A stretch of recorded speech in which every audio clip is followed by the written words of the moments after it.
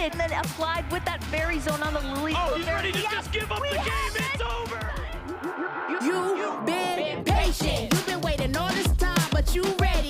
You've been putting in that grind, so let's go. Champions are hard to find, but you know the goal when you're ready to shine. Have they heard of you? Then they know. You got your sights set on that road. If it's on the battle, then let's go. Cause you'll never stop. Show them what you got. Looking at this final HP to deliver the finishing blow, and just like that, your Pokemon World Champion. Show them what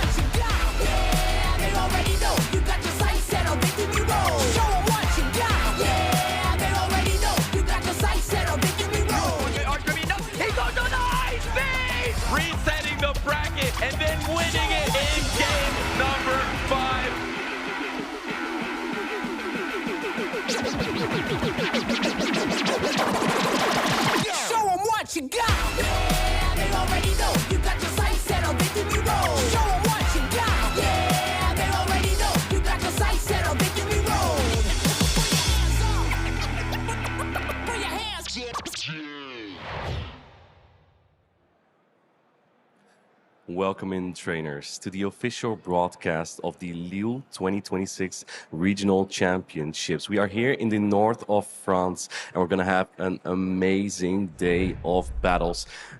We had day one yesterday, and now we are back here. This time we're suited up. My name is Martin. You know me as Inadequence. I am joined here by my fellow co-casters, my precious colleagues, Marcus, Arceus Aurelius, JD Underdog, our new talent, and Amanda Landberger. Welcome in, guys. I'm excited to tell you the story of today. What's going to happen? Who's going to be our champion this weekend? First off, let's talk a little bit about yesterday. What were your favorite moments of day one in this tournament? Marcus, let's start with you. Well, I gotta say, when we had the two Pangoro players up against each other, Cockshack against RGR, when Cockshack led his Pangoro into Niton, he just went straight for close combat, and it did so much damage. That was an incredible moment to watch. Go watch it back, traders. My favorite moment from yesterday was just seeing the wide array of Pokemon, especially the Dragon type and Flying type Pokemon. It is just so vast. In most teams, you see the same Pokemon over and over again in previous years, but this year there's such a wide selection and so many different Pokemon. In one game that Amanda and I casted, there were 12 unique Pokemon, and that is something you don't often see at the later stage of the competition. Yeah, and to piggyback off of that, while you're thinking of Pokemon, I'm thinking of the people, because all of the people that have been competing, we have a lot of big names, but there's a lot of people here who are a little bit more new, maybe a little bit more green, but they're making their best tournament runs ever. They're making day two, and it's really exciting to see how the Pokemon GO Championship Series continues to grow. But that's not just this tournament. We're going to have many more tournaments to come if you're looking for a championship to visit. Oh, Martin, there are so many regional championships yet to go. Only one has been so far, and that was Frankfurt, where yourself managed to win, meaning you don't really have to bother with many more of the competitions, do you, Martin? Well, I'm at least glad that this time you mentioned it. Yesterday you didn't want to talk about it at all. Today I thought I'd give a little glimpse into it anyway. But there are many, many more opportunities for trainers to get their championship points to lead up to that elusive spot at Worlds in San Francisco. Many opportunities, as you can see on the screen. International competitions galore. LAIC coming up in just a few weeks. Very exciting for all involved. And there's not just the World Championships that we are competing for. It's also for the championship points and the pricing that comes with it. Championship points are guarded at these tournaments, and of course, let's see here how many you can get. So it's not just the first place finisher that comes home with rewards. Every person that finishes in the top 64 in this tournament will be awarded with championship points, I believe. And that is, there are still so many trainers that will be able to qualify for the World Championship. And we have 65 places here in Europe, as you can see. And that means our top trainers will have the shot to go to San Francisco to compete. And of course, we can already see how many championship points trainers have gathered so far. We have an actual leaderboard of trainers who have competed in multiple championships so far. If you look, Aziz Wireless leading the fray there. Even though he hasn't won a championship this season, he's come mighty close a couple of times leading. And if you look at this, the leaderboard is actually a good reflection of the travel awards that are coming up for EUIC as well, because all of the trainers who had already gathered championship points previously got that for LAIC. So I think you can take a look at this leaderboard now, because it's actually going to shake up quite a bit after our championship in Lille settles. Most of these trainers are looking to qualify for the World Championships, but there are also prizes to gain in between international championships. There are travel award prizes. As you can see here, that first to fourth place will get that travel award for the next international championship. Currently, we are competing for the Europe International Championship, and after the Latin America International Championship, trainers will be competing for the North America International Championship. But that's not the only thing. You can also get individual pricing here in Lille. The winner of the championship here today will receive $2,500, and the amount of money that you win, depending on your placement, does trickle down, as you can see on the screen. But it's not just money you earn, you also get some booster packs. Very exciting. Yeah, you can open some cards if you're a fan of that. And yeah, of course, all these prizes, that's what these trainers left today are going for. So hopefully we informed you of what's at stake here. Let's talk a little bit about who is to play today, because we have a winners and a losers bracket, a top 16 trainers that we have here. And we see Akushner and his trusted third will face off against Kelio in the first round.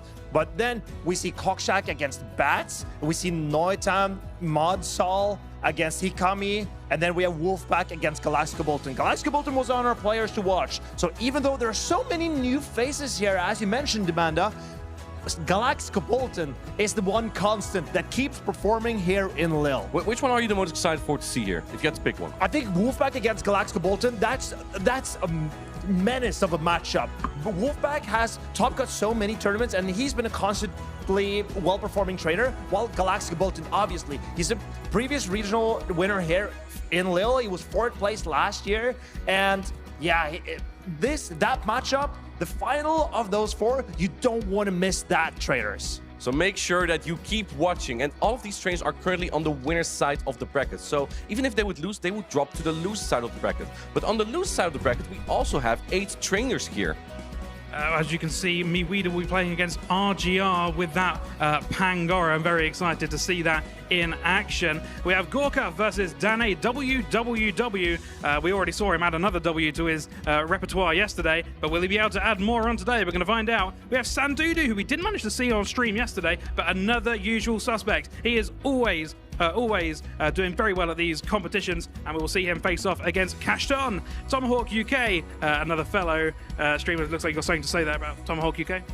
Can I just say, Sandudu and Cashton, that's a local rivalry, but they're so close friends. They were carpooling into the tournament together today, and they are facing off for their future run in the tournament. They started facing each other. I suspect that moment will be very special for these trainers. A very exciting rivalry there. And the last matchup today will be Tomahawk UK versus Crystal B.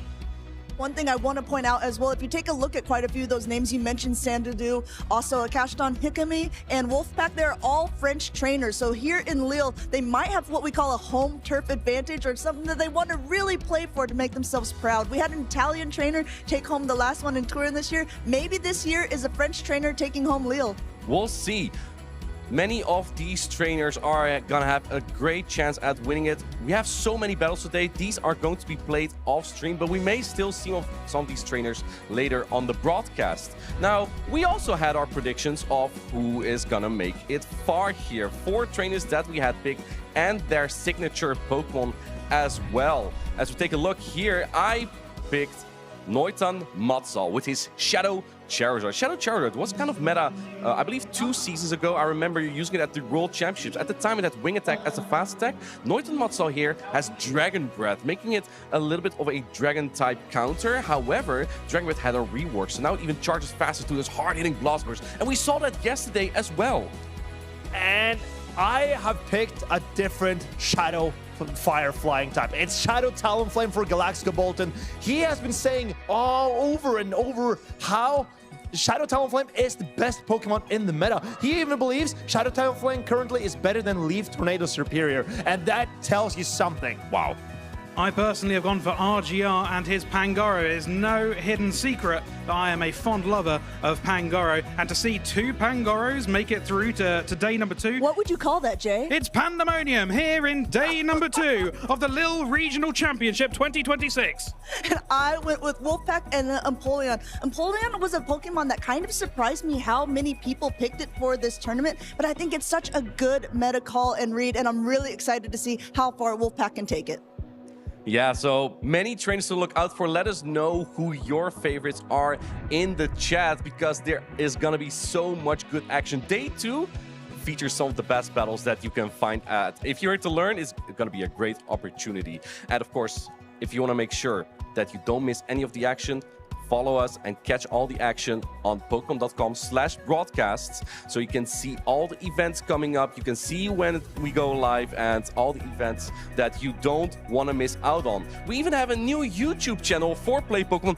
Marcus, you were one of the first followers, I believe, right? I was number 499 to follow that channel. It's so much good content. I just had to get in there and be part of the action. And you can do too. Go follow it on YouTube and go watch Pokemon Go on Twitch. stretch, because that's where everything is, trainers, and you don't want to miss a single second of it. All right, well, that's gonna be it for going into the battles, because I can see that the stage is getting set up. I'm super excited for us to get started. Before we do get into the first battle, we're gonna show you real quick the format of what we're playing, and stay tuned, we'll be back just in a minute. This weekend, the 2026 Regional Championships are bringing the electrifying action of the Pokémon GO matches to the global stage. Top trainers from across the world have gathered to compete for a share of over $125,000 in cash prizes, travel awards, and the all-important championship points that could secure their spot at Worlds 2026 in San Francisco, California. The competition is fierce and the strategy is key. This tournament spans 2 intense days of action, where our trainers battle it out in a double elimination bracket using the Great League format. Every match is a best-of-3 clash, but the stakes get even higher in the winners' finals, losers' finals, and grand finals, where the action extends to a best-of-5 showdown. Trainers will be strategizing in a Bring 6 Pick 3 format, each one carefully selecting a team of 6 Pokémon, but only 3 will enter the fray in each game. Every choice could be the difference between victory and defeat. Who will etch their name into the history books this weekend? And who will punch their ticket to Worlds 2026 in San Francisco? Don't miss a minute of the action. Stay tuned all weekend long to watch the battles unfold live. To stay up to date on future Play Pokémon events, visit championships.pokemon.com. That is indeed the format that we are playing in for Pokemon Go for day 2 of this Lille Regional Championship. I am Amanda, also known as Lundberger, here alongside Jay the Underdog. And Jay, I have to say you're looking a little full-bellied today. Well, I have to tell you, I have had a very big breakfast here, Amanda. I am a growing lad. Outwards. Well, the other people are hoping to be growing at least in championship points here, because there are still 16 trainers left in the tournament. We are in this winner's side of the bracket, so we're going to go ahead and see those matches. But before that, we're also going to take a look at the Pokemon that were used for the days here in Lille, because I think the meta has shaken up a little bit from what we've seen in the previous tournaments. In popular in day 1, we did see quite often the elusive 2 that we've seen in so many of these other tournaments, Credilli and Galarian Corsola. Also, the workhorse Pokemon. We saw that Gastrodon quite often in these games. But I'll tell you what, towards the end of the day yesterday, we did see somewhat fewer of these Pokemon we see down the lower end, and we saw some different ones. We're going to see those in the day 2 graphic that will be coming up. Anything else you noticed from day 1, Amanda? No, that is a good point, because day 1 is kind of like the wider scope, right? This is all of the trainers who entered the tournament, and these are the most popular picks across the play. However, as it narrows down, as the field gets smaller and smaller, to the cream rising to the top, different Pokemon also rise to the top as well. I did notice the further we went along the tournament yesterday, we did see less of this Alolan Marowak. As you can see, 90% of them were Shadow, but we didn't see any of the non-Shadow ones. We did see some also spicy picks along with the non-Shadow Murkrow, and what else did we see in that game? We saw another non-Shadow Pokemon. Oh, and a non-Shadow for Alligator. For Alligator. That was with Donna's team. There's some interesting picks. Donna also still in the bracket. Also things that aren't surprising, but are surprising this season is the rise of the Pokemon you see at the bottom, like Unova and Stunfisk. Galarian Moltres is obviously a good pick overall, but yes, I really like what you pointed out about the Shadows, because the Shadow Pokemon there you see that there's a little purple box at the top, and that is the percentage uses of Shadow. So you're correct, 90% of that Kanto Marowak is going to be Shadow. But let's go ahead and move into how much this changed for day number 2. We saw Credilli in that number 1 spot, but now it's shifted down a little bit. Yes, of course, this duo that you called it is still up there, still strong, but look at the rise of the different Pokemon that's on the screen. Also, we have that Shadow Dusknoir. All of the Dusknoir that were entered for day 2 that we're going to see are going to be Shadow, and a super surprise pick we saw with that Zweilous. Also 100% of the Talonflames that we saw were also Shadow. So interesting. Very interesting to see that these trainers have obviously cooked up the hidden source here, maybe even conferring with each other to show which, upon their team, would this make a detrimental impact of it being Shadow, doing that extra 20% damage, but also at the cost of taking 20% extra damage. Some of the extra ones that we see that didn't make it onto that day one is Empoleon climbing so high into the usage, right behind Credilli with 31%. And another one that I kind of want to point out there is that Florigis, because Florigis has a very unique play within this meta. Yeah, the new move that Florigis received from Community Day, Chilling Water, really has made a splash here in the Lille Regional Championships. It's done so well. This unique ability to debuff and also deal decent amount of damage has really come across, and we saw it in the later stage games. It really made an impact upon the games. And actually, we're going to get a chance, most likely, to see the Florigis, also that Furt that's sitting right next to it in the game number 1, because the trainers that we have coming up are actually using those Pokemon on their team, which makes sense, right? If there's only going to be 16 trainers in our top cut, a lot of the Pokemon that we're going to get to see time and time again throughout the day. Very excited to see the winners from day 1. They've had time to recoup their thoughts overnight. They've had time to maybe do some extra battles. They can see what their opponents are going to be playing. Maybe they've spoken to some of their friends and asked to battle some little scrims and try and see if they can make the most out of their team against their opponents. But we're going to be able to see what they're able to bring for us today. Yeah, a lot of the trainers, you know that they have a big community behind them, and they are knowing already who they're going to play against in the morning. They're also going to know the team compositions, the whole team scope. So I wouldn't be surprised, Jay, if, like you said, that they were home last night kind of deciding which Pokemon I want to bring for game 1. I'm sure for at least the first round of the tournament, all of the trainers have a very solid plan. So as you can see, we've got Akushner versus Keldeo SH here today. Akushner, as we were talking about yesterday, did bring that Jellicent, and we always had that question, how much do you think Jellicent has realistically been brought? We see that the top 2 usage Pokemon are that Galarian Corsola and the Credilli. The Credilli in day 2 is a lot less usage than it was in day 1, so perhaps it has a little more scope to play, but we're going to find out going into these games. And we see that he's also, I mean, we have not seen the Jellicent play, but the other ones going through quite a bit of play there with that Clodsire, also that Corviknight with the Air Cutter. So Akushner is a trainer who we talked about yesterday. He said this was the farthest that he's made it in a tournament so far, and he is in the winner's side of the bracket in this double elimination tournament. That means that both of these trainers have a little bit of wiggle room. The best of 3 for them will continue on with the winner's side of the bracket, but the loser will drop down to the loser's side of the bracket, who they will continue to play some of the people that we mentioned earlier in the day. So if you have a favorite here in game 1, don't worry, you're more than likely going to see them again in the loser's side of the bracket. You can see these 2 players really eyeing it up. They probably have had a good bit of practice with their teams, and they know what they want to run against their opponent, and it looks like both the teams are just about to lock in here, and we are underway, ladies and gentlemen. Well, let's jump up. Akushner going in with that Corviknight against Keldeo's Florigis. Going ahead, I think at this point, both of the trainers just want a little bit of energy. Akushner is going to go straight for those Air Cutters because Payback would not be the move to throw at a Fairy-type Pokemon. Plus, the Air Cutter has a potential of getting a boost. Looks like he doesn't get it for the first one. And even if he did, this Chilling Water is going to go ahead and cool that right down. Bear in mind, Corviknight, this is the first tournament where it's been eligible after its Community Day, getting this brand new Air Cutter move. It's been so prevalent during this tournament, and we're so excited to see it in play here. Going ahead and going for the second Air Cutter. Now keep in mind the attack has been debuffed a little bit because that Community Day attack from the floor just went through. So you see that just does a little bit less. Keldeo in the meantime just charging up a ton of energy, almost to 2, throwing the next one here, and still no shield from Akushner's side. Yesterday he was really keeping at least 1 shield to the end, so I'm very curious to see how he wants to play these out. We're going to see how his gameplay has adapted here in game in day 2, but with Akushner here throwing these chancy Air Cutters for a chance of a debuff.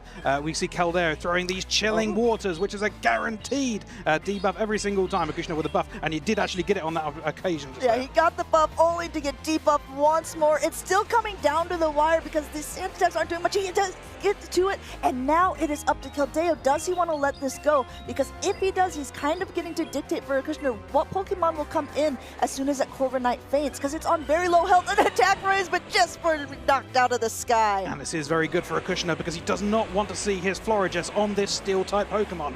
Those Fast-type Steel attacks would have done so much damage into it. Yeah, and then this is saying, okay, I'm definitely going to use my shield here because Florges wants nothing to do with the Scissor, and Scissor is just continuing to ramp up energy. It doesn't look like a Furret may have that good of typing against it. A Swift, a normal type attack going to a Steel, but Scissor is not very bulky, so Keldeo also forced to put up a shield just to be able to get a little more damage off himself. You do have to take into account it is such a glass cannon. Even a non-effective move, not very effective move, will still deal so much damage to this Pokemon. And a quick pivot out into the Furret of own there, only to be able to catch a Swift from Akushner's side. Staying patient, wants to make sure to hit all the bubbles, get a little bit of chip damage, and then he's immediately now pivoting into his Florges. So the last Pokemon has been revealed on the side of Akushner. There's no protections remaining, and now Keldeo responds with a Swift of his own. With the new to this season 45-second switch timers, Akushner wanted to get in this as quickly as possible as to face as little of the Scissor as he possibly can. Now going ahead, throwing this Chilling Water. We saw it from the other side earlier. This will once again continue to debuff the Pokemon. You see the attack falling, but the Swift is still being able to reach. At this rate, though, since it is debuffed, it might not knock out the Pokemon. It looks like Florges will be able to take this one on the chin and be able to carry on fighting, but it does end up taking a very big Steel-type fast move. Yeah, going ahead, but it's still at the attack, getting that last Protect Shield there. Chilling Water is going to go ahead and debuff, and now in comes, but the Scissor is already at an attack. You see Keldeo nodding. He thinks that this is enough. He thinks that the bullet punches afterwards will also be enough to knock out the Florges, and he might be right. It looks like it is correct this occasion. Keldeo gives a little grin to the camera there after realizing I have got the power play here. Florges is incredibly weak to my Scissor, and we're just got the slight advantage in that last play. Going down to the very 1 HP, almost looked like a Scissor in the end. Night Slash to throw at the Furret to knock it out, and the bullet punch for the Florges. You know what? I think Akushner played that great. He did a lot. He noticed right away with the switch timers. He did everything he could, but Keldeo just had a little bit of the team comp advantage and was able to stay calm, use that switch timer to his advantage, and take it home. As you were saying before, Akushner hasn't played many of these tournaments before, so to have got this, to have this mindset and be able to play this well, even with the downside of having the better team playing against you, is very well played from him. Yeah, going ahead into game number 2. Looks like both of these trainers taking a moment to adapt, figure out how they want to play out these matches. As a reminder, this is a best of 3, so Keldeo just needs one more to continue on into the winner's side of the bracket round 2, and Akushner needs to do a reverse sweep. So that means he would need to win not only the next game, but also the game after that. And Keldeo has done so well in that first game. He's taken perhaps taken a little bit of time here to think, am I going to run the same team back, or am I going to make some changes here? You got to think in the mindset of your opponent. Maybe after taking a loss, they're going to change their team around and try and predict that you're going to go for the same team. It's all mind games here, Amanda. Yeah, it's a game played on the phone, but also a little bit in the mind, and also now on your screens as we jump into game number 2. We got that Furret lead against the Florges. Here we see the Furret lead with its Sucker Punches. Not going to be dealing that much damage into the Florges, but it's not all about the Sucker Punch damage. As you can see, Furret gets to moves relatively quickly around the same time that Keldeo will Would you say it gets to the move rather swiftly as the first Swift connects with the Florges? I would say swiftly, but then it would be stealing your joke at this point, Amanda. Going ahead, great catch here by Akushner, swapping in, now catching that Chilling Water onto his own Florges, but it's a very dangerous game to play when you know that there's a potential Scissor on the other team. It does swap in, but because of the energy that the Florges had already gotten, even though this attack has been lowered, it's going to do a nice amount of damage to the Scissor. Scissor hanging in there on just over half its HP and is comfortable enough to farm down the remainder of the Florges, who didn't really get to see much light of day. No span for that flower to grow. So going ahead, throwing this first Night Slash. It is debuffed at this point. Night Slash is one of the attacks that has the potential to be able to boost. No boost for the first one. They're continuing to try to bullet punch down. You see that there's quite a bit going on here, going for a Trailblaze. This is going to boost the Scissor, but at what cost? Because look how low it is gotten. At this point, Akushner is happy to let that one go, still holding on to both the shields. Both trainers still holding on to both the shields. Keldeo, his Scissor is on basically no HP at this point, so happy to let this Swift go. Going ahead and now coming in with the Credilli.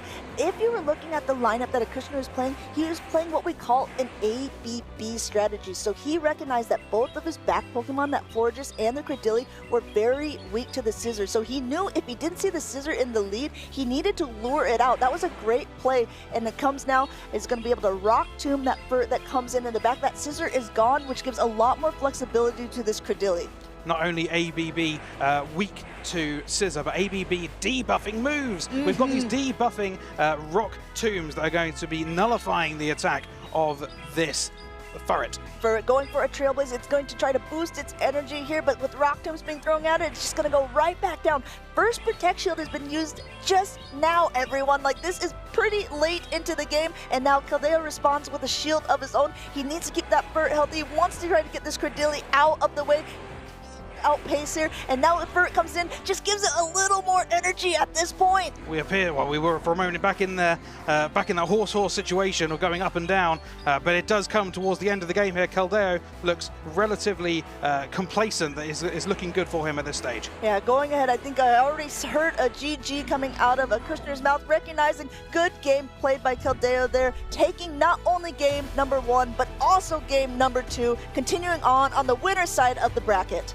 Keldeo, fantastic play from yesterday and from today. Akushner, you have seen him here play today, but you are more than likely going to see him play here again today, as he was coming from the winner side of the bracket. He'll be going down to the loser side, but the losers are still in, ladies and gentlemen, and still a chance to make it all the way to the end. Keldeo, though, feeling pretty confident after this win.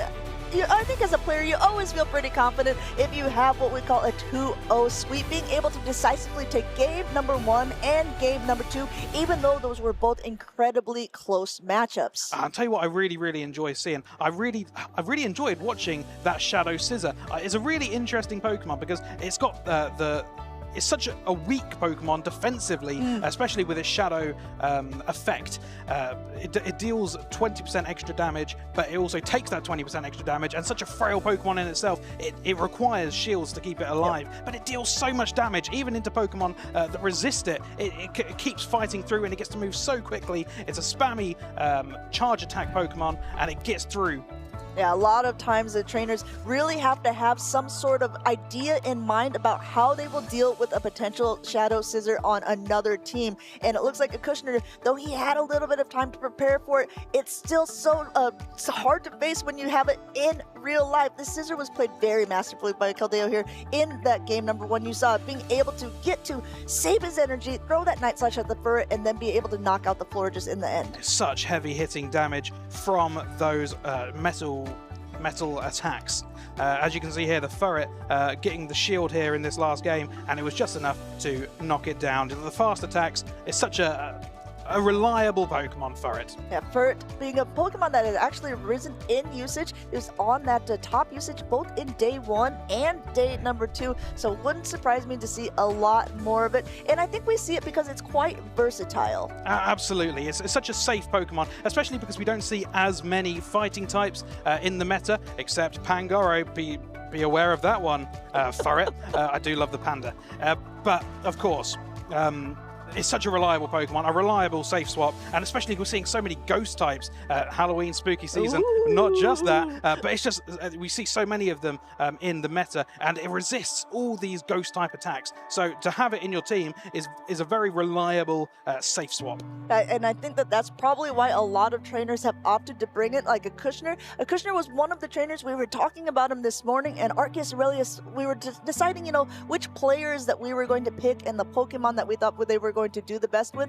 And Arceus Aurelius, he was really debating, I might go with Akushner and this Furret because I was really impressed with the plays that he had with it yesterday. We might get to see even more of that later on as he drops down to that loser's side of the bracket. But we're in the winner's side now. We're going to keep going on with those because we got plenty of matches. That was just the very first match that we've seen of the day. And I'm very excited to say the next game will be Cockshack versus Bats. Bats has been playing so well recently in this recent season, hasn't he, Amanda? I've got beef with Bats because last tournament he played a Meowscarada, and I really wanted him to play it again here, and so I was asking him ahead of time, are you going to play Meowscarada, so I can make like a Bats with Cats jokes. And then I was like, could you also maybe figure out a team with like a Alolan Raticate, so I could say bats with cats with rats. None of them on his team, but he has come up with still a pretty spicy and unique team. Some Pokemon on it that we haven't seen on that top 12 usage, which I also think is a little bit amazing, because if there's only a few players left in day number 2, if you still have a unique pick, that's something that is pretty incredible to be able to make it that far. It's very impressive to be able to work this far with Spice, and not just that.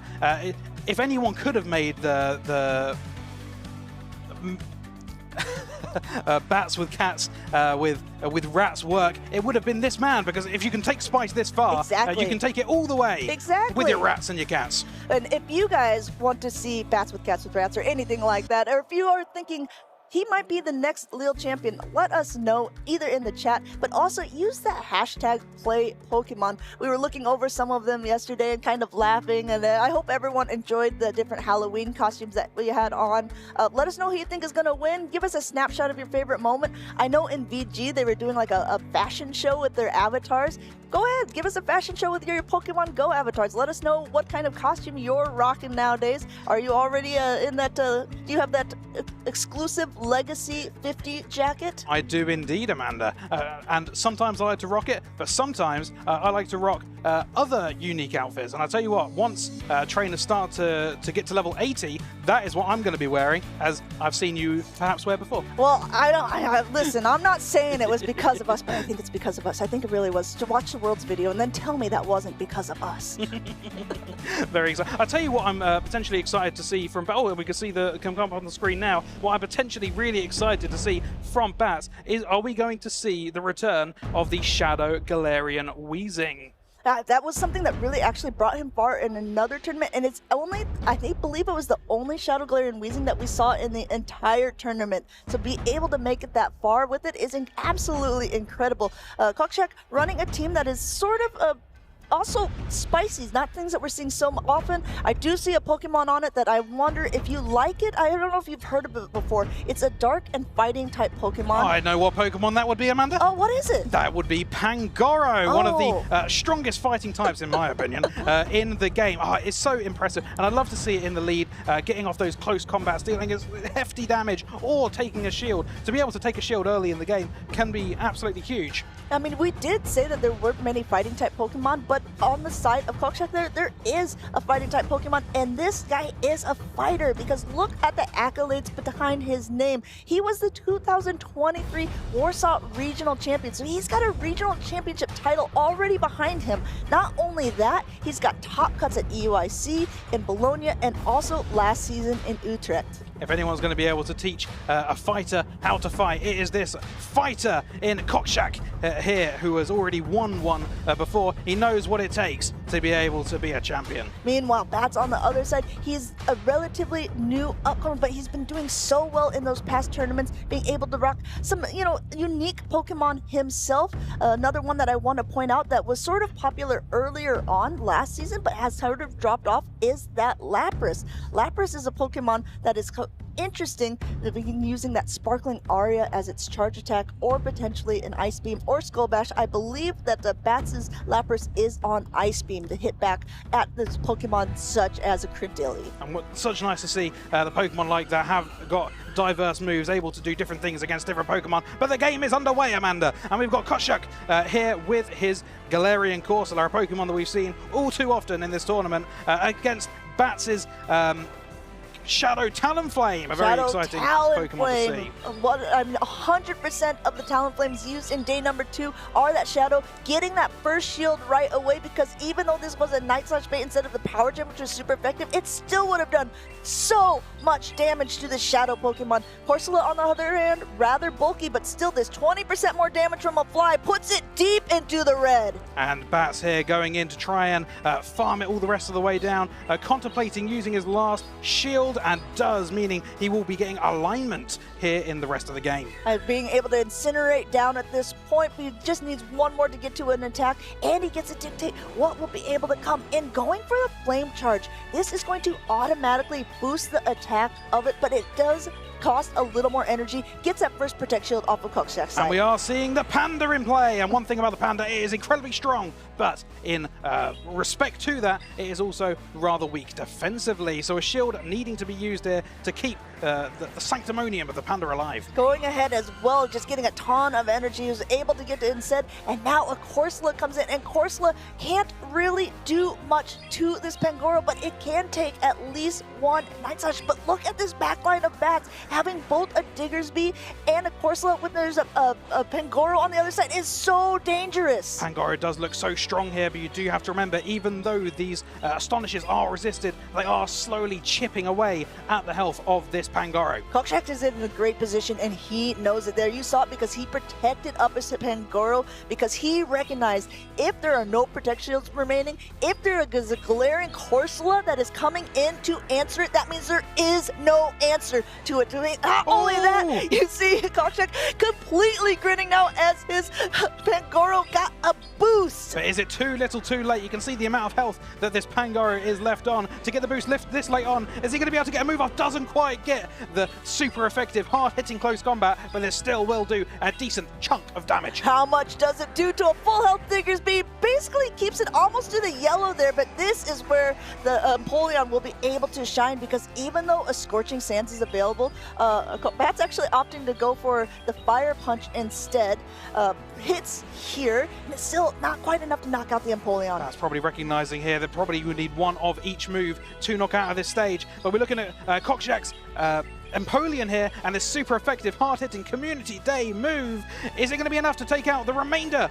Yes, it is, and that will be game one to Cockshack. A quick nod from the fighter with his fighter as he swiftly takes game number one from Bats in this winner's side of the bracket.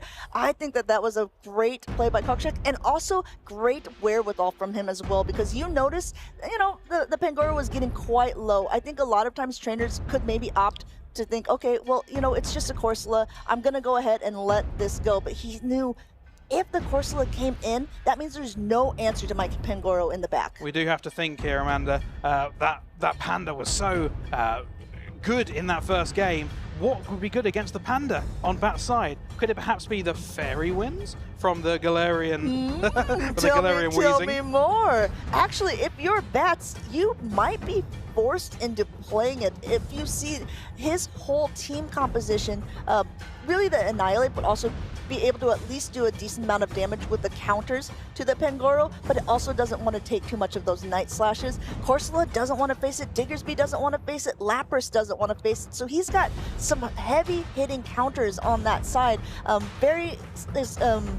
Excited to see how Bats will adjust for game number two. You never know. Cockshack may think that he's going to be preparing for the Panda and then might not even bring it. We're going to find out as the teams are about to be logged in here. They're getting their last minute thoughts out, and here we go. Oh, you called it into existence here, but Cockshack, just like you said, Jay, a little bit of a mind game, recognizing, okay, that Pangoro was so strong in game number one, I'm not even going to bring it game number two. I'm already in my opponent's head. And these Astonishes are doing some astonishing damage here against Bats and his Galarian Weezing. So cool to see it, but it's taking these hits so very hard. But in counter to that, he is getting the energy so quickly with these Fairy Winds. Yeah, Cockshack's, of course, saying, okay, if you're swinging at me, I'm going to throw some shade back at you. Gets that first shield off of the Galarian Weezing side, but if you're looking how fast that thing is generating energy, there's essentially two Brutal Swings already ready to go. And it looks like that Cockshack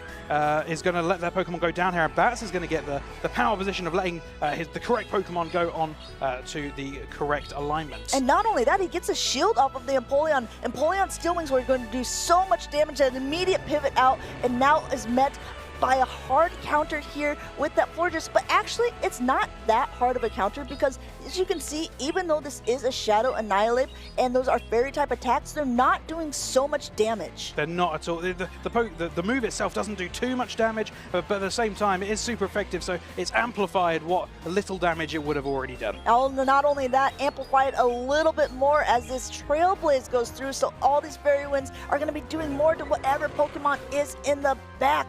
Bats Bats might come back in, yes, with his own Galarian Weezing. Neither one of the charge attacks going to be able to get to it, even as the chilling water cools off this Galarian Weezing. Bats decides this is the perfect place to use my last shield. The Pokemon is very low, but it does have some energy. One move, that might be all it takes. One move at the end of the game, perhaps, to end up taking it for Bats. Man, a simultaneous essentially swap here into the Empoleon. Bats recognizing they was going to come in and try to get some extra energy off that Weezing. Comes in with the Corsola to soak it all. Corsola, we saw earlier on, so tanky, but it doesn't like to take super effective attacks. But guess what? These Hydro Cannons aren't. They're just neutral. And we were so surprised to see this Empoleon in day one, but we're seeing how well it plays here in this Show 6 Pick 3 format, and Cockshack is showing a perfect example of how well this Pokemon is doing. It gets to moves so quickly and they're so hard hitting. And not only that, he is so patient. He's building up energy. He knows a Hydro Cannon is enough to knock out that one, and a Hydro Cannon for the next. Winning that charge attack priority, it looked like,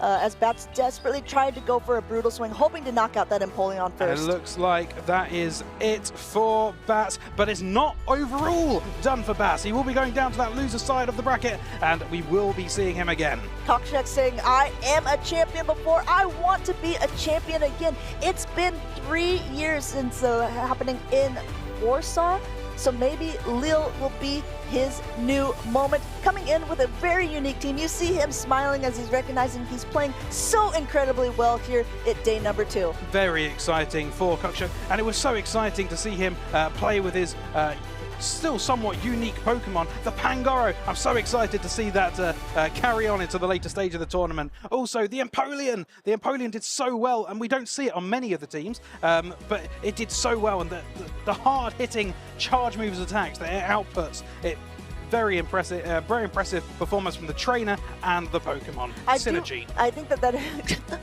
synergy. Synergy indeed. But one thing I do want to shout out about Cockshack's play is you made that call earlier on. He played so well with that Pangoro game number 1, basically putting Bats into a position where he says, I have to bring all of my hardest Pangoro counters. But then what did Cockshack do? He just decided, okay, I've already gotten to his head. I don't even need to bring that Pokemon game. Instead, I'm going to bring all my Pokemon that counter the Pokemon that counter Pangoro. It's so interesting to see a Pokemon that can perform so well can get inside the mind of your opponent, and Bats' back was against the wall in that second game, trying to maybe cover a little bit too much for the Pangoro, and then ends up weak in other aspects of the team, which Cockshack ended up capitalizing on. Absolutely, playing with best energy management that he could do. Well, Hydro Cannon for one Pokemon, Hydro Cannon for the Galarian Weezing to knock out the next, securing that victory number 2 and securing his spot into round 2 on that winner's side of the bracket. Congratulations to Cockshack there.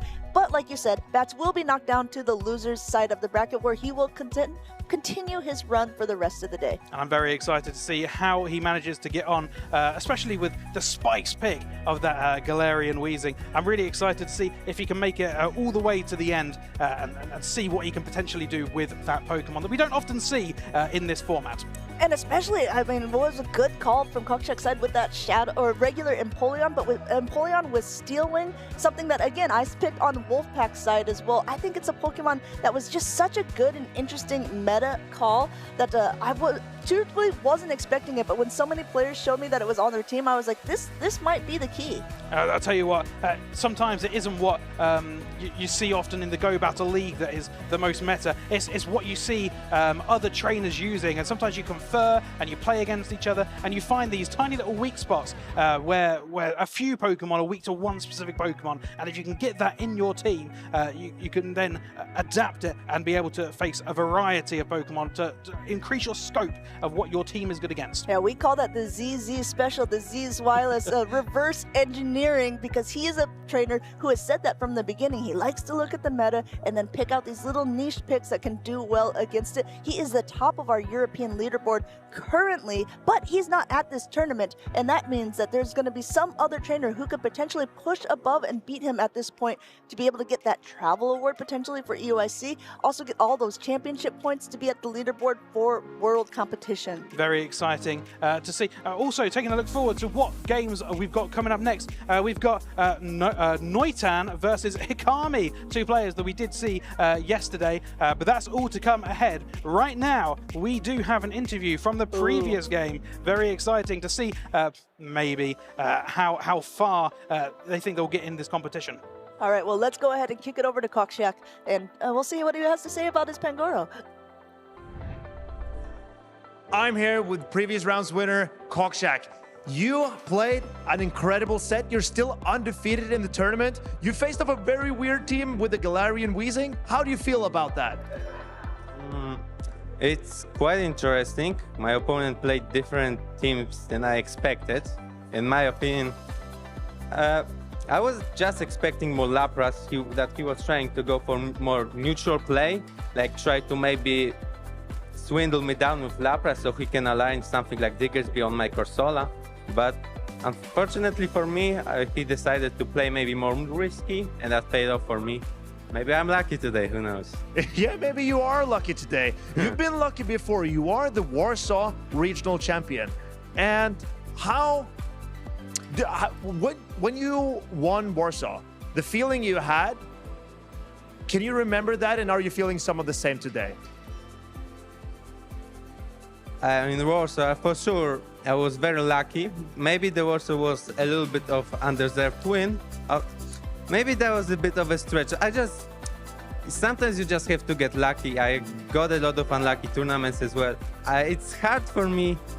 It's the feeling, it's not quite it, because back in Warsaw, I was a novice. It was my first tournament ever. It was much more stressful than today, that's for sure. And the things changed. I was younger by like 3 years.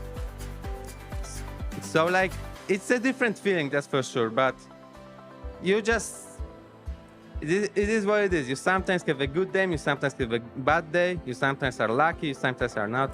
And I think that's just a way of life, in my opinion. But are you feeling lucky today? I'm feeling lucky today. I'm not sure about the next matchup, because I really like Gudra, and my opponent is playing a fairy type, but we'll see how will it go out. That was all we had from Cockshack. Congratulations on your win and good luck in your next rounds. And then we're gonna kick it back to Jay and Amanda. Very, very humble there from Cockshack, saying that perhaps he didn't deserve to win. I'm sure he did, Amanda. You've got so much grit and determination to not just play the battles, not just think it through, but to have the stamina to play all those battles is very, very well played from him. I'd like to say, he said, you know what, I was a novice, but that was 3 years ago. Yes, absolutely true that a little bit of luck is always involved with winning, but a lot of skill needs to go behind it as well. He should feel very proud of the accomplishments that he's had so far, and so should these trainers who are on the stage, because both of them are very well accoladed, and they're both in this winner side of the bracket still for day 2 in Lille. We've got Niton from the UK up against Hikami, a French trainer here, and let's go ahead and take a look at these teams, because you know what, we saw Shadow Annihilate in that first round, and we just saw another Shadow Annihilate on the side of Niton's team as well. I'll tell you what, in that first game as well, first game we saw today, we did see that Shadow Scissor and how instrumental it was to that first win, but we can see it again here. Do you think it's going to get the same usage that it did in that first game? We'll have to see what it looks like against the other teams, because I think if there's another flying fire type Pokemon like a Charizard, Scissor might want to stay on the bench, but it does have a lot of pressure against like the Credilli or the Corsola, which are the 2 most popular picks of this tournament. And we are seeing Credilli on this team. Credilli, we see it's just so reliable. It doesn't have the best defensive stats. It resists 2 types of Pokemon, being electric and normal, but it does so well overall in the game. And seeing that another flying fire type Pokemon, that Shadow Talonflame on the side of Hikami, it might be a little bit risky to bring that Shadow Scissor, but look at the other Pokemon, because this is, again, a sort of unique team. Even though all of these trainers have some core picks that are kind of common across the board, Abomasnow is something that we haven't really gotten a chance to see too much in this tournament, and Swilus, this surprise pick that so many trainers are bringing, rounding out that top 12 usage of day 2. Absolutely, and we're seeing just Zweilous as a prime example of one of the many dragon types that we see, the variety of different dragon types that we see in this particular season. With the buff to Dragon Breath, it doesn't do as much damage, much oppressive fast move damage as we were seeing beforehand, but it does get to that energy just a bit faster, so any move is a tiny bit more spammy, and we saw yesterday in particular, those body slams were racking up incredibly quickly. In the past, we used to see Vigoroth with counter, and we'd call that the body slam spam, as it would just continue to go time after time. I think Zweilous might be now a contender for this as quickly as those Dragon Breaths get energy. This is round 1 for the winners side of the bracket here in Lille. And looking at the overall team compositions, I'm just wondering if there's anything that particularly stands out.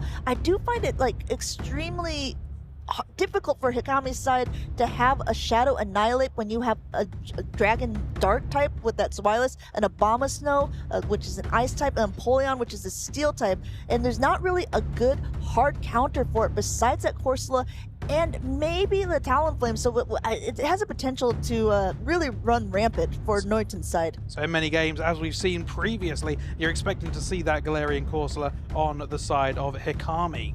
Yeah, exactly. I mean, I think it's got to come out, but then also that gives Niton a lot of play to play at the Diggersby. Again, this is the part of the tournament where it's so interesting because you know all these trainers have had time to look at the battles. They know what they want to do for round 1, so we get now a sneak peek into their minds. And what a call from Niton there, knowing that Galarian Corsola has to come and leading out with that Ferret and an immediate pivot to the Empoleon. Fantastic play. Both trainers have decided to switch out very early on here, and as you predicted before, Amanda, we are seeing the Shadow Annihilate, as there are so many Pokemon that are weak to the Shadow Annihilate on the side of Hikami. Just going ahead, using that first Protect Shield, we might see a full counter down because Niton swapped in so fast. Even if that Galarian Corsola comes back in, look how much energy is on that side of the Shadow Annihilate. He's got that first Rage Fist to go through. This is going to ramp up the attack, so no matter what, the next attack is going to be doing more damage. You already see it's super effective. You already see it's almost knocked down to half health, already at that next Rage Fist. And Hikami says, I'll comfortably take 1, but from this point, that will start to do more and more damage, as you said there, Amanda.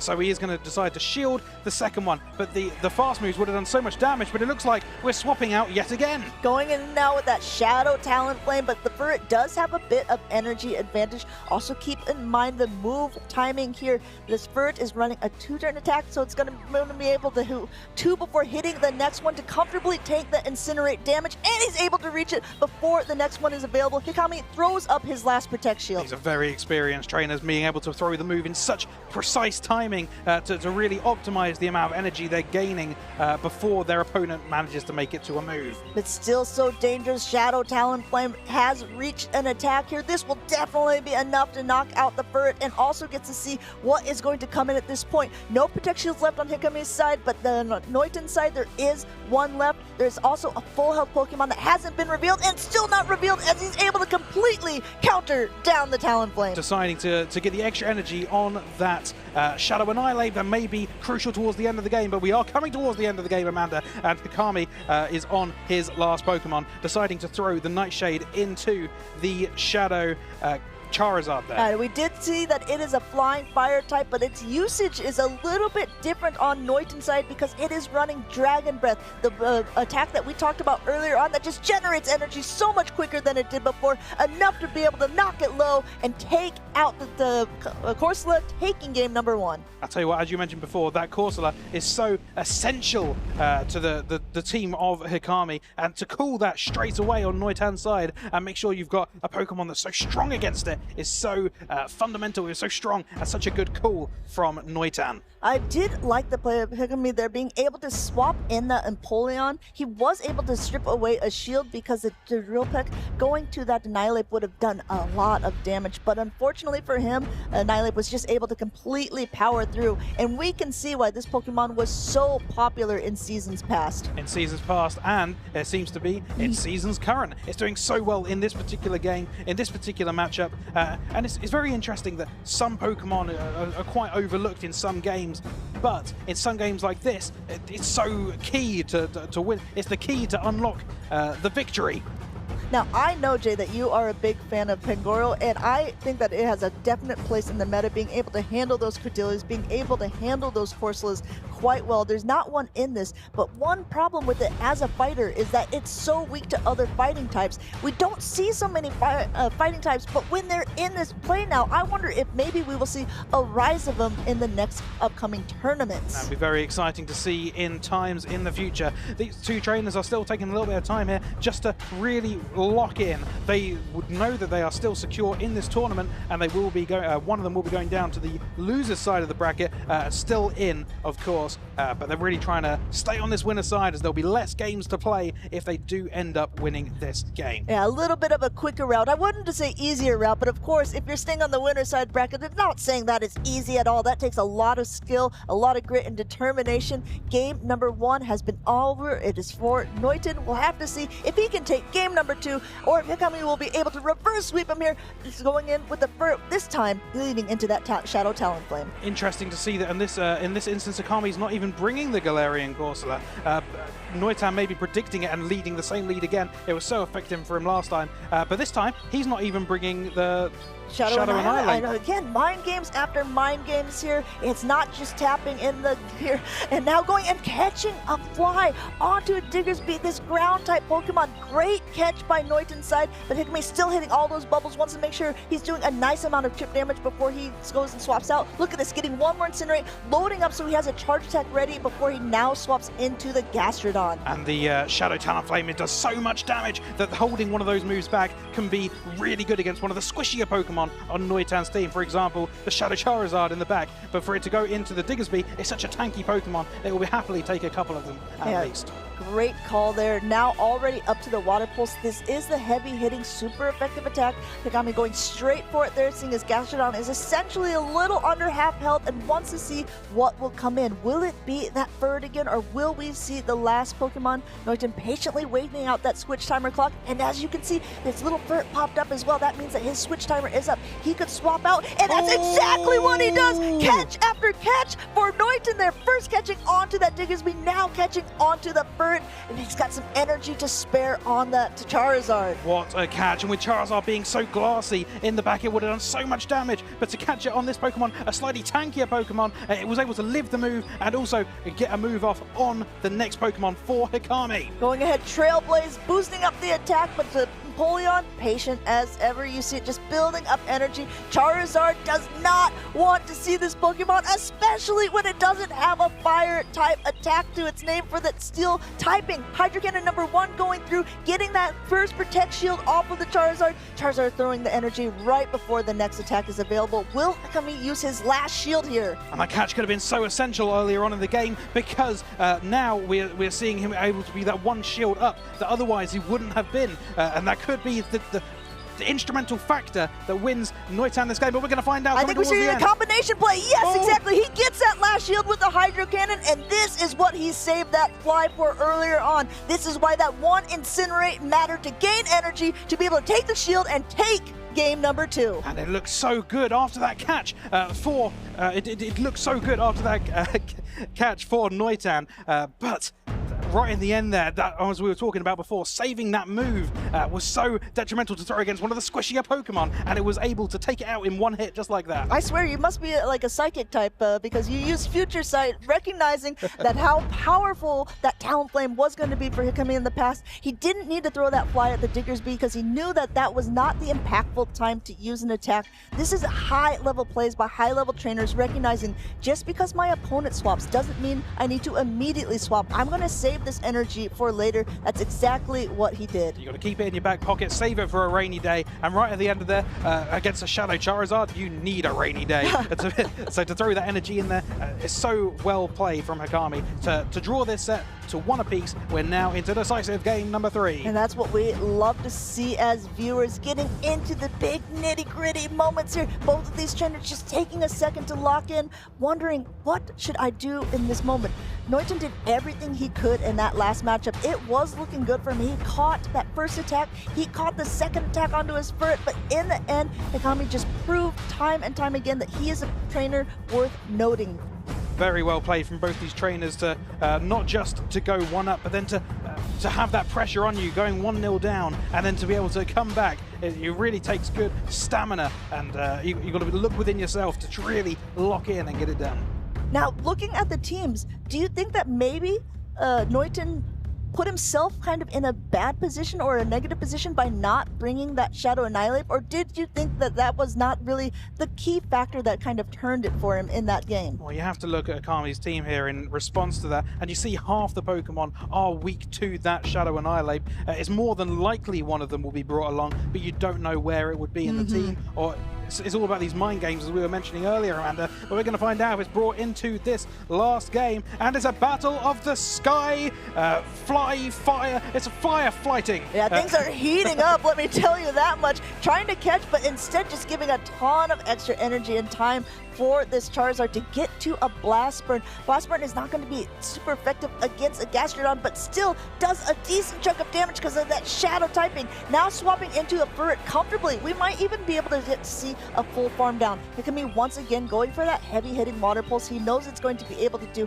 a nice chunk of damage to whatever is on the team, and we do see that Shadow Annihilate lurking in the back for Niton's side. This could be detrimental, especially as we can see what's in the back for Hikami. We've got that Empoleon, which has got that steel typing. It's going to be very weak if it ends up facing in that direction. We're going to see what Hikami decides to bring in here, and decides to bring in the Empoleon. Empoleon's going to face a Trailblaze, which isn't super effective. It's neutral damage due to the steel typing, as aforementioned. But going ahead, getting off a little bit of that damage. He already has another Trailblaze, so this is boosted. So it's going to be doing a decent amount, enough that makes Hikami want to put up a Protect Shield. He doesn't know what is in the back, but he does have a lot of energy. If you look, that Drill Peck is already loaded, so even if that Annihilate comes in, which it does, it's going to have to use a Protect Shield of its own. And I can see this little penguin is quaking in his boots, but unexpected here, unshielded goes the Annihilate. Yeah, I think that the Niton recognized that the Charizard, since it's running Dragon Breath, is going to be doing a little bit more damage to Hikami's side, so he wants to maybe protect the shields for another squishy Pokemon. Hikami going for a Flame Charge, which is going to boost the attack. It's a little more energy, but at this point, the Charizard is already at attack of its own,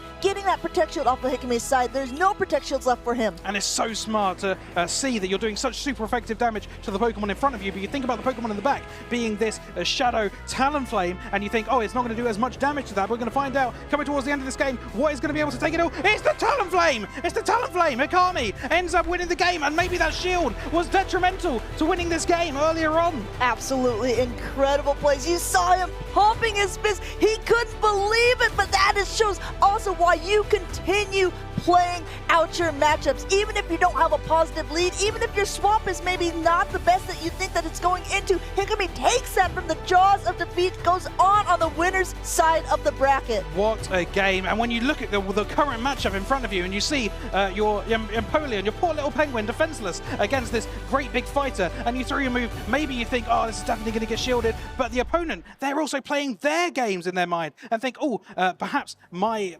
Pokemon here won't do as much damage into the flying type in the back, so I'll let this one go and see what I can put this shield into in the back. What a game, Amanda. It was so incredibly close, and I have to feel like I felt like the momentum had really shifted in Niton's favor.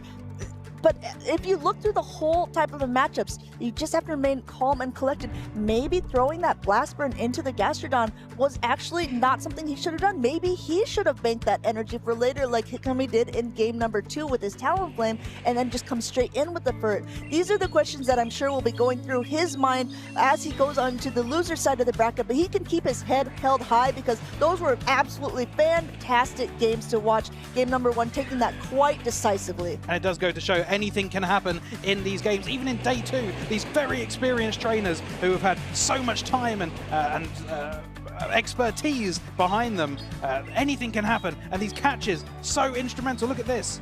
Yeah, time and time again. I love this combination play by Hikami saying, okay, blast shield to get it, and now I'm going to be able to knock you out with this reserved fly, taking game number 2. These matches were so close. There was so many intricacies between the two battlers, and it just goes so quickly. Blink and you miss some of this stuff, but he was able to take it down by using that flame charge, by being able to boost himself. He was able to take game number 3. And I'll tell you what, it was so close. That Incinerate, was it enough damage to end up doing the dealing blow? And you can see the surprise on his face. It was just enough, Amanda. As it he was all come jumps down out to of these, his seat. exactly these finite amounts of health. Anything could have happened. It could have gone either way, but either way, regardless, we're going to see Niton again. He will go down to the loser side of the bracket. There's still an opportunity for him to make it all the way to the end, to make it to the finals. We have to flip the bracket. He could win the whole thing, for all we know, against the same player. We've seen it yesterday. We saw someone who won a grudge match earlier, ended up losing the second one. Chances are these trainers might face off against each other, if not even at this tournament, at a later point in time. But man, those were absolutely incredible matches. And it goes to show the question in your team building, right? Because Talonflame has been a Pokemon that has been around for quite a while. But the fact that all the trainers in day 2 are using a Shadow Talonflame, giving off that 20% more damage, you have to wonder if the cards would have been flipped if it was that standard Talonflame that had been used in previous tournaments. Because being able to boost your Incinerate damage with that Flame Charge was exactly what he needed to be able to knock out that Charizard and knock out the Shadow Nihilip in the back. And maybe it's the same thought process as the Scissor that we've seen earlier. It's a Pokemon that's already a relatively weak, glassy, yeah. relatively glassy. Weak isn't the right word there, but glassy for sure. And to be able to do that extra damage while you've got that glassy Pokemon, to save a shield maybe for that Pokemon, very useful because you can deal that hard-hitting damage again and again and again. And it's so nice to see the big damage going through. I mean, let us know in the chat what you guys think of those Shadow Talonflames. Are you a Talonflame player, enjoyer at all already? And if so, which version are you using? Hopefully you were able to TM away frustration from it. I didn't actually get a good one during the Rocket event, but now I'm really kicking myself because after watching these masterful plays, I want a Shadow Talonflame on my own. I don't have one either, and I want one as well. Can we have another Rocket event, please? Please? Well, I'll tell you what, but better than a Rocket event is these next battles, because these two trainers absolutely incredible. Wolfpack, my pick for this with that Empoleon on his team versus Galaxkobolten, a previous Lille champion and the only Lille champion who is still in the running to be a contender to win it again this year. And he's got very interesting Pokemon, as we've been talking about, the Shadow Talonflame, who has been soaring the skies. He's got his signature Pokemon, his grass-type snake Pokemon, Superior. Yes! Oh dear. But let's go ahead and look at the team of Wolfpack. Looking at the team composition, I was talking with him a little bit earlier, and he was saying that he was a little bit nervous about playing against Galaxkobolten just because of the team compositions. But also, I mean, I would say because Galaxkobolten is a previous champion, Wolfpack has made a lot of top cuts, not quite to that level yet, but that shouldn't let him be discouraged by any means, because he's continuing to get better and better. Absolutely. And if you think back to the day 1 graphic where we were having a look at all the most used Pokemon, you have a look at Galaxkobolten's team here. Very, very few of those ended up making it to day 1. Quite a few of them making it to day 2, bear in mind. But to have that knowledge, the game knowledge, to be up to date with the current meta, and even thinking about that Shadow Talonflame, we wouldn't have even thought about a Shadow Talonflame being as good as a regular Talonflame, because you want that extra little bit of bulk perhaps. But to see all these players completely up to date with the meta, really knowing what they're doing, having these scrims, having these practices, really doing well and finding out what niche their Pokemon could do well against. Well, I mean, I tell you what, it doesn't matter what the meta is. Galaxkobolten will be bringing that pick of that Superior like you discussed. It's been his tried and true Pokemon for every single tournament. And one thing to note about it as well is that Galaxkobolten always runs a Superior with Leaf Tornado and Frenzy Plant, so 2 grass type attacks, making it a complete grass type Pokemon. Leaf Tornado does have a chance to lower the attack of your opponent in it, but it's such a low percentage chance it's really about a risky play from Galaxkobolten, but anytime you talk to him, he says, no, this is the play, this is the way it is, and this is one of the best Pokemon still. And you know what? The fact that he's made it so far, maybe it's true. He's made it so far, and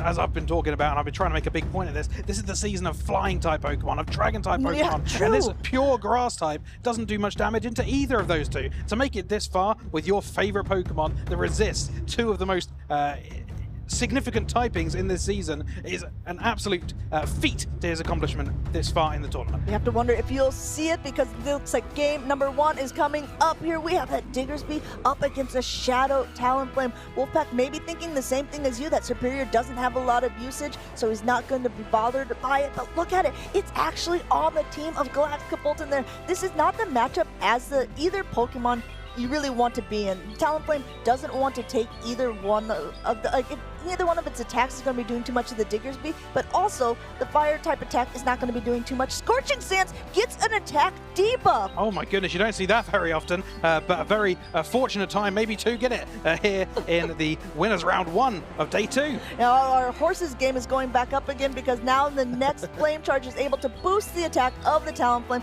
This time Diggersby now going for a Fire Punch, which is not going to be doing too much to a fire flying type Pokemon, and it looks like Galaxkobolten going for one more Incinerate before he throws off his next attack. It doesn't do that much damage, but you've got to bear in mind it is such a glassy Pokemon, especially with this Shadow typing, that even that resisted move does do a nasty little chunk of damage. He gets to dictate what comes in, but he might go down to even Steel Wings. Yes, not even able to get to an attack as Empoleon just takes it on the chin there and continues to gain energy. What do you bring into this Pokemon? Are you going to bring in this Wireless, which doesn't do much with the Dragon Breath, or are you going to bring in your trusty Superior? That's exactly what Galaxkobolten does, going straight for the Leaf Tornado, but losing charge attack priority. And he is shaking his head there, but you have to back your own signature Pokemon. This is a Pokemon that he knows perhaps better than anyone else in this tournament. Going ahead, going straight for the Leaf Tornado, not even bothering to charge up the Frenzy Plant energy, hoping that he could get his attack off before the Empoleon, but it wasn't able to do so. Wolfpack was counting. He knows it was just a Leaf Tornado, just continuing to charge up more and more energy. You're going to see he throws again right as the next charge attack priority is available. And even though this Pokemon isn't as useful in the current meta, still knowing those counts, still knowing it's just a testimony to both these trainers and how much they know about the game. Going ahead now, throwing that next Leaf Tornado. At this low health, it would be enough to knock out, and it's enough to get the shield off of Wolfpack's side.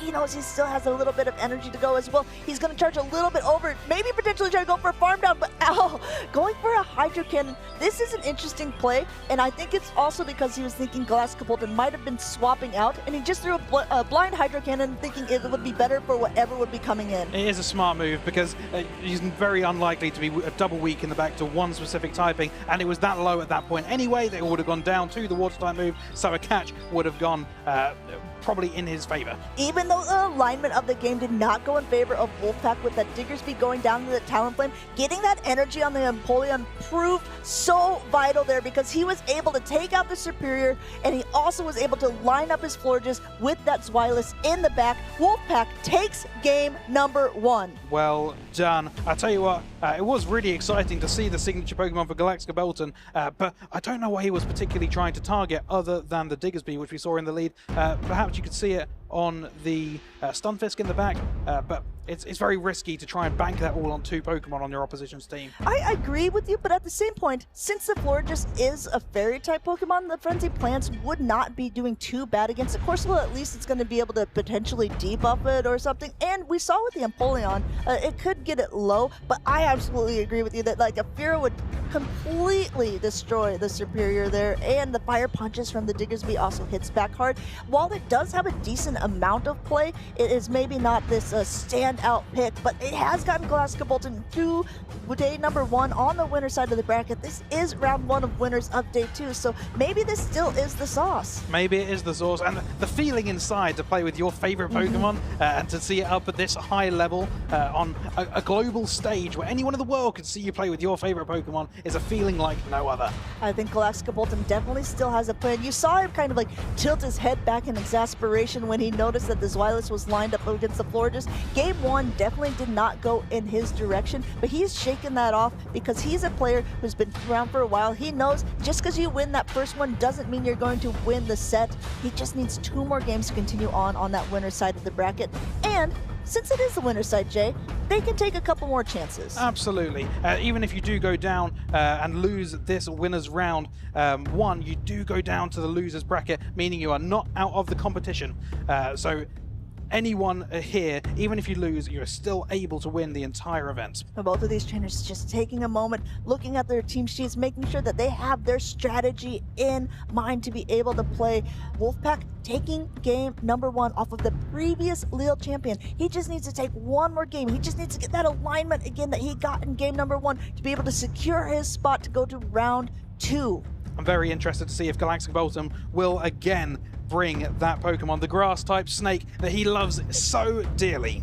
And this could be the moment. Looks like he's taking just a couple more seconds to lock in. Now he's ready to go. We see the nod. These two trainers are going to be getting ready. Make some noise for the one you want to win, because game number 2 is kicking off. Here we go, and we are going to see it again. Superior is here in against the Corsola, and as you were mentioning before, this is not a bad place to see it. Going ahead and just getting up a little bit of energy first and going for that heavier hitting Frenzy Plant. Frenzy Plant is a community day attack. It does a nice decent amount of damage because it is same type attack bonus. And honestly, my favorite thing about watching Galax throw any charge attack is the pattern that he goes. It's very erratic. It's very nice. It's quite satisfying to look at as well. Throwing on good move timing there. Really well played by Galaxkobolten.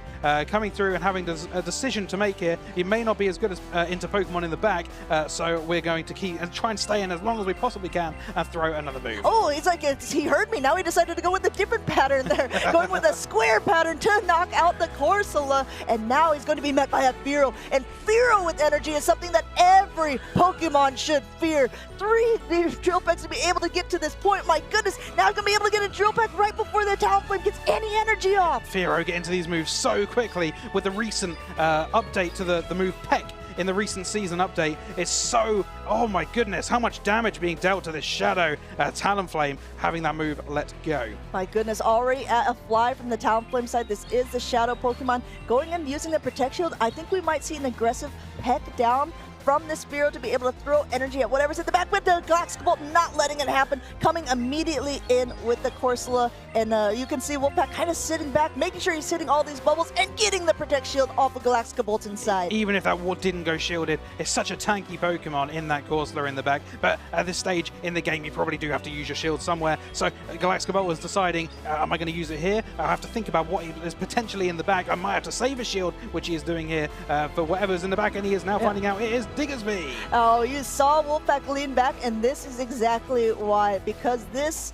Diggersby ain't afraid of no ghosts. Its normal typing prevents either the fast attacks or any of the charge attacks basically to do much damage at all. It's why it's doing so well in this tournament. It's why Galaxkobolten has stopped tapping, going straight for the Scorching Sands. Diggersby smiling away with its big teeth as it's recognizing this game too is in the bag. Fantastic team reading from Wolfpack here. Galaxkobolten deciding at this stage in the game it's not even worth tapping because the ghost type does nothing into this normal type, and we can see wheeling away in celebration. It is Wolfpack having won this winners round 1. Wolfpack, you know, he's smiling, but he's also baring his teeth. This wolf is ready to sit on his prey. Galaxkobolten has been knocked down to the loser side of the bracket. Our previous Lille Regional Champion still in the tournament, still possibilities for him, but Wolfpack can continue on that winner's side of the bracket. Absolutely. Galaxkobolten still one to watch in the rest of this tournament.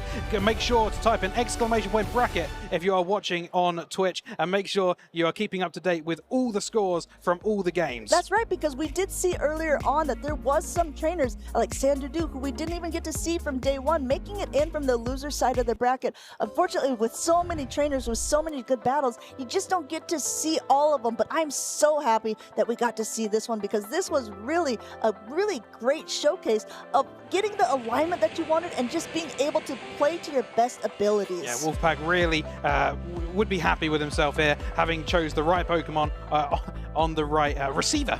Yeah, I think this was the moment that they just recognized. You see Galaxkobolten just kind of shaking his head, then recognizing, okay, I'll stop tapping and letting all of this energy go through.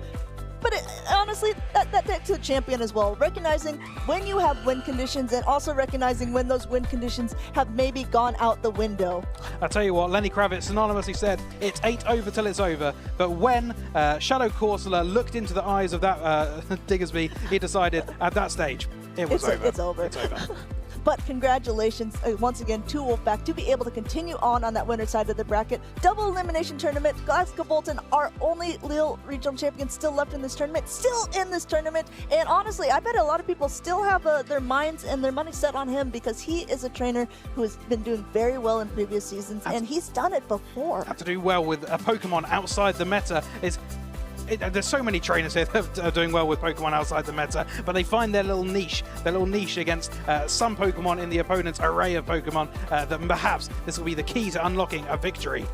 Yeah. And Galaxkobolten is one of those trainers that, yes, of course, he's been a champion in the past. There's been other people who are vying for that spot to be a champion now, and the way to do that is to be able to get some championship points. There's a lot of trainers who have already gotten enough championship points to be able to get that travel incentive to go to LAIC, our first IC of this season, and you should get excited about it because I was there last year, and it is an absolutely incredible event. It's only a couple of weeks away, Amanda, and I'm incredibly excited to see what is going to be coming ahead there. Well, let's go ahead and check it out.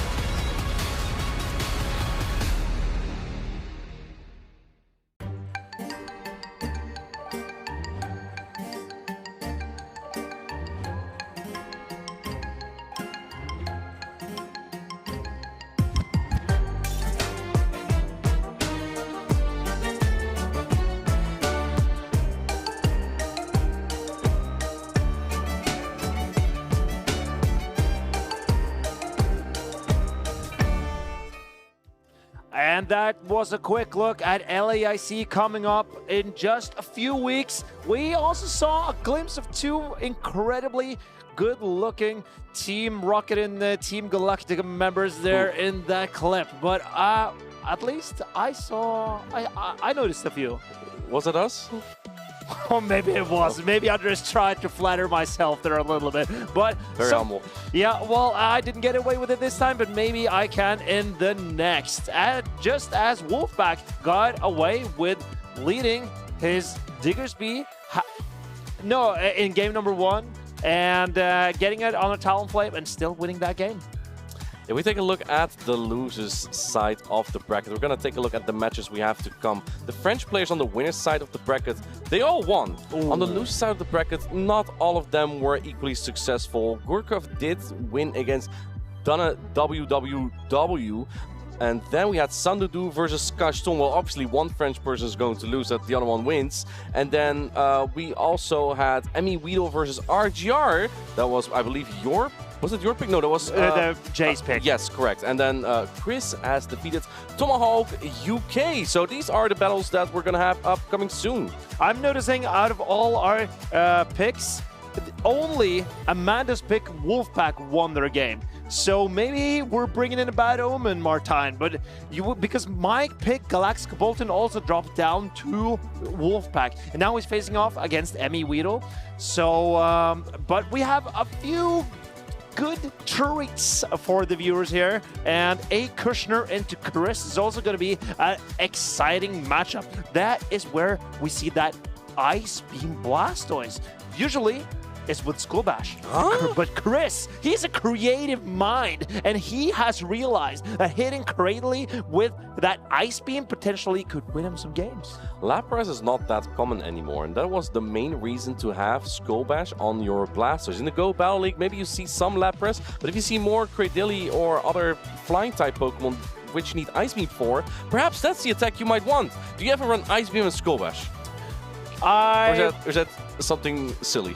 If you're very eccentric, maybe. It's eccentric, okay. Or if you're out of Elite Charge TMs too, so you cannot TM a Hydro Cannon onto your Blastoise, then maybe another Pokemon is the way to go now. Right, Blastoise was in the top 12 of the meta usage. It has absolutely been a staple, but I don't feel like it's been that common on the winner side of the bracket so far. On the other hand, though, Shadow Talonflame and Shadow Charizard, it's like they've been avoiding all that Blastoise. As long as you can avoid that Blastoise with Shadow Talonflame and the Shadow Charizard, then it puts in a lot of work. You saw it for the Niton Matsu, yes, correct. But on the other side, it was Hikami with the Shadow Talonflame that ended up winning that game. Yeah. But here we have none of the two, but we do have that Blastoise. And the Jellicent, that's going to be a hard counter to Blastoise. Oh boy, Blastoise did not want to see that Jellicent. Yes, rollouts are neutral, but Hydro Cannon and Ice Beam resisted by that Water-type Jellicent. So maybe it's actually time to bring out that Blue Blob. But if rollout is neutral, then why isn't that good into Jellicent?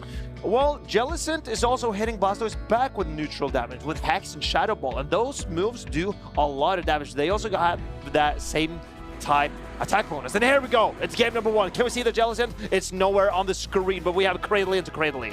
These players are not silly. They're leading the Cradily, but now it comes down to who wins Charge Security tie here, because that Cradily will win this matchup. That's going to be the Cradily from Chris. And we see Akushner having Cradily in the front and Clodsire in the back. He wants to protect his ferret from that Wigglytuff. I suspect Akushner will not spend shields here, even though he loses Charge Attack priority and will be debuffed before hitting that Rock Tomb into the opposing Cradily.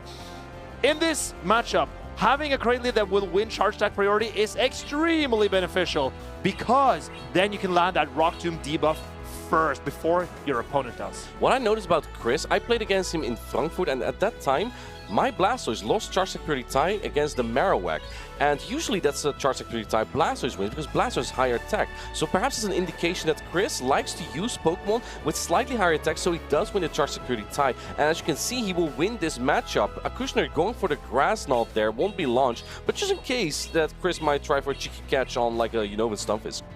What will Akushner do here? He goes in to farm down with a Clodsire. This is a juicy farm down. You have to get out of there because that's way too many poisoning. In comes the Corviknight, and we see on the side of Akushner, there's not really a hard answer for the Corviknight on his team. Chris LB knows that he can safe switch the Corviknight. There's no electric, there's no fire type, but Akushner has that Ferret in the back, and Ferret does not want to see the Corviknight either. So staying in with a Clodsire here might set him up for success, because if he can avoid shielding this Clodsire, then Ferret may be able to sweep in the back. The lower health this Corviknight has, the better Ferret becomes, because the charge attack damage from Ferret is entirely walled. So for that reason, Akushner is staying in, even though this is not exactly a favorable matchup for the Clodsire. Clodsire still just hangs on with some of these bad matchups simply because of bulk. And here we see the catch on the Dusknoir, but this is going to do a lot of damage still. And I think Chris knows it's going to be the Ferret in the back, so you may as well make the best of your Dusknoir here. But now I don't think you get to the Dynamics. Can you get there? He snuck an Astonish and barely gets to the Dynamic Punch. Akushner needs to shield this up to protect his Ferret because Ferret is his. Oh, no, he needs to go! Let's go! Oh no, Akushner! That was your win condition, shielding that Dynamic Punch. Chris looks up in disbelief. He knows he can now go on to win this game. But wait, I do think that this Ferret, it's very close to another charge attack, and Sand Attack does not deal a lot of damage. Can this Ferret hang on there and get to another Swift? Yes, it does! Oh, maybe the Claws are can claw But out it has Poison Sting, so it doesn't do any fast attack damage. Oh boy, this is going to be close. How low is this Claw Tire? It needs the Poison Sting down, but there's almost 3 air cutters left on Chris's side. This is why Corviknight has been improved so much, because it used to only have those high, expensive charge attacks, and now it has air cutters going for the payback. He's calling the no shield on Akushner's side. There is no shield on Akushner's side. The payback lands. Clodsire, one more sand attack knocks it out, and Chris takes game number 1. That was a very brave no-shield by Akushner. Maybe he missed an Astonish sneaking through when he threw that Stone Edge onto the Dusk Noir. So he miscounted because Akushner probably knows there is one Astonish between Shadow Punch and Dynamic Punch. And maybe he missed one. Let's rewind a little bit to a part where you made a smart comment for a change. Oh, wow. You said, once the Dynamic Punch landed, Akushner lost. And I think I totally agree with that, because Astonish from Dusknoir is double resisted on the normal typing of Furry. They don't have immunity in VG, like they do in VG. So at that point, you could have had a full health Ferret with a lot of energy. Right, and you still had at least one shield remaining, man, because then Akushner, he had to shield air cutters instead of a Dynamic Punch. It did like 90%. And also, Akushner could realize when Chris swapped out the Cradley in the lead and came in with a Corviknight against his Clodsire, he could be confident there was no Wigglytuff in the back, because who would risk misaligning their Corviknight and potentially getting the Clodsire on their Wigglytuff in the back? Akushner could reliably believe that Chris would not do that, and therefore there was no counter to the Ferret left. He just made one slight wrong read and not shielding the Let's see if he can make the right read this time. It's going to be tough anyway, because the Corviknight from Chris is so safe. But I think this might just be the exact spot as Akushner where you want to see the opposing Corviknights. For Akushner, neutralizing the opposing Corviknight in this He wins again. He wins charge attack priority again. That is Chris's trademark. He will win charge attack priority. But in this matchup, it does not matter that much, because the Corviknight will always hang on to 2 paybacks, barely. Right, a lot of paybacks coming through here on the side of Akushner now, and no Protect Shields are being used just yet. Chris probably wants to preserve those for the Dusknoir, but if you're playing a Ghost-type Pokemon into a team with Ferret, you must be scared of using that Ghost-type Pokemon, and Voltrain's not throwing that Charge Attack just yet. Interesting play, especially by Chris, because I feel like if you win Charge Security Tie, you probably want to launch an attack immediately, but no, doesn't just yet. Can you get this attack? Oh, no, the set attack down! This is crucial for this match, and terrible for Chris. It's great for Akushner. This might be the setup for the comeback he needs. And this is, for Chris, you could tell that his Corviknight got into the yellow health before Akushner did. That means he has less health points than Akushner. Oh, we see the attack buff on the... But this energy, Marcus, this energy is so good. Yes, you have the Ferret, but you do not want... We've seen how much Dynamic Punch does, and this time actually goes for the Shadow Punch. Akushner not taking any chances this time, but I think you have to get out as Chris now. Very clever by Chris. I think he can try to take both shields here, because he will reach another Dynamic Punch, and Akushner needs to respect this energy. He realized from the previous game how much the Dynamic Punch None does. of that again, please. Now goes into the Cradilly. He's 2 shields up. Akushner has some energy on his own Ferret. It's going to be a very close game, despite I feel like there was a little bit of an oversight on Chris' side in the lead with the Corviknight. That setup with the Dusknoirs actually worked out really well for him. Now he has 2 shields up, but Akushner has 2 Pokemon to 1 and a slight remaining Dusknoir. But as it is a resisted fast attack, that Dusknoir might still be able to get a few Astonish into the opposing Cradilly. I do agree though, you gotta use your Protect Shield at some point. You're running out of health on Chris' side. In my opinion, I think Akushner needs to dip into his own Cradilly right now, because then he could outpace the opposing Cradilly. But Akushner, he's relying on his Cradley to win this game. He wants to get to 2 Rock Tombs against Chris's Cradley. Here's the thing, because of the residual energy, you're actually getting to this Rock Tomb 1 asset before Akushner does. Even though Chris win starts pretty tight anyway, he needs to get to as many as possible. And if he can debuff the asset damage, perhaps Duster can do something. That is exactly what Chris is doing. He's debuffing Akushner's Cradley so that he can get... Oh, wait, does he get there? Does he get there? Does he get there? Does he get there? Akushner is farming down. He needs 2. He knows that he needs 2 charge attacks to take out this Dushnor. Can he hang on through the Grass Knot and get off the 2 attacks into the Dushnor? He does that, but now you need to hang on to this Astonish. If this Astonish knocks out, and do keep in mind, this Rock Tomb will debuff the Astonish from the Dushnor. I think Akushner already said good game, but it might not be. No, but it's the Cradley does hang on. And the Astonish, even though it's debuff, knocks out the Cradley. Incredible play by Chris, realizing what he needed to win. Akushner also realized what he needed. He needed a farm down on the Cradley to outpace Dusk Noir, but the Astonish just ended up coming through and knocking it out. I'm not gonna lie, that was very impressive. I thought when he wasn't able to launch his second payback in the mirror, that looked really, really tough for Chris there. But he managed to just switch his plan up a little bit, get the farm now with the Dustnor, and this is why the Dustnor is so popular, because of the Dynamic Punch coverage. Because Galarian Corsola, you don't see Galarian Corsola do that. It cannot hit a Furret or Cradley like that Dusk Noir can. So we saw in game 1 how much damage that Dynamic Punch did to a Furret. Corsola cannot do that. And then we saw in game 2 how threatening that Dynamic Punch was. That ended up taking 2 shields from that Furret. Yeah, I thought that was a great setup for the Cradilli in the very end, despite Akushner having the alignment there. Here we saw the catch on the Dustnor. Oh, I think this is where Akushner missed the Astonish and why he no-shield Dynamic Punch, because there was a sneak here. I think that was the reason, because the Dustnor then came to this Dynamic Punch and Akushner no-shielded this. I think he thought this was a Shadow Punch because he missed an Astonish. He thought the Dustnor didn't have the energy. No-shields the Dynamic Punch. It did so much damage, and I think that lost him the game. And that Furret, with so much health, probably could have done something in the end there. But here we see the end of game number 2. Cradley throwing that Rock Tube, hopefully debuffing to hang on through that Astonish. But no, the Astonish of that Shadow Dusk Noir, it came in and wiped out the Cradley. It's a very hard-hitting fast attack and backed up. You sometimes you forget about that when Galarian Corsola is using it, because Galarian Corsola, low attack, high defense. Dustnor, a little bit, it's not fragile, but it has a higher attack, and that just makes Astonish shine in matchups where it's either neutral or super effective. The thing is, if it deals super effective, usually it takes super effective back, right? Because Ghost is super effective on Ghost. We hardly see any Psychic types as well. And I just gotta warn you, trainers, if you're a little bit jumpy, this might not be the place for you, because we have a scary setup here for the rest of the tournament. Every team has a Ghost type.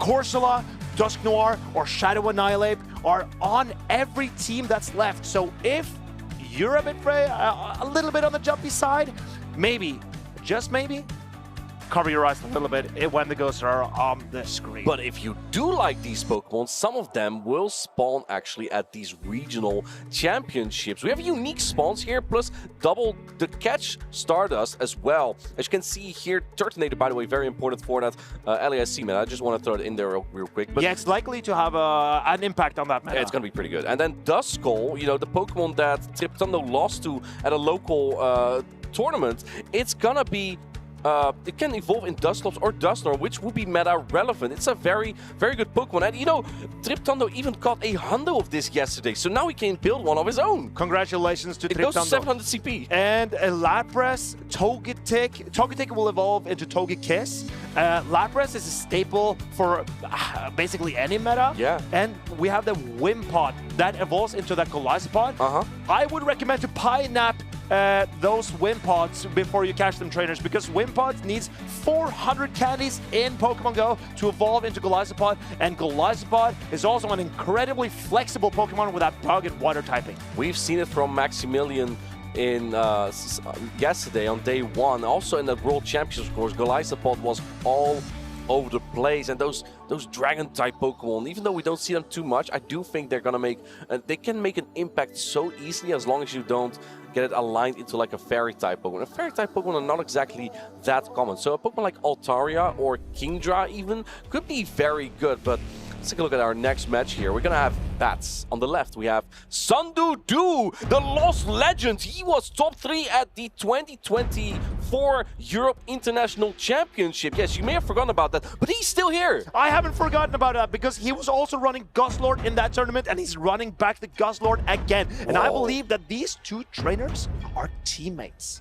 They are? I think they compete in the same team as you. Wait, what? That's crazy. I could be wrong, but I believe I'm right. With that, Guzzlord is looking pretty. It's looking pretty good into Bats' team if you avoid the Annihilate and obviously that Shadow Galarian Weezing.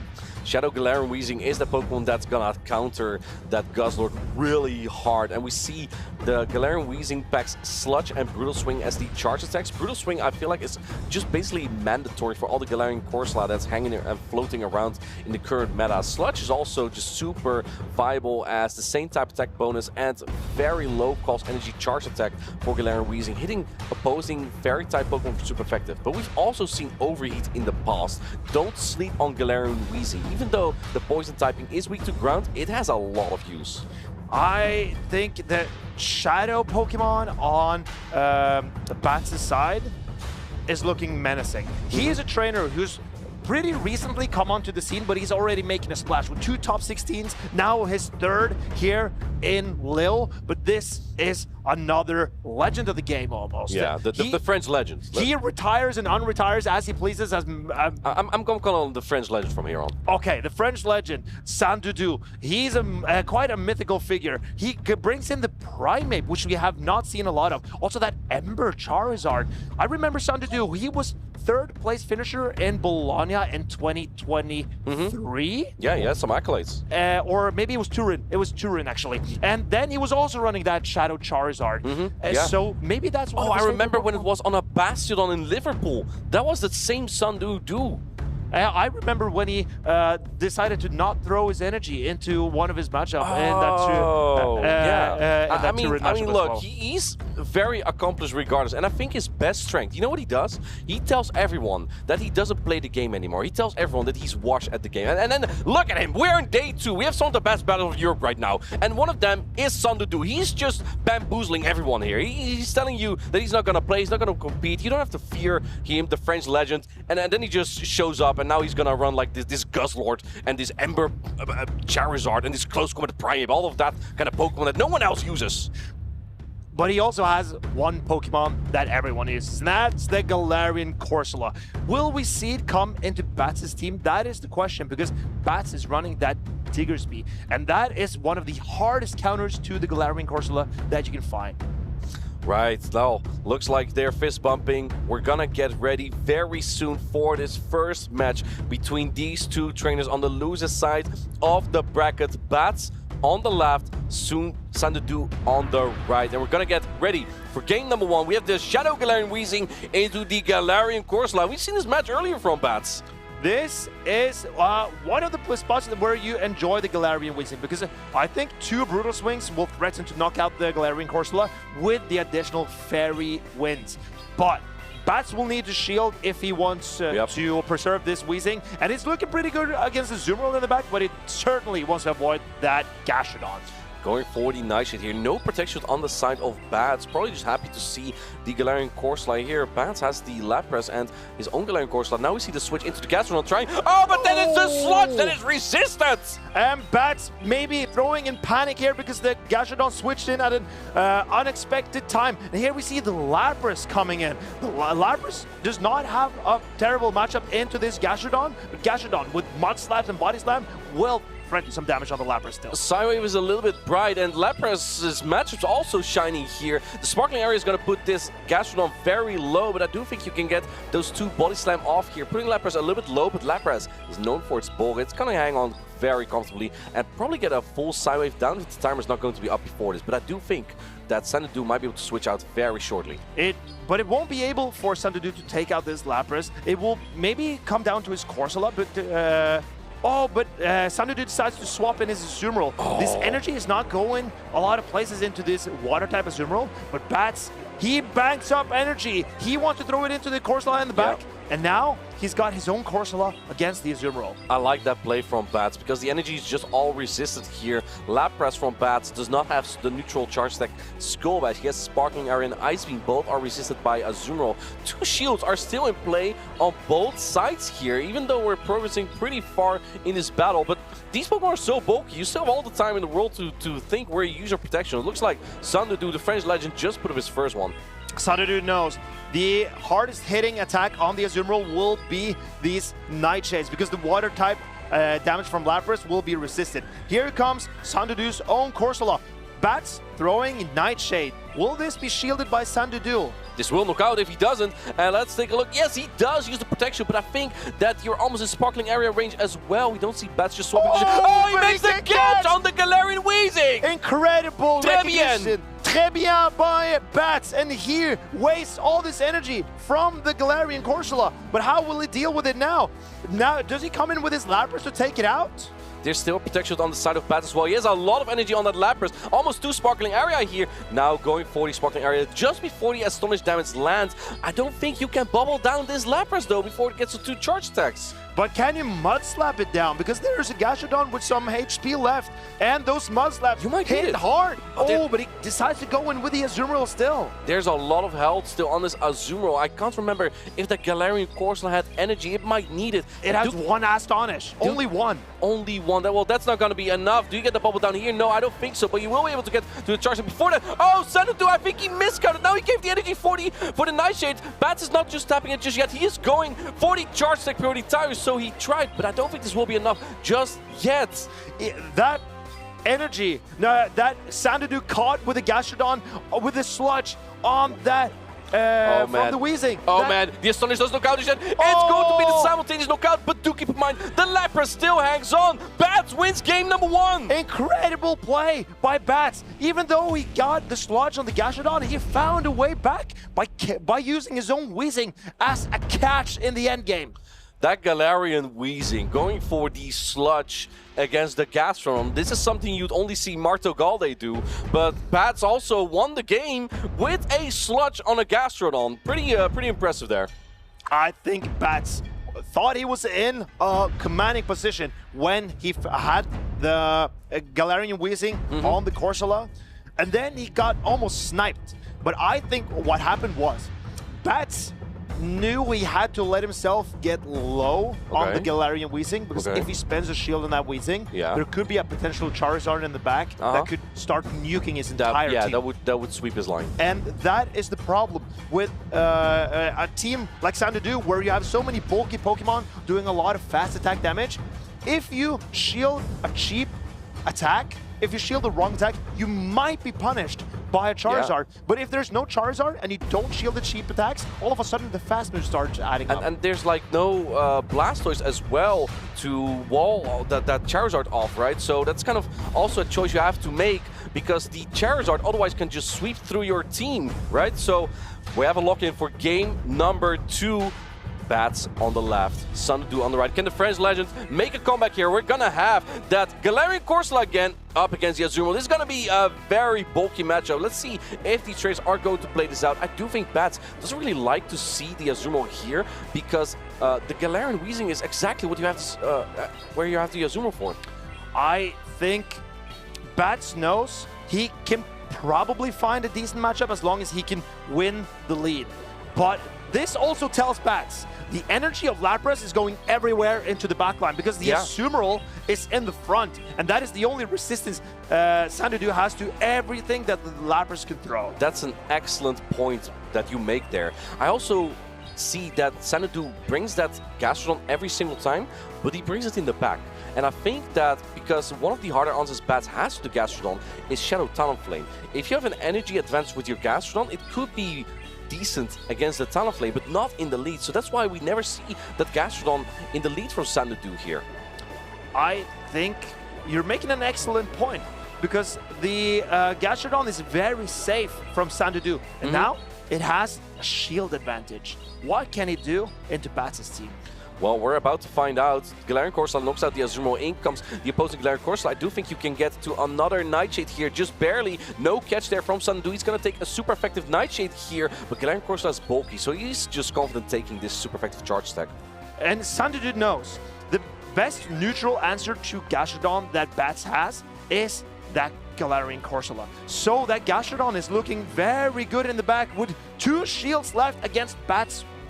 Bats' only shield. And he's not using a protection. I think Bats knows it's going to be the Gastrodon in the back. In comes the Gastrodon and swapping immediately into the Lapras. Lapras has a decent matchup here, but do keep in mind that Body Slam has been buffed this season, so Gastrodon is not exactly helpless here. I know that with 2 protections on each side, Gastrodon would win. Well, I can tell you that if Lapras has a shield less, Gastrodon would definitely win that. Gastrodon can also potentially win the 1-shield scenario straight up against Lapras because they will outpace to 3 charge attacks. So Gastrodon is looking incredible for Sandudu here, and Bats really needs to land a Sparkling Aria, but I don't think he will be able to if Sandudu decides to double shield his Gastrodon. No protection on Bats' side still. He's really gonna hang on to that bulk of the Lapras. Can Lapras get to another charge attack? He needs 2 charge attacks even.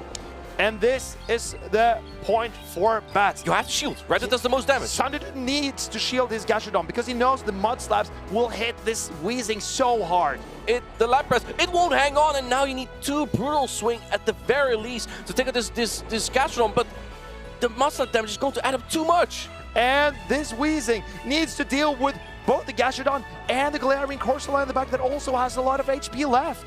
In comes the first Brutal Swing. There's not going to be enough. There's still some Galarian Corsola that also, I think it might not even be in Brutal Swing range. So Bats just looking down the Y here. This is going to be very tough. The Body Slam's coming through. And the man, the myth, the French legend, Sandudu, he ties up the score to 1-1. Incredible Gastrodon display. That is what this came down to. Sandudu realized he could use the bulk of his Pokemon to get an advantage for his Gastrodon. The bulky Azumarill, the bulky Corsola, and the semi-bulky Gastrodon. It's putting in so much work just through a battle of atrocious. It's a perfect blend. Yes, right, if you put it all in the mixer, you just get a really tasty drink. Maybe you should slow down a little. maybe you should think through what you're saying before you start saying it. But here we see Bats needs to figure out how to deal with these bulky Pokemon. I believe Lapras is the play, but he needs to make sure that he gets a head start with Lapras against the Gastrodon, not coming in with being a shield down or being down energy, because Lapras needs to get at least 1 Sparkling Aria into the Gastrodon to make it manageable for the rest of his team. I think Bats definitely has been warned about how good that Gastrodon is, if he hadn't realized just yet. Sandudu really showed him with that. Just a remark, by the way, Sandudu already locked in like 2 minutes ago, like within 10 seconds. And Bats now is locked in as well. We're getting into decisive game number 3. And here we see the Gastrodon in the front and Annihilate in the front from Bats. And this, I believe, this is what Bats wants. He wants a neutral matchup where he can get an advantage against this Gastrodon. Annihilate, double resist, Body Slam. In my opinion, this is a favorable matchup for the Annihilate because Gastrodon has to build up all the way to the water pools. It will only win the 0 shield scenario here. It looks like Sandudu knows he's not going to shield it up at all. Just taking a shield advantage for his backline. And we do see a Shadow Charizard in the back this time. And this is the point I was making earlier. Bats is now... Here it comes! Here comes the Charizard. And how does Bats decide to play around this? He goes into the Lapras. This down energy and down shields? I think that was an attempt to catch a potential air cutter. But this is the Blast Bird. It's going to do a lot of damage. It's not being shielded on Lapras. Boom! It does so much to that bulky Lapras. And Bats, he knows he just needs to get off a charge attack and start threatening this Charizard. We don't see a Corsola in the back for Sandudu. He's brought his Azumarill. And how can Bats wiggle his way around this? Can you get the Ember down here? The Ember doesn't do a lot of damage. And oh, not taking any chance, going for the air cutter just before the final Sparkling Area. Now you still have a Blast Burn, but not a lot of health left on this Charizard. Where do you take the energy though? You're going to go into the Galarian Corsola. This Blast Burn would do a lot of damage. Does Bats put up the final Protect Shield here? He does! Very close. That is a great recognition by Bats because he needed to shield up that Corsola, or else the Charizard would end its time on the field. Maybe not, but get it very low. I really like the call that Sandudu made here, going very strong in the back versus the Shadow Annihilate, realizing that might just be his best answer to the Gastrodon. So now basically he covered the counters to the Gastrodon just twice, and I really like that play.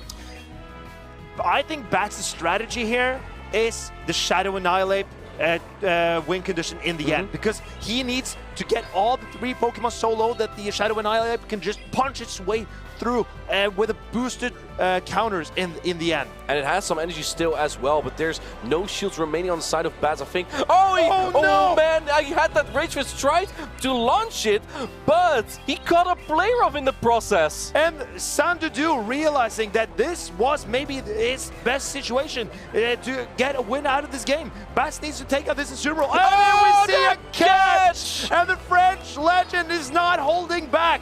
He wants to go on to this tournament, maybe winning on his home field. He goes into the Charizard. That was not the play. Sorry, he has a family, Sandudu. Oh no! But wait, now the Akushner wins.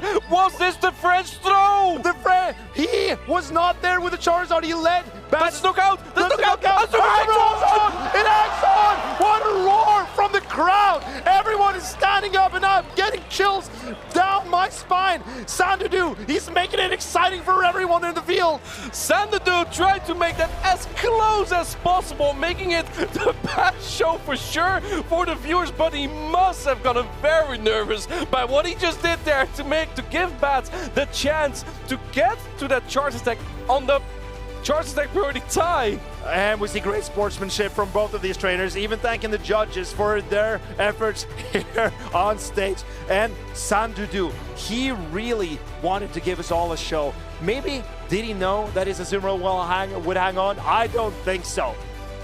I don't even know what I just saw, man. That's not how I predicted how that game would have gone, because he makes that excellent catch. Beautiful. Très bien. Then he comes in with the Charizard for no reason, kind of. Just and he puts up his head. Sorry, guys. Sorry. It's fine. I have it. And then he barely doesn't have it because the Azumarill hangs up by like 1 HP. And we saw so much brilliant gameplay from both of these trainers, and then in the end, it looked a little bit messy, but Sandudu managed to pull through in the end. He's an entertainer. That's for sure. If there's anyone that's enjoyable to watch, it's Sandudu. He keeps saying he's washed. Well, he's almost washed. He's not washed yet. Well, let's keep watching. Let's keep watching. Let's see how far he takes this trainer, he's certainly unpredictable. That is for sure. So I would really love to see him continue his run in this tournament just for the sheer entertainment. This was incredible to see. We're definitely going to see more of Sandudu as he progresses in the loser side of the bracket. He's going to losers round 3, and he will be playing against the winner, who we're going to see later, Akushner versus Chris. So Sandudu, sorry, that's going to be Sandudu versus Chris. We saw Chris win earlier. That is correct. We also have more matchups coming up here, but here is the game number 3 where Sandudu, he's celebrating. And Bats, even though his game strategy was incredible to watch, but unfortunate for him, he pulled the shortest straw in this competition. Let's be real. In Frankfurt, he got to top 16 with a Meowscarada. Now, he takes Galarian Wheezing to top 16. This is a trainer who has a nose for the spicy stuff. Yes and no. I just wonder how he would do if he wasn't using the spice. Let's say he used a little bit more of a reliable meta pick. Maybe he would get further, or I don't think perhaps so. not at all. But I think this is a trainer who has specialized in bringing... it just becomes part of your personality. Exactly, and it's unpredictable, and it's hard to strategize against a team that you don't really know exactly how it works. So Bats, he's just continuing his journey, and his consistency is just improving by every tournament, and all of a sudden you'll see him right there at the top. Even if you're not winning the entire tournament, you still win championship points. And with those championship points, you can qualify for the World Championships. That is one goal. But if you do well consistently in many more of these tournaments, because perhaps Bats is also competing in Gdansk next week, he could be in the race for the EUIC Travel Award. And that is a Travel Award prize package of money, cash that you can use to travel. Like think of $2,000 to $3,500 that you can use to travel to the tournaments. And that would be very nice to win as well. Absolutely. If Bats were to get that travel award, he certainly would apply it to go compete at that EUIC. So let's take a look at Gdansk for him if he continues competing there, and maybe he can make that travel award. Right, of course. Now, we didn't see the Guzzlord. I want to ask you, we've seen more Zweilous this tournament. Yes. Which dark dragon-type Pokemon do you think is better right now? I actually believe it's Zweilous. Really? I think Zweilous has Pokemon or the player? The Pokemon. Okay. The player, Zweilous is, we'll see in Gdansk. But I think Zweilous has a slightly better matchup into Cradley. It's also, Dark Pulse hits extremely hard. I don't know if you saw yesterday, but Galaxkobolten Zweilous won the one-shield scenario against Kanto Marowak from Stone Collection. Even wow, really? Collection I don't know if you remember. I was sitting like in this chair right here when that happened. I know, but I'm not trusting your memory anymore. So he's becoming an old man. But I want to hear from Sandudu what he thinks about that final moment of that game. So let's hear from him. Goodness gracious, what a game we just witnessed here. It came right down to the wire in that decisive game number 3 after going 1-0 down. And may I just say, one of the greatest accolades that you have yourself, finishing 3rd place at EUIC a couple of years ago, beating myself earlier on in day 1, meaning if I had won that game, I would have made it to 3rd place overall potentially. All this knowledge, all this experience coming across, what has this made for you today? Feel like I'm kind of lucky to be there. Wasn't expecting that at all, but just enjoying myself right now. Such a formidable trainer that we have seen time and time again in these tournaments with his trusty Guzzlord. Do you think the Guzzlord is comparable this season to another Dragon-type, Dark-type Pokemon, Zweilous? Well, I think it's kind of comparable now. I think I'm not that good. I don't have the best knowledge of the game right now, so don't mark my words, but I think they play similar to a baiting move. They all have like a bigger energy move, but I think Guzzlord's coverage against Fairy type is nice with Sludge Bomb, which gives some good play to turn around against Azumarill and especially Wigglytuff that is doing a bit of an appearance now. So, but Guzzlord is one of my favorite mon. As you said, I had the chance to go quite far in the EUIC with Guzzlord, so I had to go back with it. Many people at home are really enjoying seeing your nonchalant playstyle that you've had this entire time, for as long as I've been watching you at least. It's so enjoyable just to see such a laid-back person playing from home. So where do you think you'll go in this competition? As far as I can, I guess. But yeah, I try to not to be too stressed when I play. I think it helps a bit when you have like quite a long run, long tournaments, not to put too much pressure on yourself when you play. But sometimes it can be a bit costly to be nonchalant, as we also in that last game. Just forgot I had the Charizard, so I tapped on my left side of the screen where I had the player off on my Yazu, thinking that Yazu would come back automatically, but it was the side of the Charizard, so I gave like a free fast move and almost lost. I have to thank my Yazu for his thickness. Another French player making it really far in this Lille competition. Is there anyone at home you'd like to thank for maybe some friends or family, people you scrimmed against? Well, I thank my family as always, but I think all of my Pokemon friends are here. Some of my IRL friends as well that I made earlier. I introduced them to Pokemon, they are here and supporting me, so I'll thank them. And I also thank my good friend Kashton, who thanked me yesterday as well, so I'll give it back to him. Very good players all throughout this competition. I hope you do well in the rest of the competition. Thank you very much, and I'm kicking it back to the casters. Thank you, Jay. That was great to hear from Sandudu. Some things just don't change. Azumarill hanging on 1 HP. I remember at the last LAIC when Martagal and his Azumarill, they hung on 1 HP. Now it was Sandudu, and now he's top 8 with Azumarill. Crazy. I think Sandudu really shows what it means to be a Pokemon trainer true at heart. He plays with passion. He doesn't want to stress himself. He just puts in the work to be in the moment right then and there, and sometimes it costs you a small. Right. I would just advise him to always look at which Pokemon are still around, so you don't miss that. I recommend that too. Let's take a look at our next match here. We're going to have Niton Matsal on the left, this time with the Shadow Charizard as well, but it has Dragon Breath, not Ember. On the right, we have Gurkov, and this... Wow, this Charizard actually looks quite good against Gurkov. What do you have it on here? I think it's going to be the Dusknoir that Gurkov has to bring, but we saw Niton Matsal throughout his entire tournament how confident he is using that Ferret. I think Ferret and Charizard will come all games for Niton here, because Gurkov, as you say, his best responses to that Charizard is the fast attack pressure from Dusknoir and that Empoleon. But so let's have a look.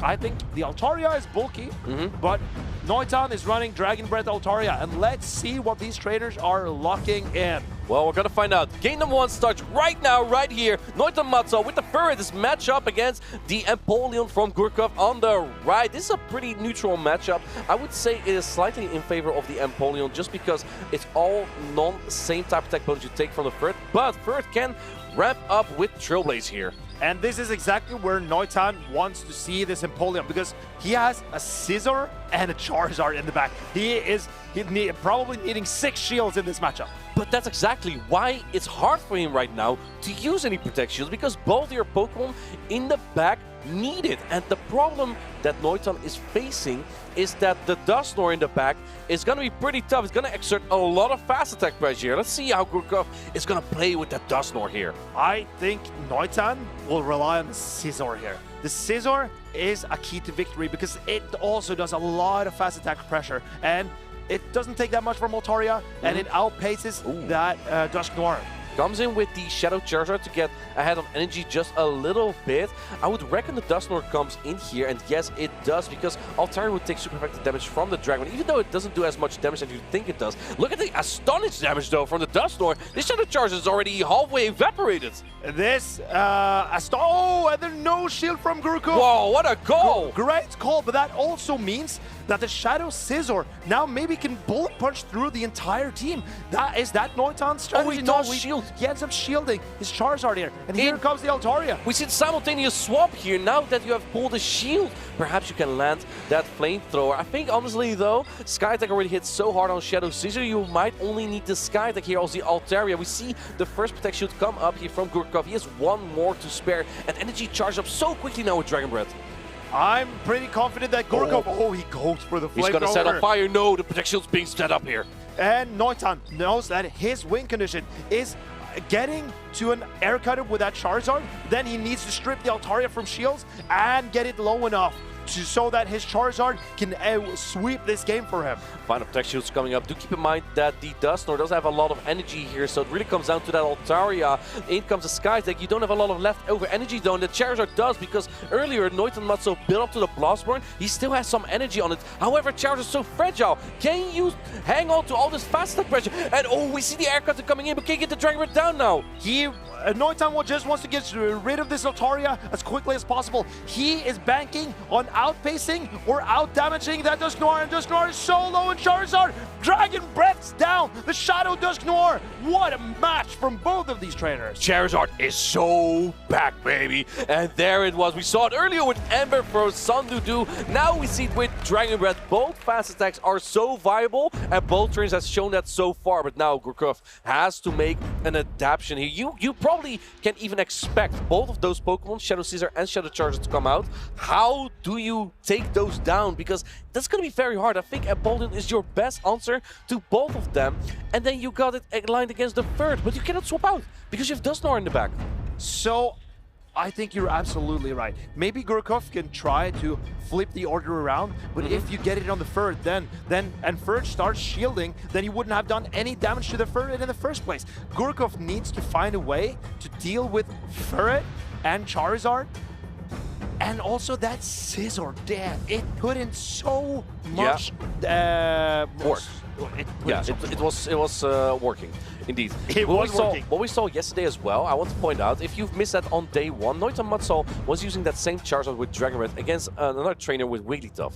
There was, I believe it was Chris. And then Chris double shielded the Wigglytuff, hoping to charm down this Shadow Charizard. Shadow Charizard now paces so quickly with Dragon Breath, it can actually get to 3 Blast Burn in that matchup, straight Blast Burn against the Wigglytuff and win that matchup, even though the Charizard obviously will be at very low health because it's still very fragile. That is also because of that Charm rework that we got in this It works move-up two thing. ways. Because Charm now does less damage than it did before, so it's easier for Charizard to hang on through that Charm damage.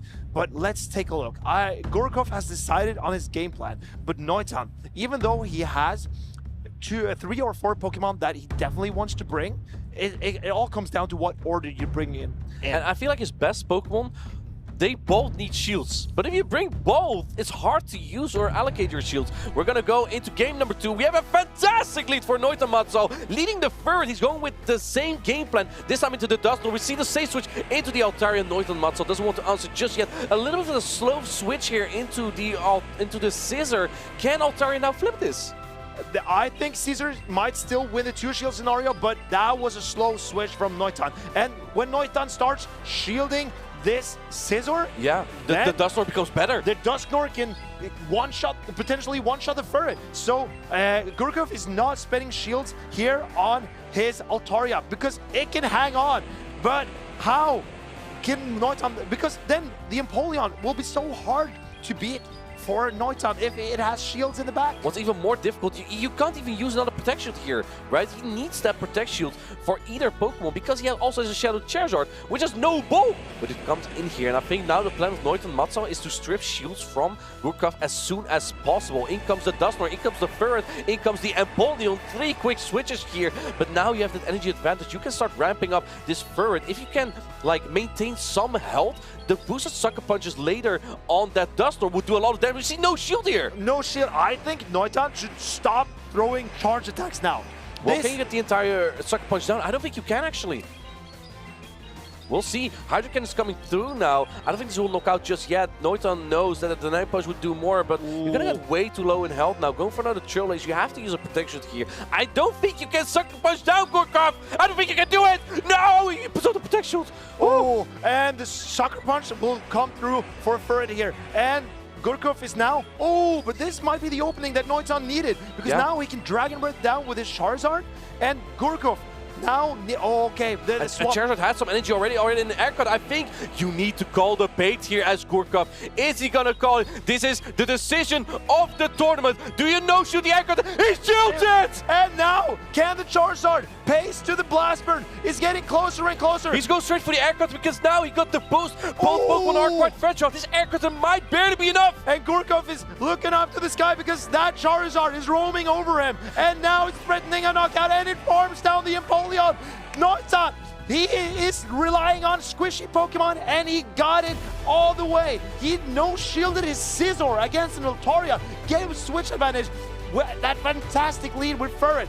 But this is fluid gameplay. Incredible realization by Niton how he could use his Charizard to win that game. It looked so dire when he brought that Scizor in quite late into the Altaria, even lost switch advantage. And shield advantage. Yes, exactly. That was looking so tough there, but managing his energy, that was peak. That was exactly what you needed in that exact moment, relying on the Furret. And when Furret is good for Niton Matsal, I just think he wins. I just think he wins at this point. And I think that what Niton actually did, that was his most clever play, was to let that Scissor go. Because when he was that slow, we cannot outpace the Altaria to 2 moves. But even if he did, then the Empoleon could come in, soak all the energy, and get an energy head start. And that would have been so problematic to deal with for Niton if the Empoleon got the head start. But he let the Scissor go, and that turned out to be kind of genius too, because then his Charizard could get the head start. Niton Matsal gave his Charizard a briefcase and said, "Here, boy, go to work." And it did go to work because it won the game for him in game number 1 and in game 2, that same Shadow Charizard got that energy lead. He got the bait even, and perhaps this 30% chance to get the attack buff on the air cutter may have even been necessary to secure the knockout with that last air cutter as well. Because then the Dragon Breath starts doing more damage, and then the air cutter also does more damage. And Charizard getting a boost, that it could be really scary. As an opponent, you probably don't want that.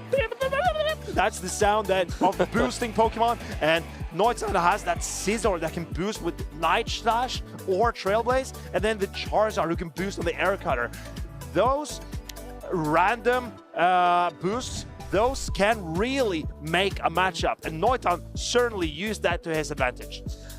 Yeah, now he lost his first game of the day on the winner side of the bracket, moved on to the loser side. It's really difficult to hold your momentum there, right? When you're on the win side of day 2, when you start there, your expectations are high. You only need like 2 wins to secure a medal at top 3.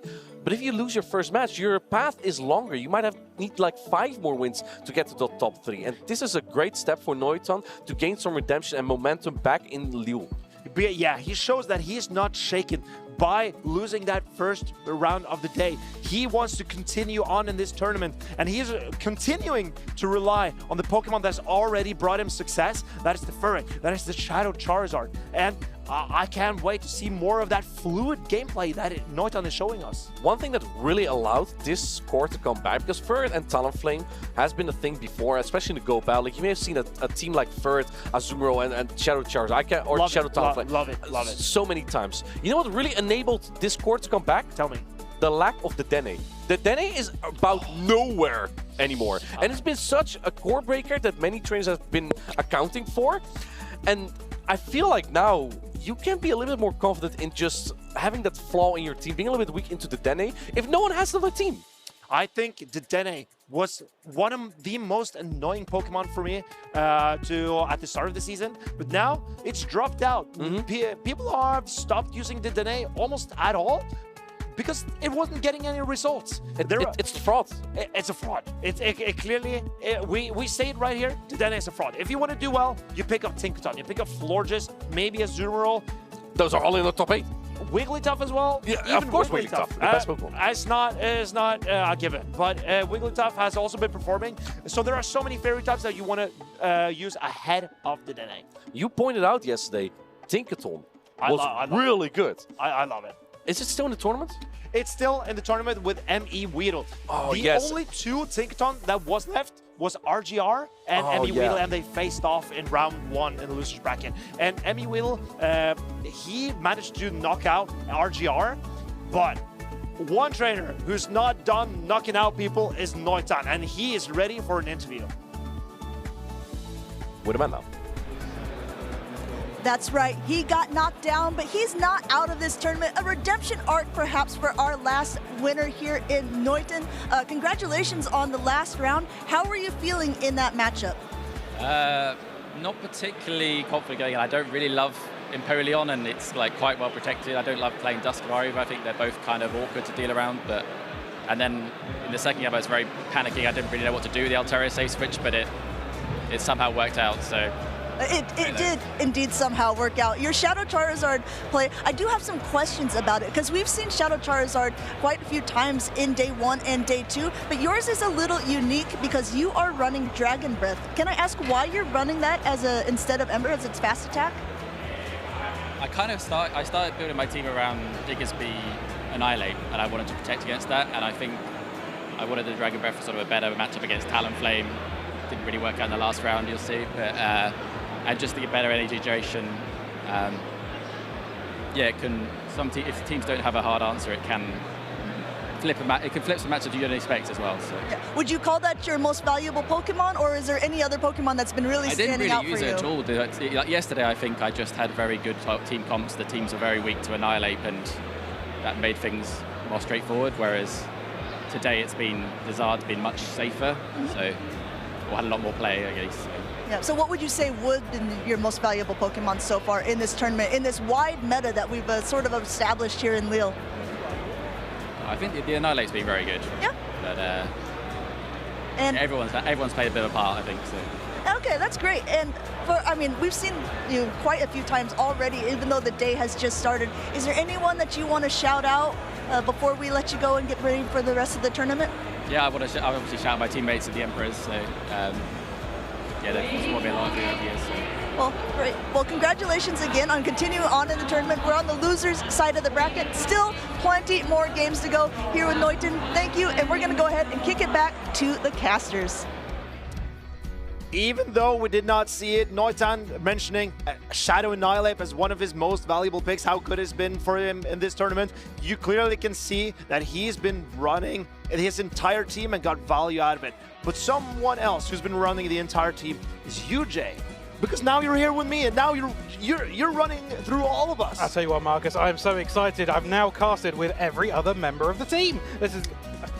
don't tell the others, but this is the one I'm the most excited for. I'm not going to tell them, but I'll tell you a secret. It's what I've been thinking too. I've been waiting for this opportunity the entire weekend, and finally we got it. And someone else who's waiting for their opportunity is Galaxkobolten and ME Weedle. Oh, I've really been excited to watch a game of ME Weedle. I was watching it from behind the lines yesterday, but such a dominant display. I really enjoyed watching that Blastoise in action. I am not a fan of the Blastoise into a team with superior Galarian Corsola and Zweilous, and also the Unova Stunfisk. I think Galaxkobolten puts on so much pressure on the Blastoise that I would be surprised if it showed up. But maybe Me Weedle is scared of that Zweilous and wants to run his Tinkaton. One thing that me and Amanda were talking about earlier on is the pride of having a prize Pokemon, and we see Galaxkobolten bring that superior time in, time out, his signature Pokemon, and last time it didn't really have a lot of play, but this time it looks like he got a bit more play into ME Weedle's team. I am curious to see, because Galaxkobolten knows that if Me Weedle will have his Moltres or his Tinkaton in the front, it's unlikely to be the other one in the back, because Unova Stunfisk would break those two Pokemon apart. So Galaxkobolten has a strategy that he can rely on. If he can find a line, construct a line around that core, then I think he's in a good position. So ME Weedle needs to figure out a way to solve this riddle that is Galaxkobolten's weird team. Absolutely. It's such a picks, we were saying earlier on, outside of the day one meta, absolutely. Like, these Pokemon you don't tend to see, and we're going to see what Galaxkobolten decides to bring in here. Oh my goodness, what a team up. And Galaxkobolten can reliably save swap his Corsola because there won't be a Galarian Moltres in the back, just as I mentioned. So even though he got the Zweilous on the Tinkaton, he has a strategy for what he's about to do. And we're going to find out as this Tinkaton decides to throw the play rough. Not playing nicely here, playing rough against this Galarian Corsola. Does about half the amount of damage. And here comes the Gastrodon. So Galaxkobolten knows that his Corsola can deal with this. It takes a while for Gastrodon to get up to that Water Pulse. So Corsola has a pretty good neutral matchup here. This Gastrodon is a workhorse. He throws those slaps, and he doesn't get the energy so quickly, but he does get that fast move damage in, and it chucks away at the HP of the opponent. And you see Galaxkobolten shielding up his Corsola. He wants to flip switch advantage, because that is how we can win this game, to get the Zweilous away from that Tinkaton. Yeah, the lead was not looking very good for Galaxkobolten, so he will look for any way possible to try and revert and get that switch, and he does. But that is a very close call. Maybe the Corsola is left on a single HP, so Galaxkobolten decides he cannot take the risk of shielding because it might knock out his Pokemon through that shield. Yes, if you use a shield, it does end up taking away 1 HP. So if you are unfortunate enough to be on that 1 HP and shield, the Pokemon could still go down. And Galaxkobolten, he did not manage to flip around the switch advantage of ME Weedle. He's now celebrating his great lead with the Zweilous into the Tinkaton into Zweilous. Galaxkobolten, he has the Unova Stunfisk now against the Dusk Noir. This is a neutral matchup. Who do you think is favored here, Jay? I have no idea, but I'll tell you what, ME Weedle was so happy with that lead and how hard wall that Zweilous is. He would happily hard swap out straight away to make sure whatever Pokemon in the back is faced by his Shadow Dusk Noir. I think Galaxkobolten needs to preserve this Unova Stunfisk. He needs a Mud Bomb landing into that Tinkaton, or else it will be so hard for Smiles to turn this matchup around. Galaxkobolten, he knows he needs to preserve this Stunfisk, but Emmy Weedle has now built up to 2 dynamic punches. It's not looking as good for Galaxkobolten at this moment in time, but we have seen him do it before. We can see him do it again. Is he going to be able to overturn what can only be described as adversity in this situation? Oh, but here comes the Smiles. Unova Stunfisk hung on with a sliver of HP. It's still there in the back, and Galaxkobolten combo plays taking out that Dusk Noir.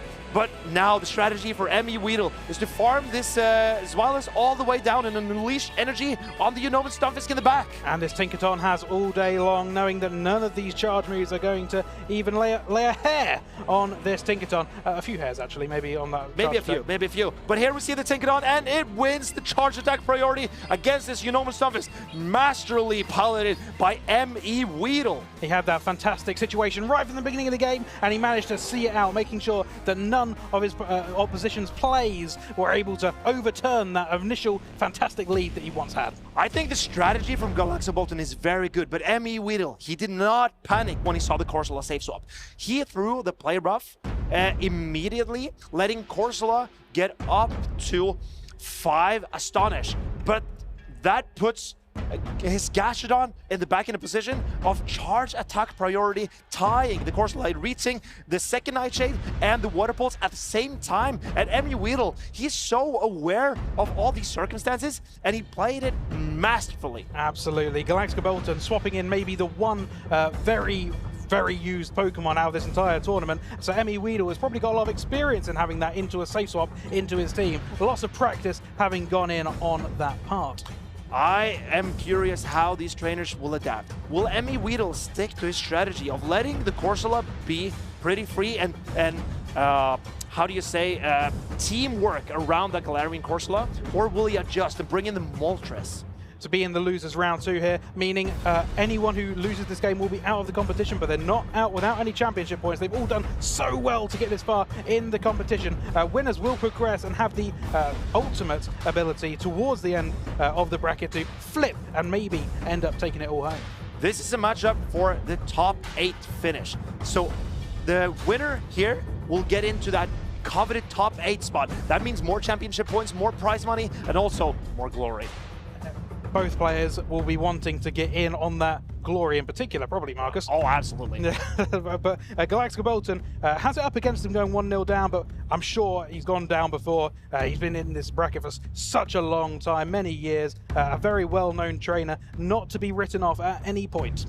I think we are getting ready, trainers. M.E. Weedle has made up his mind. Galaxkobolten still lulling it over. Will he do the same as he did last time, or can he find a new and improved strategy against M.E. Weedle and his team? They are locking in and getting ready for game number 2. Very exciting to see what each trainer decides to bring in.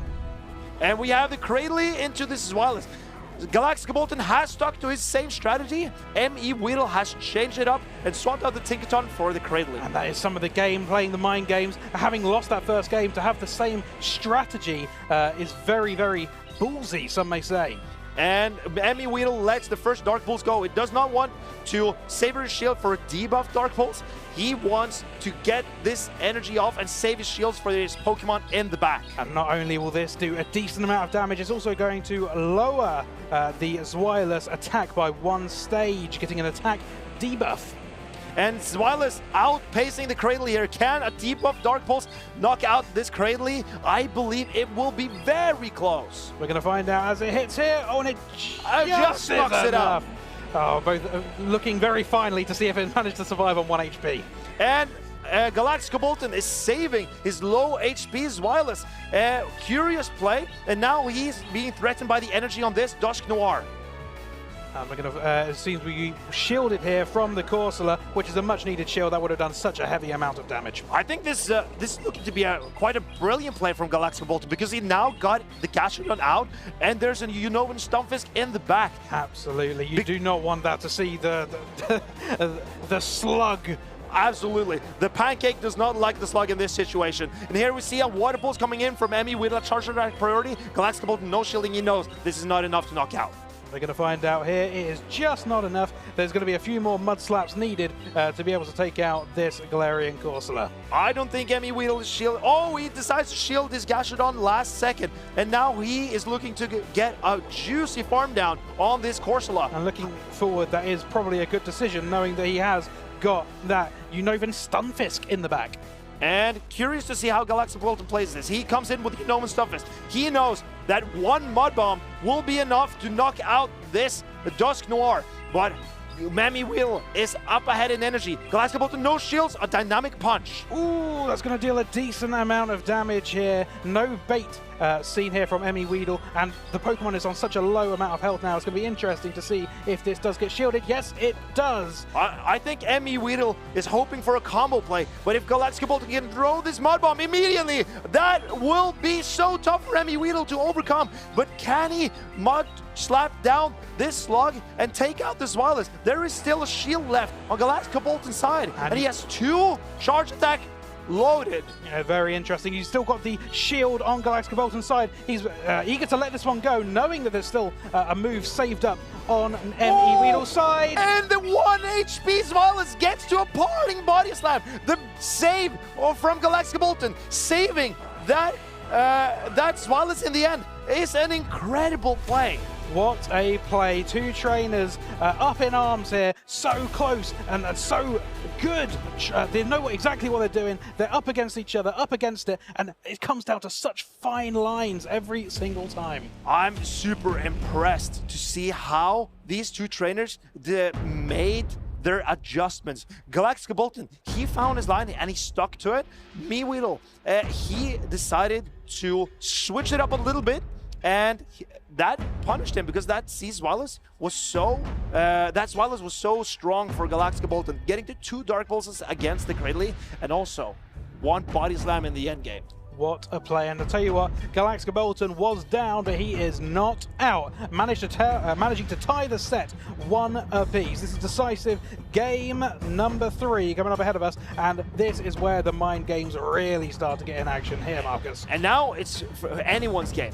Who can make their mark on this tournament and go home with that coveted top 8 spot? Emmy Weedle is up against the timekeeper Galaxkobolten, and they are looking to get the better of each other. Galaxkobolten taking that game number 2 and tying up the series. These 2 trainers are both very coveted. They've both done very well in previous years, in previous competitions, and they will probably know each other very well by this point. To come to this decisive game number 3, they're going to have to put all that behind them, clear their minds, and they can have a think about the strategies that they used previously to get their individual points and see if they could do it again. Maybe Emmy Weedle realizes that he might need that Tinkaton to deal with that Zwilus because it cost him so many problems in game number 2.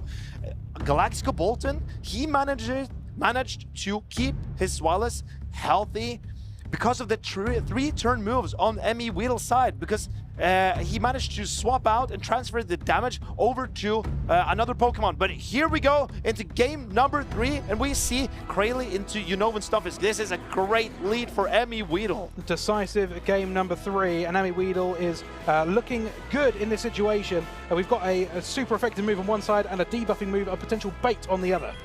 So Galaxkobolten has decided to bench his Zwilus. He doesn't need Ghost Resist against this strong Shadow Dusk Noir from Emmy Weedle, but that also means he needs to rely on neutral matchups. He's going to be finding out how this goes here as the Stunfisk uses the Mud Bomb on the Cradilly. It does a decent amount of damage, but if you want to see big damage, look at this from Emmy Weedle. The Grass Knot is coming in, and it's no shield by Galaxkobolten. He wants to preserve his shields for the Pokemon in the back. And we see Trust Superior in the back. It does not want to see this Cradley, that's for sure. And he has the Fortress. That has an incredible matchup against the Cradley. We've looked at the moves on the Grass-type Pokemon on Galaxkobolten's side, and it is both Grass-type attacks, both the charge moves. So if it can find this Gastrodon, which at this stage it is likely to do, it will do so much damage. So this Superior, maybe it can win the game for Galaxkobolten, because he might realize there is a high potential for a Gastrodon in the back. So, and Emmy Weedle, he doesn't want to take any risk with his trusted Shadow Dust Noir. He shields up a Rock Tomb, but this will debuff the Shadow Dust Noir. Emmy Weedle hasn't quite seen the Superior from Galaxkobolten yet, so maybe not even expecting it. But Emmy Weedle will be in for a shock if he does see in that place Galaxkobolten's Sacred Sable Pokemon. And here, Galaxkobolten is whittling down the Shadow Dust Noir. It's so low, but and Emmy Weedle is throwing a Shadow Punch in hope of taking out this Fortress, and it knocks out. That means he can leave with another attack. And here we see Emmy Weedle. He's not reacting to seeing the Superior. He's debuffing it. And Galaxkobolten decides to shield up a Rock Tomb from this Cradley. A smart move if Galaxkobolten can predict what is in the back for Emmy Weedle. Bear in mind, Emmy Weedle did leave the Dust Noir on a little amount of health, meaning there is an opportunity for a catch late in this game. But now Emmy Weedle is, oh, and it gets the debuff. And now the Superior is looking healthier and healthier.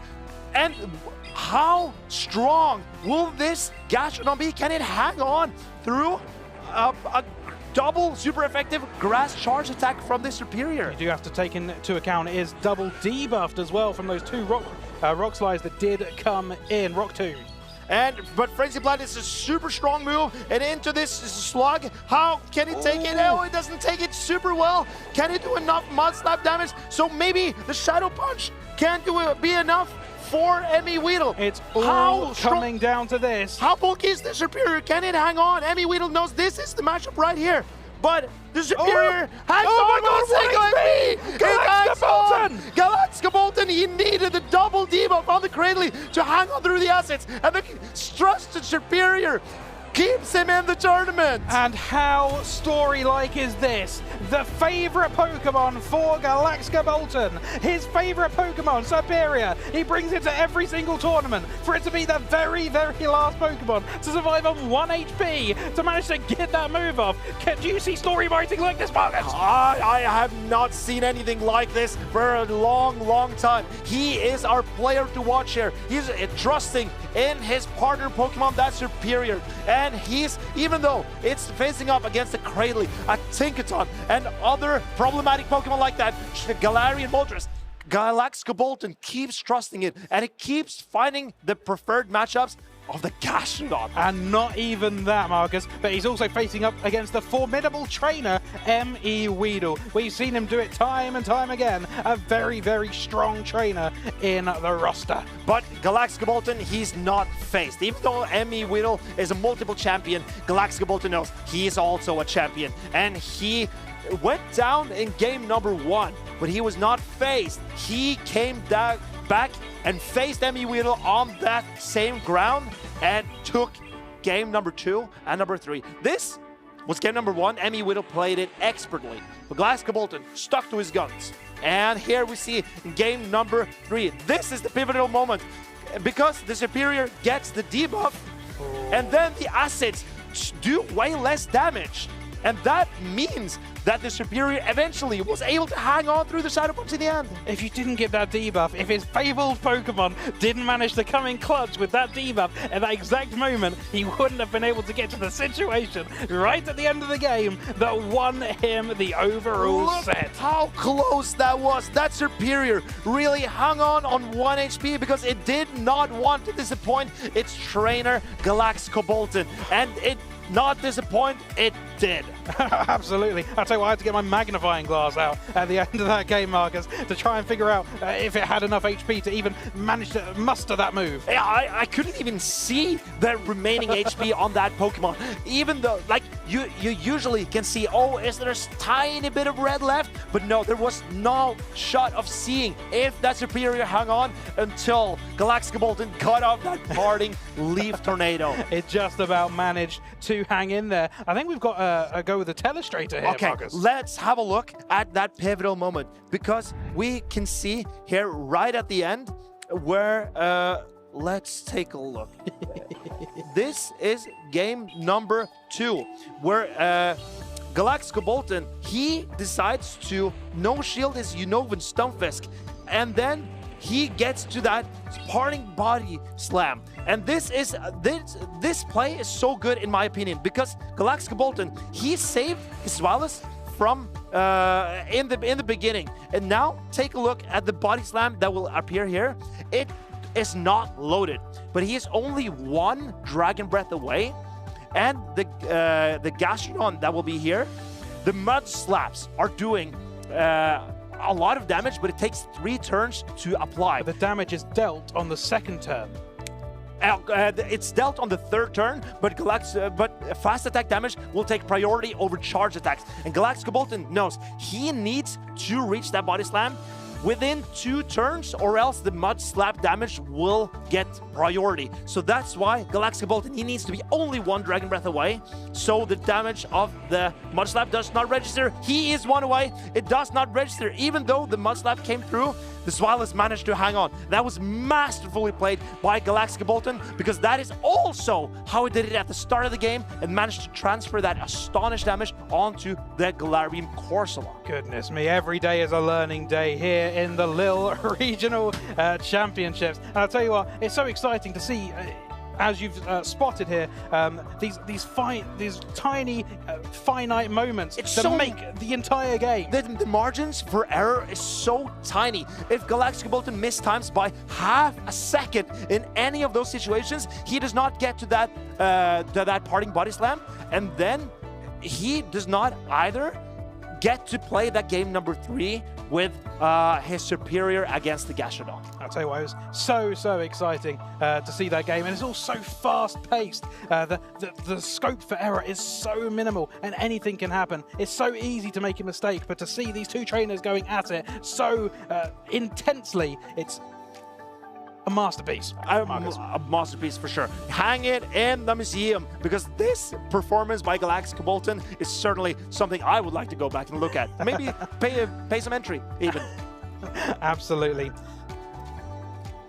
We've got local tournaments. Have you ever been to a local tournament? I go to a lot of local tournaments. And because in Oslo, there are so many great tournament organizers that put together some of my favorite tournaments to play.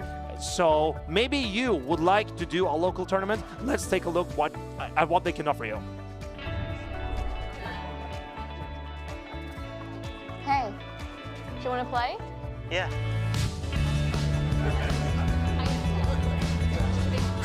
Nice. One shot? Wait, yeah.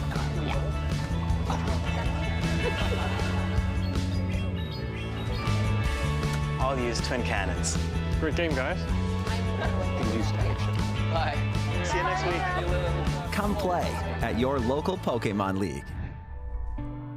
And as you can see on the screen, there is a QR code for you to scan to find your local Play Pokemon tournaments that you can enter. And it's not just an opportunity to enter to compete, but also to make some new friends, perhaps, to go to an area and find some people that have a similar interest in you. And you can even talk about your own strategies if you come into one of these in-person events. Marcus, have you got any experiences with these local events? A lot of them. I try to qualify for the World Championship every year. And also these local tournaments, they offer championship points. So in order to qualify for World Championship, I need to be in the top 65 here in Europe, and getting points from my local tournaments as well, that helps me on my road to San Francisco.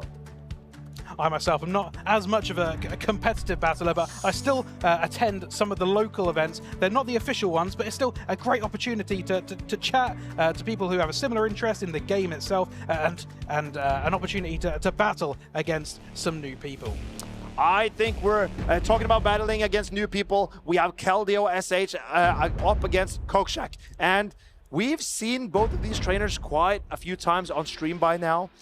But is there anything that sticks out to you? I know you are in favor of a Pandemonium here. I love Pangoro, and Cockshack has made it so far in this tournament into the winners semi-finals, and it's Pandemonium, I will tell you that. This is the last Panda remaining, as RGR unfortunately went out earlier on in the tournament. We are now seeing the last Panda standing. Is it going to be a great extinction of Pangoro here, or are we going to see it thrive? We are seeing one of the better performing Pokemon in this tournament, the Empoleon, up against the most common Pokemon in this tournament, the Galarian Corsola. This matchup is very neutral, but the Empoleon can actually 2-hit knock out the Corsola in the 0 shield scenario, and it might also hang on in the 2 shield scenario. But Kelio can decide. If he wants to spend a shield, he can win this matchup. And I'm having a look at what Keldeo has in the back here, and he has got that Shadow Scissor, which has done very well for him in his previous game. Now, seeing what Cockshack has hard swapped in here, this is a great opportunity to get that fast attack damage in. And that Florges is so safe for Cockshack unless it's on this Shadow Scissor. And Kelio has relied so much on this Scissor in this tournament. He knows he can hang on through this chilling water, so he decides not to shield it. And it does take an attack debuff, but it comes out with a lot of energy, and Cockshack, he needs to mitigate this energy somewhere. It's such a glassy Pokemon. At the cost of it taking a lot of damage, it deals astronomical amounts of damage. We're going to find out here if this goes unshielded. This same type attack boosted move is still going to do a decent amount of damage. But oh my the Scissor goodness. gets back the attack, and now Cockshack will need to respect this Night Slash. If he decides not to shield Cockshack, he trusts his Empoleon to pull this game back for him. And now he's coming back with the Empoleon. There is a Florges in the back. Maybe the Empoleon actually can pull this through, but it needs to get rid of the Corsola as well. And you've got to take into account there is an opportunity to catch on Cockshack's side as the smaller 45-second clock timers are in effect here. There is an opportunity perhaps on his side to catch a move from Keldeo later on in this game. I think Kelio knows that he is going to fast attack down this Empoleon. He is shielding up the Hydro Cannons and relying on Astonish to win this game. Astonishing damage as per usual, and it looks like this Empoleon will go down. We saw how much health the Corsola was left on Cockshack's side, and look, he's giving a shush. And Kelio, he does not even reveal the third Pokemon. Getting that Scissor on the Florges, that set him up for success, but also that boost, the for the Scissor is the most terrifying sound for any trainer. Very interesting to see the celebration. It wasn't disrespectful from Keldeo. He is a personal friend of mine, and we have an insider joke where the SH in his name, I used to pronounce it shh. So Keldeo manages to get the point in this first round. So that is his signature celebration, would you say? It could be going forward. It could be seen, if unknown to the opponent, to be a tad disrespectful per se, but if explained, I'm sure they would understand due to his name. I am hopeful that Cockshack gets this context because this is a matchup he needs to reset. He needs to keep his composure, and the Empoleon play looks to be good for him, but maybe he needs to bring in something other than that Florges safe swap, because that was punished so hard by the Scizor. I would like to see Gudra maybe instead. Absolutely, and Keldeo has used that Shadow Scissor as a safe swap in previous games that we have watched here before, and it was so pivotal for him in those games. He is absolutely demolishing anything, because that Pokemon in general, it just outputs so much damage. And you have a look on the opposition side, Cockshack, and even like against the likes of the Steel type Empoleon, it resists the damage, but it will still chip away at that HP. I am curious to see what will be locked in. Will they adjust or keep to the same strategy? The Pokemon coming in for each of these trainers will determine their future in this tournament. Maybe we're gonna see the Pangoro. Initially it's the Florges and the Corsola from both ends here. Florges coming in against the Corsola. We've seen Florges do so well in this tournament with his new Community Day move, Chilling Water. It's such a unique move, and it does decent damage, also debuffing your opponent. But this is a pretty good situation for Cockshack because he knows he needs to keep his Pangoro away from this Florges. There we see a safe swap of Galarian Corsola met by this Panda. The Panda will eat this Corsola for lunch, breakfast, dinner, and also this little snack in between. I tell you what, this Panda is not afraid of any ghost, and these Astonishes will not astonish him. He's seen these games before, and he will not be here for it. But will the next Night Slash be enough to knock out this Corsola? Did Cockshack stay in long enough so that 2 Night Slashes will be enough to knock out? Or can the Galarian Corsola hang on and get off a parting Nightshade? That is the last lifeline of Keldeo here. It looked like it was opted to be thrown on charge attack priority. Yes, it was. And to hang in there on a slither of health. Oh my goodness. Bear in mind, this is now being shielded. The Pangaru still has so much energy here. Another move being held up to throw against anything that Keldeo may have in the back line. But even the Florges will take a lot of damage from this close combat. And Cockshack saves it for another rainy day. Comes in with the Corsola. Is now not debuffed.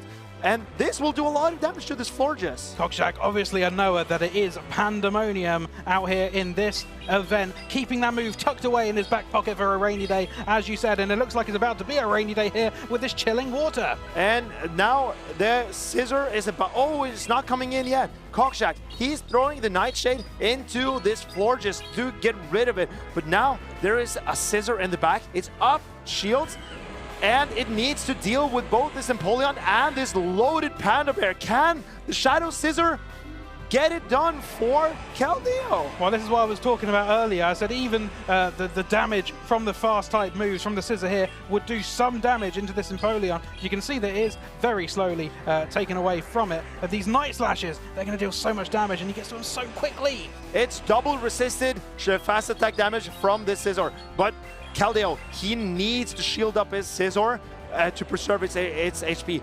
Almost every attack will knock out this Scissor from here. But now, Cockshack, he has reached another Hydro Cannon. Keldeo knows he needs to get rid of this Empoleon as quickly as possible, but now he needs to spend his final shield. And take into account, there is still that move saved up for the rainy day on the Pangoro. A very good opportunity here for a combo play, but Keldeo recognizes this and lets the Hydro Cannon hit anyway. Very good recognition by Keldeo. He realized he was in a losing position, and he let the game go because he knew he could not win this game.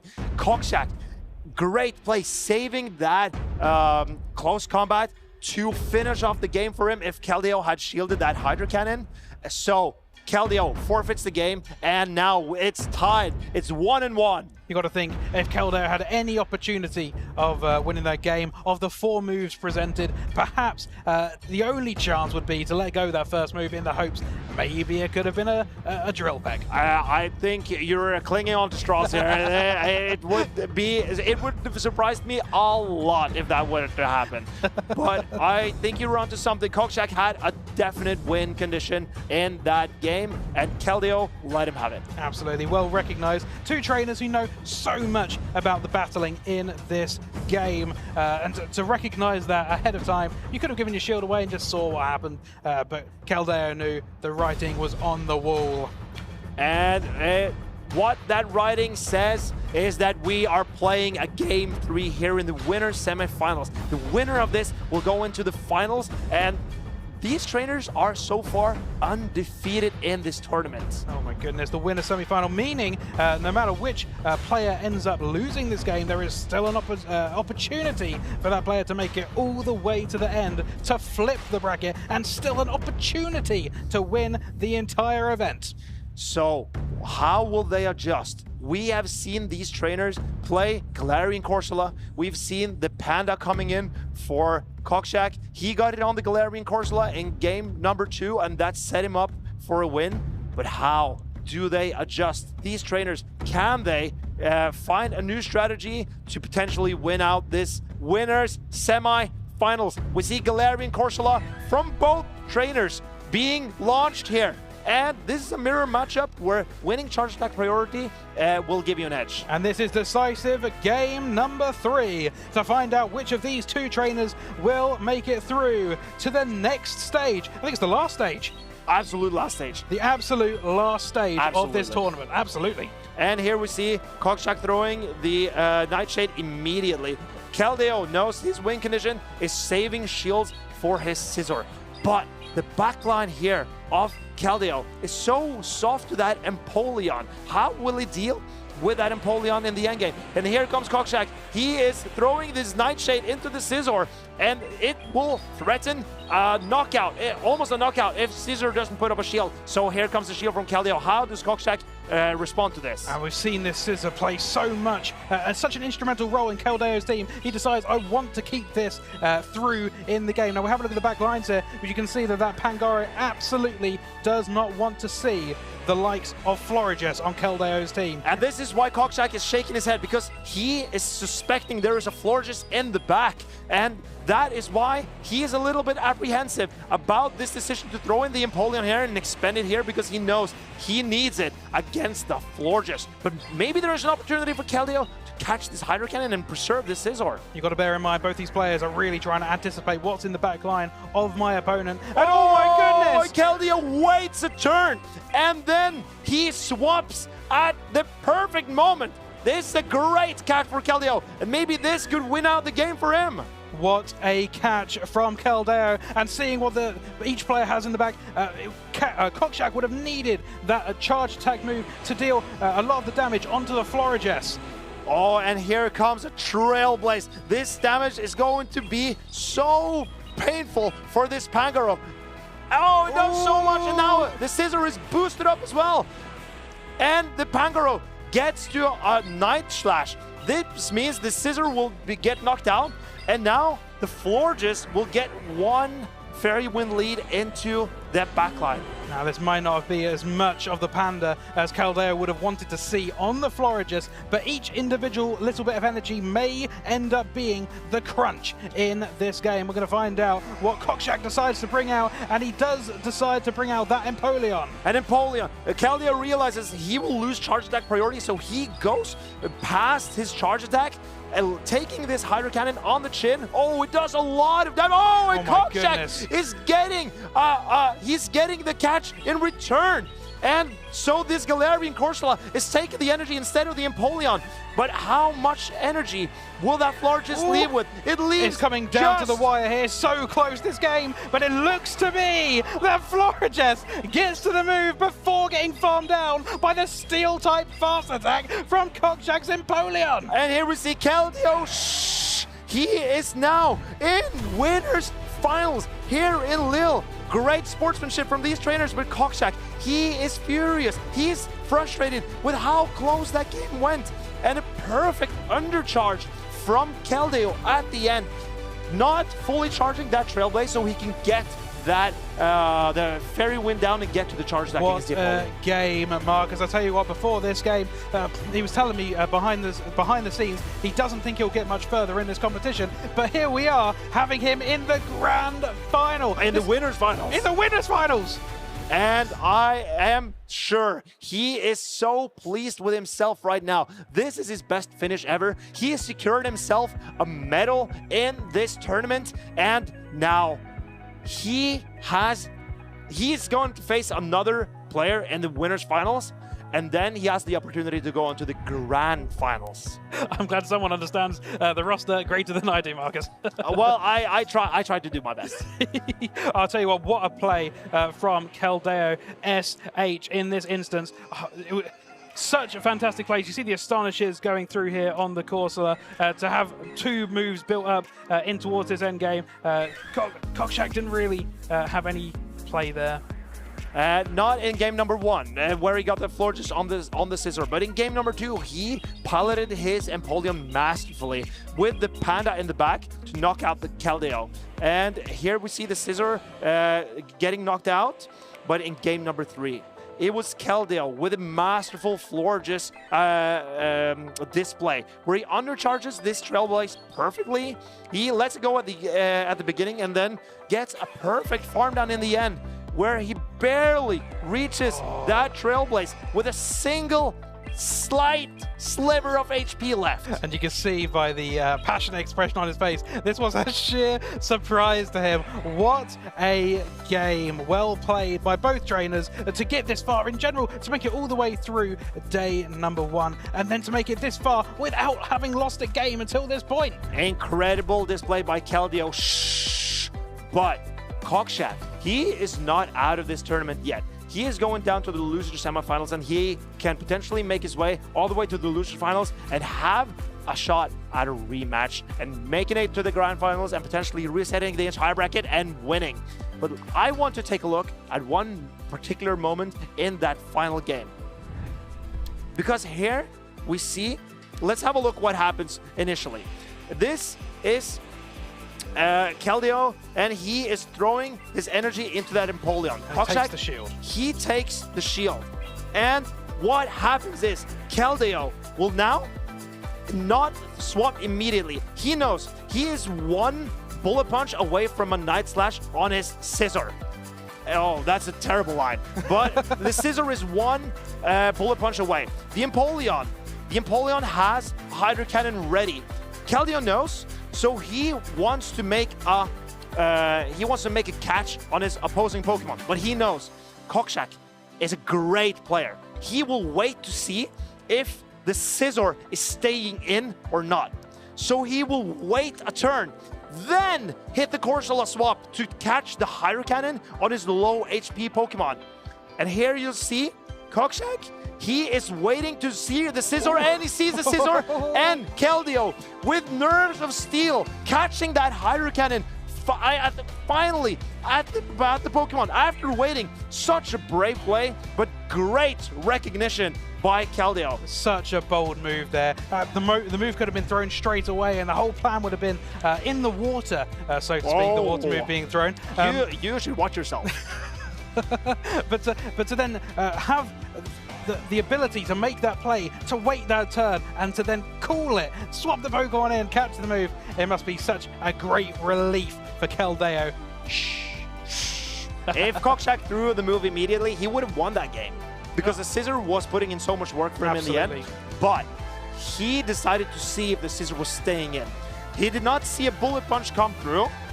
If he was looking for the Bullet Punch, maybe he could have salvaged that play and saved the energy. But he saw a Scissor, he decided to throw it, and then Kelio got the play that he needed. And it's such a high-level play. And all the players that have made it this far, I'm sure, are very well acquainted with these high-level plays. So to then predict this, is it even higher, a higher mind than the mind can even perceive? You've got to even higher predict than this really high level gameplay. But what I predict is that we are going to play a very hard game.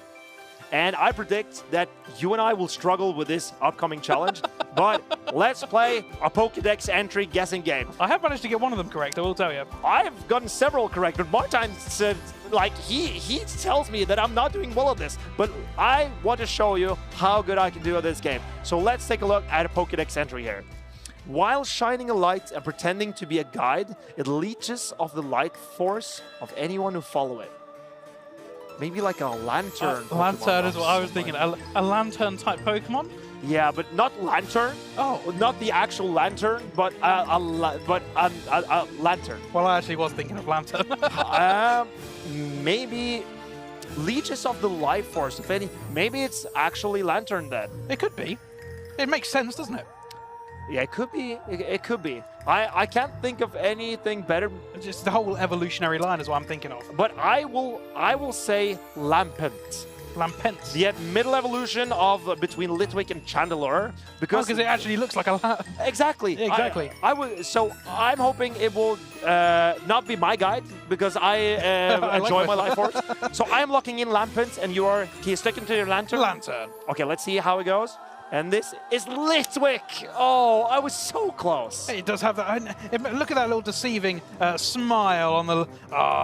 That couldn't take my life force. That it's smile. a devious little thing. Oh. But I gotta say, this Litwick is just a candle. I wonder how it will guide that many people. How many people will use it as a guide? But here comes another one. Jay, are you ready? I am so ready for this one. Its cries sound like incantations. Those hearing it are tormented by headaches and hallucinations. Well, those are many long and intricate words. As a non-native speaker, incantations. Maybe you can explain incantations for me. It's basically a word which is really long and not understood by many people of the English language also, Thank you. myself. That makes it very clear for me. So a cries can sound like anything. It's basically what we're reading here. But those hearing it, I think it's like a spell. I think it's like a That makes sense. It does make sense. Doesn't and those hearing it are tormented by headaches and hallucinations. So what's a loud, spooky Pokemon? I am going to say Screamtail. I didn't even think of that, and I'm going to leech. Oh. I'm going to leech off your arms. Like the Litwick. So I'll be your guide, but you are leeching off of me. That is okay. We are locking in Screamtail. Show us the Pokedex entry. It's Miss Magius. Oh my goodness.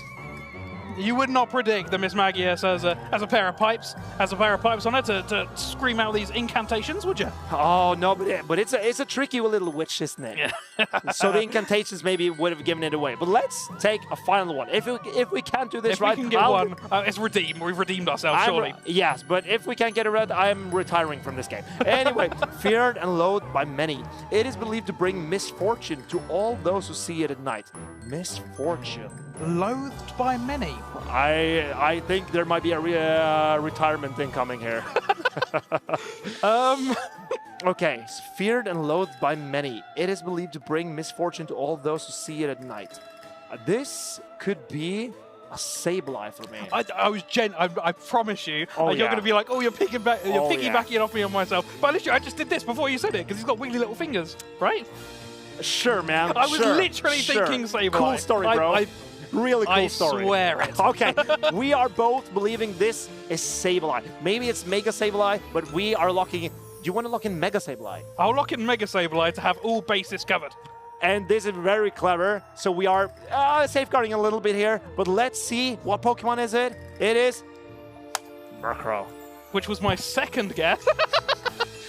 Oh, of course it was your second guess. I had it in the back of my mind, but I decided the wiggly fingers kind of had it for me. So the Murkrow brings misfortune. Oh, maybe because it's supposed to be like a black raven type of thing. But I've always thought of it as a crow. Yeah, of course, it's in the name. Exactly. You would be led to believe it. The crow doesn't mean misfortune to me. Those are very clever birds. But maybe we have something else we can take a look at. Maybe it could be a Pokemon game. Ooh. And not just the Pokédex game. Absolutely. So let's see. Upcoming match is Hikami versus Wolfpack in the winner semis. These are two French players, and both of them are undefeated so far. And both are rocking that well-performing Empoleon in this tournament. I'll tell you what, I have a lot more expertise in this kind of Pokemon game than the one we previously played. Obviously. But what I'm really interested to see, we've seen Hikami and how powerful this Shadow Talonflame has been prior to this, and also the usage of that Empoleon. Empoleon featuring in both teams here, a Pokemon that we didn't really expect to see that much of this weekend. It's been absolutely dominating. One Pokemon I have not seen at all is that Abomasnow. I wonder what it's doing for Hikami here, but it's locking into that Diggersby, and that is a curious matchup because Diggersby, the ground type, has Fire Punch to hit it back. This is the first time I've seen the Abomasnow in action, and typing-wise, you would think this is a very good matchup for him, but as you mentioned, the Fire-type attack, oh my goodness, which goes unshielded. This is going to do so much damage to this Empoleon. Oh, look at that. It's cheap Fire Punch, but Empoleon, the Abomasnow, it does not enjoy that fiery punch. You do have to take into account it doesn't have the same type attack bonus to do that extra damage on the Fire Punch, trying to catch a move, and ends up getting it, catching the Fire Punch on Hikami's Shadow Talonflame, the Fire-type Pokemon that will happily take this move. Oh, and we see the Empoleon come in. Now Hikami has the opportunity to go for the Flame Charge and start boosting up. I don't know if this Empoleon can hang on with these boosted Wincinerates in the two-shield scenario. Wolfpack not even shielding the Empoleon. It does so much damage. And it will go down without releasing any of the energy. As we mentioned previously, fast attack damage will take priority over charged attacks. And that's why the 5-turn Talonflame managed to take out the Empoleon, who threw two metal sounds. Absolutely. Here we see the Talonflame ramping up his attack once more into this Fearow. This Fearow gets its charge moves so fast with its most recent seasonal update Peck. It generates the energy so quickly, and it looks like we tried to get a catch here, but Hikami is having none of that, and he also switches at a very similar time. And Hikami, he is confident now. His Fire, Water, Grass combination was a great pick for this matchup. And here we see the Fearow is the only Pokemon left for Wolfpack. And there's so little HP left on this Fearow. Hikami shielding up the Empoleon. It's going to bring him this game. This has been a very dominant game from Hikami to get that catch earlier on in the game. It really set the tone for the rest of the game here. Wolfpack was always on the back foot, but we're going to see how Wolfpack takes this information into game number 2. Incredible display by Hikami here. He got the catch on the Fire Punch on his Talonflame. He saved up a move on that Abomasnow. And then when Hikami got that Flame Charge through on that Empoleon, that did so much damage, the Empoleon couldn't even get off its charge attacks. Absolutely, and with a chance to get to the winners finals here, you'll see both of these trainers really just trying to work out what, especially for Wolfpack, what went wrong in that first game, how can I adapt my gameplay, how can I adapt my team perhaps, and then see what I can do to try and maybe claw back a point in this game. So Hikami, he wanted to run that Abomasnow probably to check that Unnovan Stunfisk, because Stunfisk has a very good matchup into both Empoleon and the Shadow Talonflame. And Hikami, he realized that he wanted to preserve his Abomasnow in case there was a Unnovan Stunfisk in the back.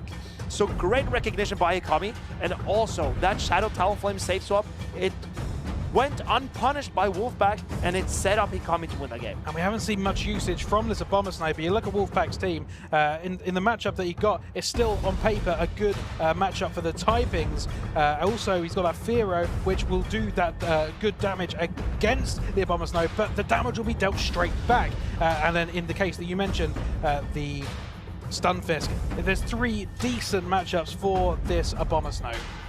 I think Wolfpack knows what went wrong in this matchup, and he will probably adjust. But how can he adjust? I think if Wolfpack leads Empoleon into that Abomasnow, it's looking dire for Hikami in this situation. But Hikami got it right, and they are locking in for game number 2. Here we go. We're going to find out who is bringing what to this game, and it looks to be Talonflame facing in against Diggersby. It's looking rather good for the Talonflame. Hikami already 1 game up in the set. This is looking good on paper for the lead. But Wolfpack, he wants another shot to try to make it right what went wrong in game number 1. This Diggersby is so tanky that it can hang on against this, even against this Shadow Talonflame.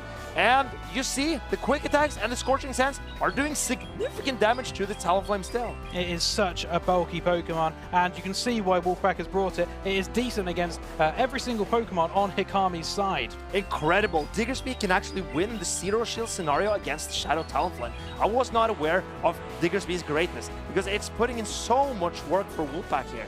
It is absolutely astounding. I didn't expect that when coming in. It looked like a clean sweep to me. But Wolfpack, now he's got shield advantage, he's got switch advantage, but that Shadow Talonflame has preserved a lot of energy in the back. How will Wolfpack deal with this? He comes in with a Fearow. Now, Fearow does have the move Drill Run, which is a good coverage move, which will do decent damage against the steel typing of this Empoleon. But Empoleon does get that Hydro Cannon off. It does go shielded from Wolfpack. Fearow is not a tanky Pokemon, so how well it could take these charge attacks from Empoleon, I'm not sure. But here we see Wolfpack. He's coming in with his own Empoleon because he knows he can resist all of these attacks from the opposing Empoleon and does not need to spend his final shield. Great play. Hikami's switch clock wasn't quite up before throwing that move, but it is now, so he might be looking to try and catch a move from Wolfpack here. We're going to find out. And Wolfpack is winning charge attack priority against Hikami in the Empoleon mirror matchup. Wolfpack wants to come out with some energy so he can potentially threaten that Talonflame in the back. Oh, no, actually, Hikami was not throwing the energy previously. He is now throwing and is winning charge attack priority. Hikami is playing very smart here. He was that little bit of energy ahead beforehand. Obviously knows how his Pokemon attack stat sits, and that's why he was willing to throw it on charge attack priority, knowing that he would probably win. But now this Fearow needs to deal with both the Swilus and this Talonflame. Oh, and this is just a body slam from Hikami. Wolfpack has to realize that he cannot shield this, because then the Talonflame can snipe him with his energy. And it is looking better for Hikami after that shield does go up. Wolfpack desperately trying to throw drill pack into this Wireless. And here comes the fly from this Shadow Talonflame. This will be enough to knock out this Fearow. Can the Firo hang on? No. Can the Apollyon now get the farm down on the Shadow Talonflame? No, the Shadow Talonflame and the Incinerates goes through, takes out the Apollyon, and Hikami, he is ready for winners finals, facing up against Keldeo. And Hikami, he is hugging his friend. He is so emotional right now because this is his best ever finish. He has secured himself his first ever medal. And Hikami, he wants to challenge to become the Lille Regional Champion. I'll tell you what, watching these games really does blow my mind, Marcus. It's the small things, these small moments in a game that really make the end product. And sometimes I'm sitting here looking and I watch the game and I think, I have no idea who's winning this. And then a key moment will come in and then I'm thinking, oh, this person's going to win. And then I end up getting shocked again that the other person ends up making a catch and the game is in anyone's hands. This game went so back and forth, the final game. But Hikami, he managed to get the opposing Apollyon so low that just an Incinerate was enough to knock it out. And preserving his Zweilous, it made this game so much easier for Hikami in the end. Game number 1, he got a great play with the Shadow Talonflame in the middle game, so it was such a steep hill to climb for Wolfpack. In game number 2, Hikami adjusted it a little bit, and that Shadow Talonflame, it put in so much work, together with that Apollyon, together with that Zweilous. And these 3 Pokemon are the story of Lille, of how they are rising out of nothing to make it all the way to the winners final. And we've seen them do so well, and holding that Zweilous in that 3rd game in the back pocket really did pay dividends to Hikami, who ended up winning and going to the winners finals. A fantastic game, well played. I think these trainers are really cherishing their Pokemon. And you see the Zweilous, how strong it is in neutral matchups. We saw Galaxkobolten win Cradley in the Zero Shield scenario with his Zweilous, and now we've seen Zweilous fight back against the Firo down a shield. Yeah, absolutely. And you got to think about this Zweilous. There aren't really that many Pokemon that we're seeing at the moment that are that good against it. We're seeing Shadow Annihilate, which would absolutely be quite devastating. And we see Florges, whose fast attack would do a decent amount of damage. Tinkaton in the same boat. But the charge attack, especially from Florges, would do absolutely nothing, really. Skin off the top from Zweilous. I think Zweilous is looking great, but we'll have to see how it does in the final game, because there will be a Florges waiting there. And we have, talking about charge attacks, Florges got some new of them, and I want to see if there are ways we can, how many ways we can use a different charge attack. Hi there, trainers. Welcome to this video, where we will be talking about status-changing charged attacks. My name is Martijn. You may also know me as Inadequance. You may have seen them before in the Go Battle League or in the Show 6 Bring 3 format in the Pokémon GO Championship series. Charged attacks that alter the attack or defense stage of a Pokémon. What makes these attacks so good, and how can you use them to your advantage? To start off, how do you know if a charged attack can change the attack or defense? You can find this by selecting a Pokemon in your Pokemon storage and scrolling down to the fast and charge attacks that this Pokemon has. If you select trainer battles here, you can see not only the damage per attack, but also if there is a chance of changing the attack or defense of the opponent. In some cases, this is even guaranteed. Generally, these attacks are not strong in terms of damage, but they can be key to flipping a battle in your favor. Let's take a look at Dugong, for example. Dugong is a Pokemon that wins a lot of neutral battles, and that's mostly because it relies on the charge attack Icy Wind. When used, Icy Wind drops the attack stage of the opponent by 1 stage. This makes Dugong excellent in a battle that takes longer. You could even come out of the battle with another Icy Wind loaded to weaken the next Pokemon that is brought onto the battlefield. Having a Pokemon that can lower the attack or defense of the opponent is a strong and safe option to lead in your battles. There are also attacks that lower your own status upon using. The best example here is Deoxys defense form. It can learn the efficient low energy cost charge attack Psycho Boost, but this will drop the user's attack by 2 stages. Now you're wondering, is my Pokemon stuck with this attack debuff for the remainder of the battle? The answer is no. Status changes are cleared upon switching out of the battle. What you will see many players do is launch the Psycho Boost quickly into the opponent and swap into the next Pokemon to clear the attack debuff for when Deoxys defense comes back into battle later. There are also charge attacks that can boost your own attack or defense. Poliwrath, for example, can win the mirror matchup with Power Up Punch. This is not a strong charge attack, but it's low in energy cost and it raises the attack stats of the user by 1 stage. One last thing. Not all status changing attacks are guaranteed, some only have a chance to trigger the effect. Examples are Crunch, Scald and Zap Cannon. It's worth getting familiar with these attacks as they can aid you in building a strategy for your battles. Go to pokemon.com/play to check out the latest news on nearby events and hey, give it a try! You can follow the action on the website, but you can also follow the action live here in the venue, here at the Lille Regional Championships. I'm Amanda, also known as Lumberger, here alongside my good friend and Adequance. Yes, hello! It's been such a long time since we've casted together. I think Speedy Chief will be super jealous. Chat, I just want to say, by the way, we were watching that Pokédex entry game, and I saw Marcus and Jay, unfortunately, they got 0 out of 3. I know, that was very so unfortunate, right? Yeah. Yes. How many did we get in? We got at least 2 out of 3 there. 2 out of 3. Litwick and Miss Magic. Yes. Litwick was me, Miss Magic was you. It was absolute, don't leave me hanging, please. Absolute teamwork.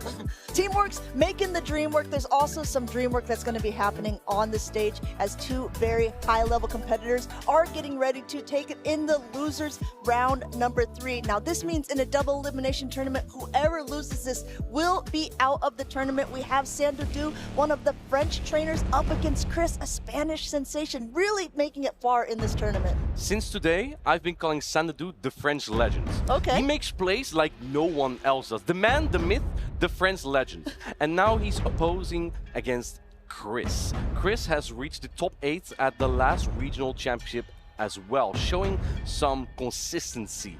His friend Patman, obviously, we've seen him so many times, but this time Chris seems to be taking some notes for there. Yeah, exactly. I think these trainers have been battling together.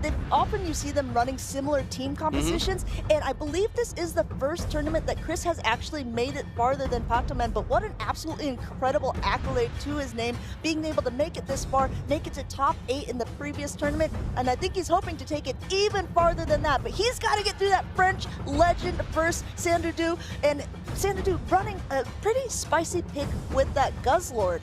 Guzzlord is a Dark and Dragon type Pokemon that we've actually not seen so much this regional championship. We've seen Z Zwilows take it to the Milwaukee Grand Finals, but here we've seen the Pokemon rather more, Zwilows, right? Which is much faster to charge like Body Slam that you use more frequently likely. And Brutal Swing is just there to really check the Galarian Corsola. But we'll see if Sandudu is confident enough to take it into a team that has a Wigglytuff on it. Here we go for game number 1. Not only that, we got a Primeape, and it looks like, yes, he is being able to risk it here.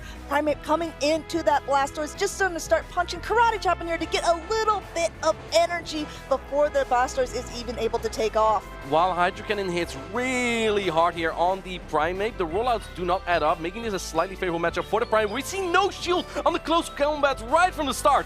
Going ahead and letting that connect, putting that Blastoise down mighty, mighty low, and actually staying in, going for another Karate Chop, forcing Chris to expend some of that energy, and Sandudu puts up a Protect Shield. Chris was waiting a turn there to make sure he wasn't throwing that energy into anything else. Now swapping into the Dusknoir. Interesting play there from Chris. You'd think that the Primeape from Sandudu would switch out after the close combat debuff. Now swapping into that Azumarill because the Astonish damage would be way too much, and Azumarill soaks damage like nothing else. So Azumarill is very thick and being able to take this just with ease here, charging up energy itself before it's going to be able to throw either an Ice Beam or a Play Rough. Dusknoir, all of them in day 2 are that Shadow version. I mean, it's just going to be packing a little bit harder of a punch, whether it's Shadow or Dynamic. Sandudu farming up some more energy, going over the Play Rough, and now finally launching it. We see the final Protect Shield go up here, the final Protect Shield go up here from Chris, protecting that Dusknoir and just firing with so much energy. This Pokemon is kind of annoying now for Sandudu to take out. It's a little bit annoying, a little bit spooky as this first one goes through. It is enough to knock out. No, Azumarill hangs on! But we see the catch on the Blastoise. Tremendous play from Chris. He keeps the Dusknoir around. Not only that, he's got some energy loaded on it. later, and it does have a pretty high attack, so Dusknoir could prove vital. Also in the back, there's a pretty healthy Primate, but look at what's lurking on Chris's team. It may be charming, but it's definitely something that Primate doesn't want to see. But how are you going to get rid of this? I think you have to come with the Primate here to get as soon as possible to those Rage Fists, because Primate does charge very quickly, and Dusknoir already has so much energy though. Can you even get there? There's 2 attacks, and the catch again now on the Gastrodon, but this is still neutral, and Dusknoir still has enough health to get to another charge attack here. While it does have enough health, it doesn't have shields to hide behind. Sandudu still has 1 shield left. He's using it on this Gastrodon. He still hasn't even seen the 3rd Pokemon that's there for Chris. That Wigglytuff is just lurking in the back, and it's coming in now. Here, the Wigglytuff is, but because the Gastrodon has a Mud Slap advantage, it will be able to launch this Water Pulse before the potential Icy Wind that would drop the attack from this Gastrodon. Wigglytuff is still kind of bulky. Do keep in mind, this Primate does not have a close combat just yet, and it's going to need that to knock it out. But close combat will drop the defense from Primate by 2 stages. And already it took a lot of Astonish damage from that Shadow Dusknoir. It's 1 away from a Rage Fist, but it's got to get to the close combat. And Sandudu actually opting for the Rage Fist against this normal. It's not going to be doing enough, but he recognizes that close combat would have just knocked him out. He couldn't. He just couldn't do that. He had to get to 2 attacks here.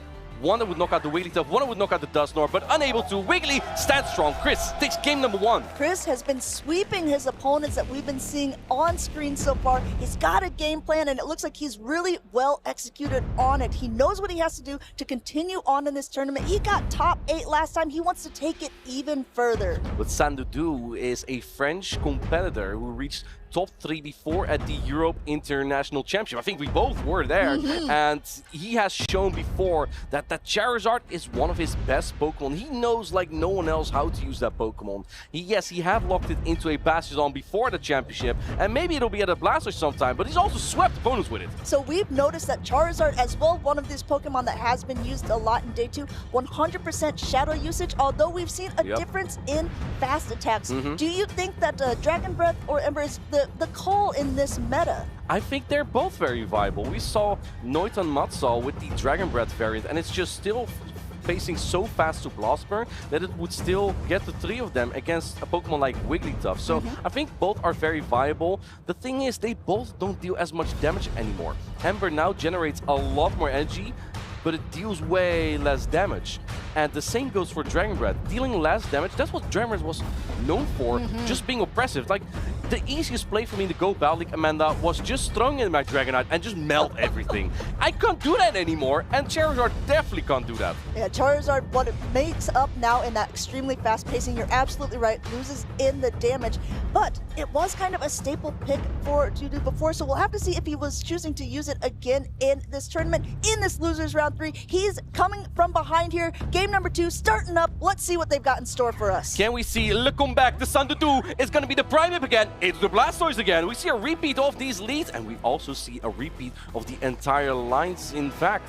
So say maybe second verse, same as the first. We'll see if they choose to play it out a little bit differently here. It looks like this time the Hydro Cannon is going to go through first on the side of the Blastoise, and it looks like no Protect Shield used by Sandudu. And the rollout damage won't be as much as well. We see both trainers going out for this battle right now because some karate chops were missed on the side of Sandudu, so they're just going to replay that real quick to make sure that they have an equal start there. Yeah, you saw a little bit of a gentleman's agreement between the both of them there, Sandudu recognizing he wasn't getting in his karate chops in time, and Chris was the first person to back out of that match. I like the gentleman's agreement. The sportsmanship, I appreciate that. Yeah, exactly. And they're locked in already, by the way. Yeah, well, I think so. I mean, they both got a... Same teams, I guess. Going ahead, taking it into the real game 2 this time of Losers Round 3. Oh, what a surprise. We see that Primate up against the Blastoise. All right, Primate ready to punch again into this Blastoise. We saw Sandudu let that Hydro Cannon go earlier. Let's see if he makes that play again, or does he go for that close combat just like he did in Game 1? Yes, he does. Going for that heavy hitting attack, and once again, no Protect Shield used by Chris. We'll have to see if they want to continue to play this out of the same, because the Hydro Cannon is already loaded, but this time, trying to catch onto the Zoomerl unsuccessful. successful, getting a ton of energy on that Blastoise before now coming out into that Wigglytuff. Okay, this match is going to take a while, so I can yap a little bit about what just happened there. Away. In game number 1, Chris waited a turn right after the close combat before throwing the Hydro Cannon. Now you saw Sandudu wait a turn, then swap, attempting to catch, and Chris played it different. He went straight for another rollout instead of waiting there. That was a Spanish mastermind there. Going ahead and just charming away, Bubbles and Charm, both those 3 turn attacks, getting to the attack on the Wigglytuff side. It's not going to be enough to knock the Zoomer out, but it does put it into the low yellow, and it looks like if 1's not enough, I don't even think 2's going to be enough there in Adaplex. This Swift will not knock out the Azumarill, and this, I believe this was a charge tech priority tie, so Azumarill will be expending the energy here. I don't think that Chris will be using the Protect Shield here because the Wigglytuff has put in the work that Chris needed to put it in the But work. I think if you're Sandudu, you're also fairly pleased to see that Wigglytuff out of the way. But you're not pleased to see this Pokemon, Oh though. no, an immediate pivot out into the Primeape, something you don't see all that often, but there was a little bit of an energy advantage and charge attack here, going and throwing first, getting that Protect Shield off of Chris's side as that first Rage Fist ramps up the energy of the Primeape. A risky charge stack priority tie on Sandudu's side here.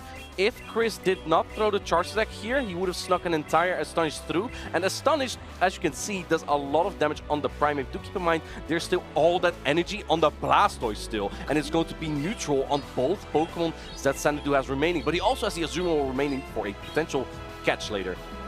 There once was 2 shields, now there is none on the sides of Chris. And actually, Chris, not even bothering to Astonish down, wants to get the Primeape out of the way, goes for a Shadow Punch here, knocks out the Primeape, and we'll see what's coming back in here. Azumarill, as a reminder, very, very low on health and expended that energy on the Wigglytuff. This is the unfortunate thing about the Gastrodon. You have to go for the entire water balls. Oh, making the catch attack, but Chris is playing out of his mind. He's not gonna fall for any of that. Comes out with so much energy on the Dusknoir now. Dusknoir is super spooky this season and fully loaded with energy. Punch number 1 coming through. You see Sandudu kind of looking out to the crowd, recognizing this Gastrodon is in a precarious position. And we see the catch here, kind of on the Blasters. I'm not sure if that's exactly the catch that Sandudu wanted or that Chris won, because he had so much energy on this Blastoise. I think Sandudu kind of predicted this, but can you now get the one shot down? Can you get the one shot down? Sandudu, he takes game number 2. What a play there to predict Chris swapping out and taking the final shield. That was his win condition right there. If Chris went for the Shadow Punch there and would have won Charge Security tie, then Sandudu would have lost that game because he would have expended his energy and Blastoise could have reached maybe 1 or 2 attacks there.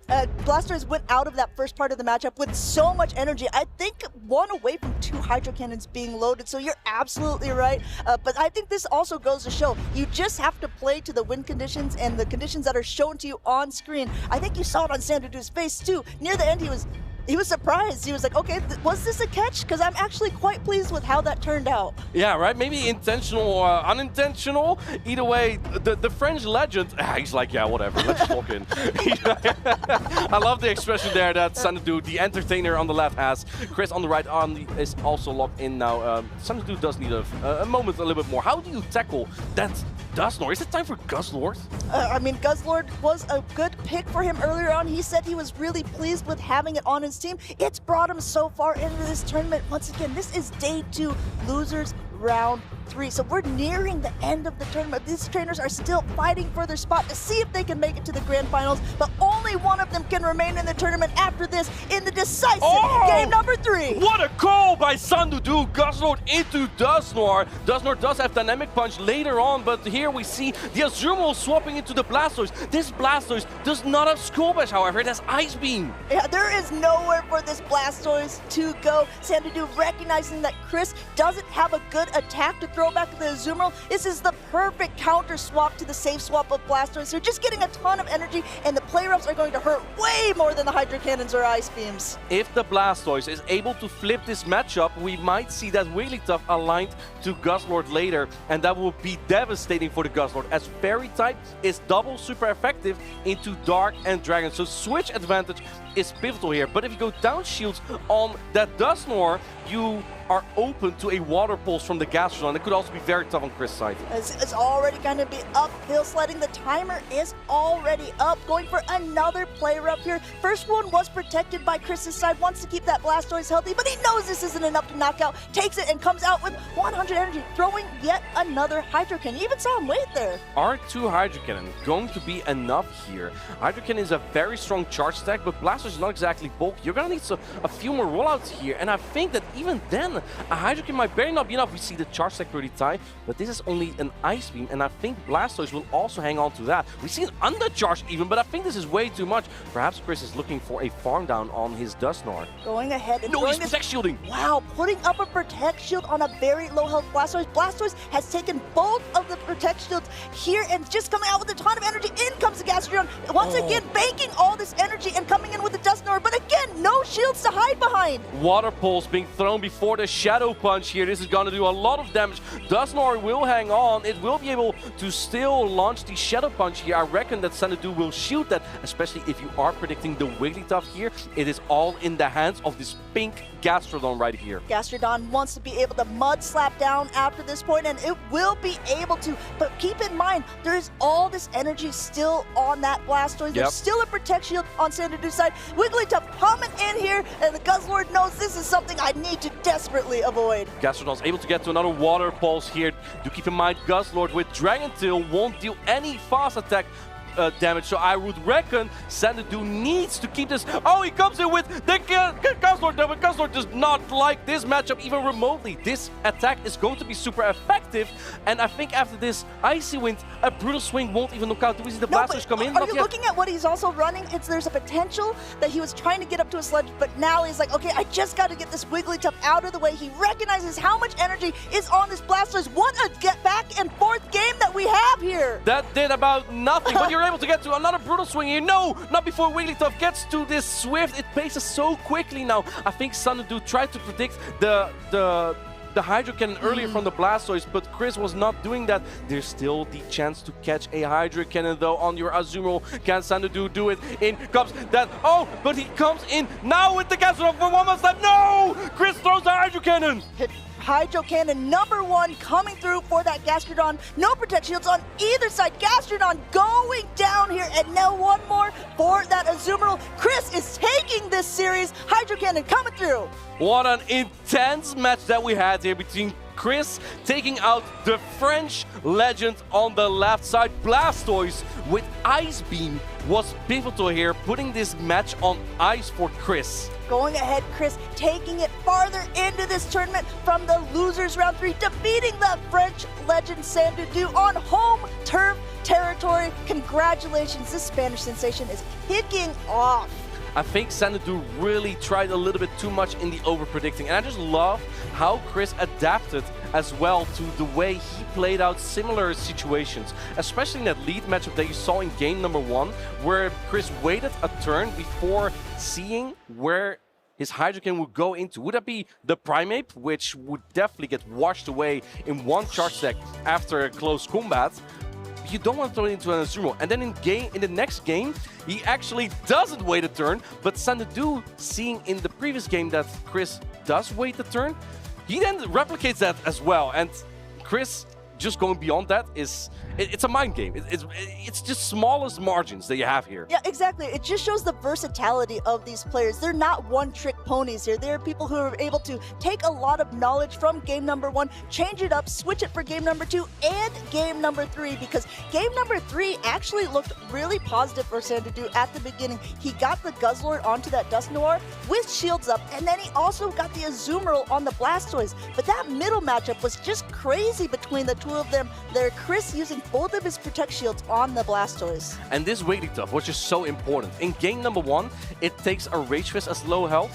In game #3, it took a Brutal Swing at low health. Like, Chris didn't even need HP on this Pokemon to win that game in the end. And I love this, by the way, where Sandudu had only one win condition, Of course, Chris waited here, tremendous play, but in the very end, Sandudu had only one win condition, which was Chris trying to go for the combo play. And he tried that, Sandudu threw the attack immediately and won the battle, the second game through that. But this game, yeah, Chris just playing out of his mind, and Sandudu trying to overpredict a little bit with the switches, and then in the end, waiting tough on the Guzzlord. Blastoise still with the energy remaining. It was too much for Sandudu to handle. Do you think, because I know the charms do so much damage to the Guzzlord, that it could have gotten up to a Sludge, because the Sludge would have been super effective against the Wigglytuff, and that could have knocked it out, but was there just still too much of the Blastoise to go through for those 3 low health Pokemon? I just think that Sandudu was overpredicting, because I think he went for the Brutal Swing immediately, because he knew Blastoise had energy, and Chris in the game before that also swapped into to expend energy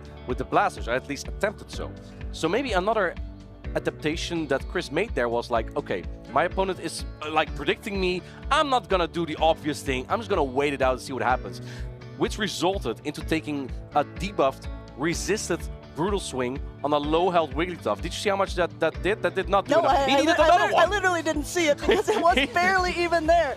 He needed another one. Well, if he did one more Dragon Tail, no, 2 more Dragon Tail, he had the Sludge Bomb. Yeah, well, I will tell you what, those games are absolutely wild in our arena, but that's not the only wild arena that we have in Pokemon Go, because there is an event coming up, the Wild Arena event, and there is going to be a new Gigantamax released. What are your thoughts on it, Martijn? It's going to be the Garbodor, and I personally love doing those Gigantamax battles because you can get so much starters from them. If you double the rewards to put a star piece on, 75k starters. I can almost build a new PvP Pokemon with that. So yeah, we're going to show you real quick an intro to this Gigantamax Garbodor that will be taking place next weekend.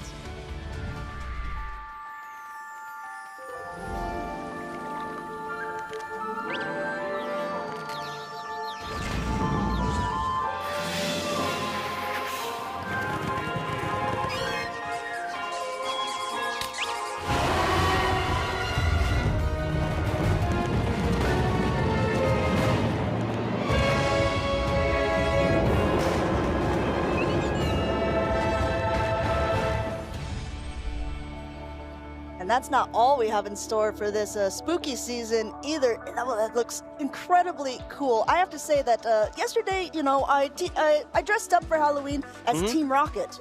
And today for Halloween, I dressed up as a Frankfurt Regional Champion. What do you think? Can you believe what I have to put up with?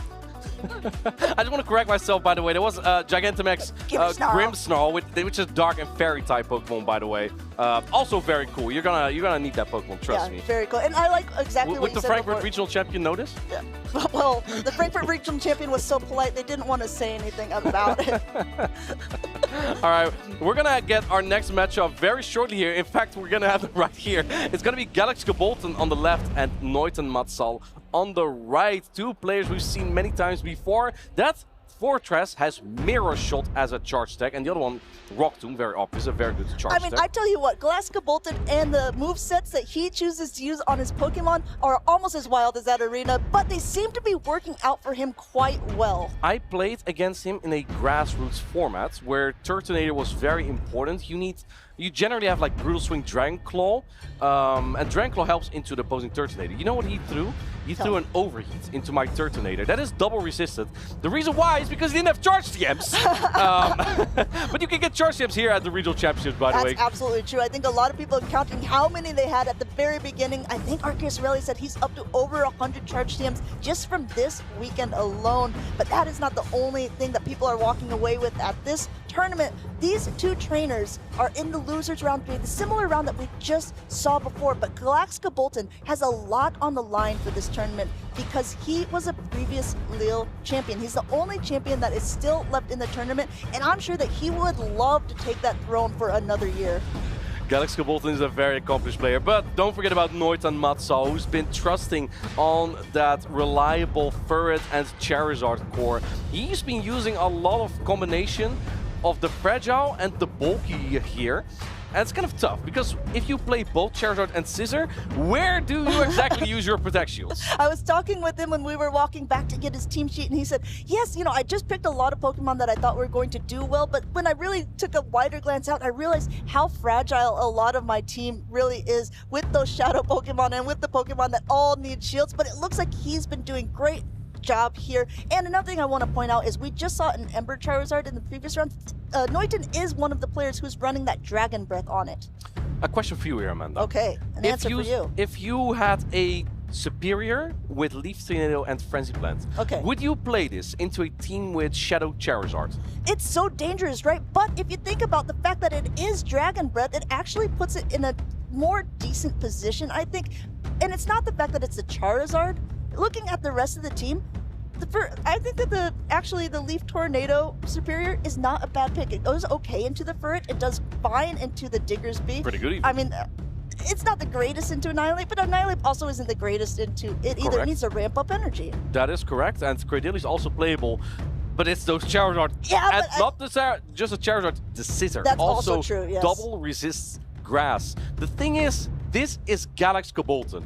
And if you think he doesn't run Superior, I have news for you. He might actually do it. We're going to find out in game number 1. They have locked in Galaxkobolten on the left, Niton Upsal on the right. I think he makes a lot of risky plays. We'll see how risky these players want to get as we're jumping right into the battles here. We've got the two most popular Pokemon in the meta here up against each other. This one leans slightly in favor of the Corsola, but Cradily being able to get a Rock Tomb off is also helpful, lowering the attack for later parts of the game. You would think it's favorable for Galarian Corsola because you resist the acid, but because this matchup takes so long, that's why Cradily actually shines. Because you get so many Rock Tomb debuffs, I agree with you. I actually would like this matchup for my Galarian Corsola because it just gets so close and everything. But Cradily wins all even shield scenarios. Whether you use 0, 1 or 2 shields on each Pokemon, Cradily will win it just because of the sheer Rock Tomb debuff. To quote our good friend and caster, Coning Lionheart, don't be silly, lead Cradily here, and that's exactly what Niton decided to do, taking a tip and page out of that book, throwing yet another Rock Tomb here, and Galaxkobolten responds in kind with another Nightshade coming through.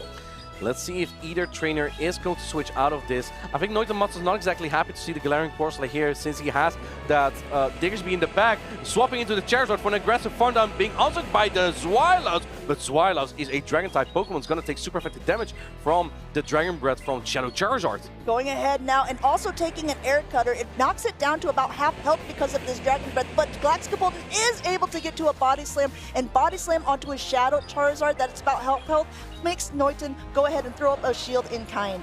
Can you get a Dragon Breath down here on that Zweilous? Looks like Niton Matsal wants to preserve the health. And you know why that is? I think Niton Matsal might be predicting a potential Superior here, but we see the Shadow Talonflame. And we saw earlier Niton Matsal, he might still have some nightmares from that matchup where the Shadow Talonflame actually incinerated down a Shadow Charizard just because of how strong Incinerate is and how low bulk the Shadow Charizard has. And that's exactly what it looks like might be able to happen here. That was against Hikami earlier on in the tournament, the thing that knocked Niton down to the loser's side of the bracket. Galaxkobolten puts up a shield. I don't know if he'll even go for the Flame Charge yet. He might just go completely for the Incinerator down, trying to catch under the Diggersby. Where is all this energy going to go onto one of the bulkiest Pokemon we have in Great League? While this is not exactly a favorable matchup for the Diggersby, Diggersby is definitely the kind of Pokemon that can hang on to all of the energy. And I really like this no shield from Niton Matsal because a Flame Charge would have done less damage but boost the attack, meaning that the next fly would do more damage. I'm curious to see this Fire Punch because it would not do enough damage. I think a Scorpion Sand would definitely have done enough damage to knock it out. Going ahead here, if you want to take a peek again at that backline, Diggersby is so good against the Corsola that is left the low health and also the Talonflame. So going ahead, you want to make sure he gets as much off as possible, but another fly is coming through, no Protect Shield remaining. Important moments coming up here, Amanda. Okay. This Incinerate on Charizard won't land for like 4 or 5 turns. We see Galaxkobolten predicting the Charizard come in, so he goes into Galarian Corsola, and we see the prediction from Niton Matsal. He swaps it immediately, and now the Charizard comes in, but can you get down this Galarian Corsola immediately? I think that the Shadow Charizard has an Air Cutter, and if you can get the Talonflame down in 4 Dragon Breaths, Niton Matsal could win this game. He has the Air Cutter, he doesn't throw it though, he's going for the Dragon Breath down, unable to. Galarian Corsola, it takes game number 1 for Galaxkobolten. Galaxkobolten has taken this game by a very narrow margin. You saw both trainers not quite quite sure how they wanted to play that out in the end. Niton had to risk it because there was still 2 Pokemon left on Galaxkobolten's side. And once again, proving the strength here of this Shadow Talonflame. I was talking with Jay earlier on, and I'm a little bit jealous because I didn't get a good one Jay? during the... I'm really jealous of Jay, just in general. But the fact that everyone here seems to have the Shadow Talonflame, I didn't get a good one during the Rocket event. Really? Yeah. Do you know who did? Tell me. Moi. Of course you did. C'est moi. C'est moi. Over there. Do you mean to say the Frankfurt Regional Champion, who I'm dressed up as, has the best Shadow Talonflame? Look, you think that a Shadow Talonflame, generally trainers want to go for a Pokemon with a low attack, a high defense and HP, so it has as much bulk as possible. We saw yesterday that Hikami, who's now top 3 in Lille, won a match against a Mind Joke because his Shadow Talonflame had a higher attack stat. Sometimes you don't need those good, so-called good Pokemon with high defense and HP. Attack really helped, and I think the trainer that's also still in the tournament, Chris, is honestly by now known for having Pokemon with a higher attack. So what you're telling me is I should have just built it no matter what. You should have built it's it better and you than should have having none. competed. Yes, okay. Wait, maybe it could have been you here, That Amanda. could have been me with this Shadow Talonflame, my Mirror Shot Fortress, and my Leaf Tornado Superior, making it to losers round 3. But instead, it is Galaxkobolten, our previous Lille champion, up against some other trainers who are wanting that crown for themselves. Niton, he's got to go not only one game here, he's got to flip the bracket to be able to take it. Because again, in this double elimination tournament, whoever loses this round is out. I have a bold prediction here. Okay. I think now that Galaxkobolten is 1-0 up, so this is when I played Shadow Pocket at the Europe International Championship. When you're 1-0 up, you can take more risk. And perhaps now we see that superior from Galaxkobolten come in, despite seeing that Shadow Charizard. Yeah, I think that Niton bringing it into game number 1 is basically saying, hey, no, I see what you have. I know what your signature Pokemon is. I dare you to bring it. But when you have both a Fortress and a Superior on your team, you have to be expecting a way to play around a Fire-type attack. So let's go ahead and see. We see it in the lead there up against that Zweilous. And like you said, it's sort of a neutral here because it's going to be able to get to attacks at about the same pacing. Galaxkobolten, he knows the dimensions of how fragile Shadow Charizard is. He's weak to Shadow Charizard in all 3 Pokemon here, and he did bring that Superior, but this is not that bad of a matchup. I believe you only lose the 2-shield scenario as the Zweilous. Letting the Air Cutter go, though, I think that Galaxkobolten is just fine playing a shield advance for the Talonflame. Can get to the bottom side? No, swapping out immediately, doesn't want to get that farm down, because I think Galaxkobolten's plan in the first place was anyway to just get the energy advantage from Talonflame. Well, looks at this. Talonflame has come in, it's taken the attack, Whoa, so that's has a lot. Zweilous, and this does a ton of damage, but guess what? It's able to make another one here. Does Galaxkobolten want to use a shield? Not just that, not just that.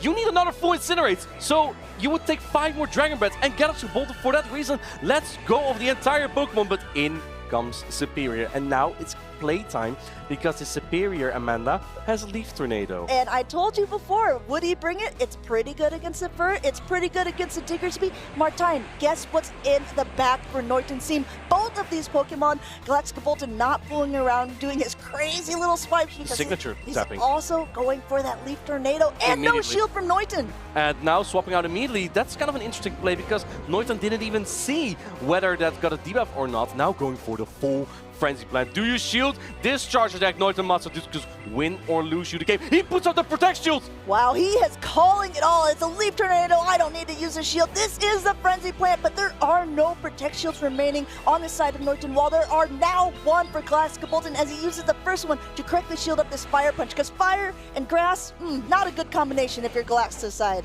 Yeah, we still see a catch attempt, by the way, in the Zweilous from Galax, which may even be able to get to a charge stack as it already is close to a body slam as well. This Frenzy plant lands, you may be able to get that Vine Whip down here, going for the 5-punch. No catch yet on Galaxkobolten's side. I do think that the next catch would be very kind of easy because it might come to a point where Diggersby kind of has to throw. We see the switch immediately, and now go for the Swift. Galaxkobolten not being able to catch anything just yet. Go ahead and keep your eyes glued to this screen here because it's basically superior against the world. This Swift does come in, but it's not enough to knock out. Frenzy Plant is already loaded here. There's a small health Diggersby in the back. There's a small health Superior and Zweilous on Galax's side. Zweilous still has some energy. Can it get the Dragon Breath down? It's going for the Body Slam. It gets to the Body Slam. But listen, Amanda. That Diggersby can still get to a 5-punch. I believe it has 3 quick attacks and it needs 2 more. It's going to get to another one right here. And then it's one off. Can you hang on to one Vine Whip here? Going through here. He's one away. He's able to make it. Niton tying up the series here, punching away. Diggersby taking out the beloved Superior at the end of the match. A sigh of relief on the side of Niton Matzo. He's like, why do you have to make this so sweaty, bro? This is way too tough. All of these games coming down to the wire. If you were watching Galaxkobolten playing earlier on against M.E. Weedle as well, one of our former regional champions, those games were absolutely so close, and now continuing to do so. Galaxkobolten putting on a show for us this weekend. And he brought the Leaf Tornado Superior. He was like, you know what, I'm 1-0 up. I can take a little bit of risk there. He went triple weak to the Charizard, but I think he didn't realize that Zweilous wouldn't be able to get 2 charge stacks there and swapped out at that point. The Zweilous will be able to win that zero shield scenario just because Dragon Breath and Body Slam already does so much. But when Charizard can hide behind shields, it's so good in some of these neutral, or well, slightly favorable matchups. So Diggersby came out of that last matchup with just basically like 2 HP left. Do you think that there actually needs to be adaptations in the team composition, or do you think it's maybe a little bit different in the playstyle or shielding scenario if you were Galaxkobolten? I think as Galaxkobolten, he definitely just wants to put everything on the Superior, especially when you see that Charizard in the lead. You could play the soft ABA, as I call it, which means that you are slightly weak to a Pokemon in the lead, in this case the Zweilous, and even harder, weaker to it in the back, in this case the Superior. But if you can get rid of the Charizard in the lead, then that Superior doesn't need to fear it anymore. And that's why this game was close in the first place, because Galaxkobolten was able to wiggle down the Charizard with teamwork. Yeah, but not only that, did you see how much work Niton's Charizard put in there? It basically knocked out the Zweilous. It knocked out the second Pokemon, making it so there was only Superior in the back. Flying to success, the Shadow Charizard, not a Dragon-type Pokemon, it's a Flying-type Pokemon, and it really helps in some of these matchups where opponents have either Dragon-type or Ground-type Pokemon.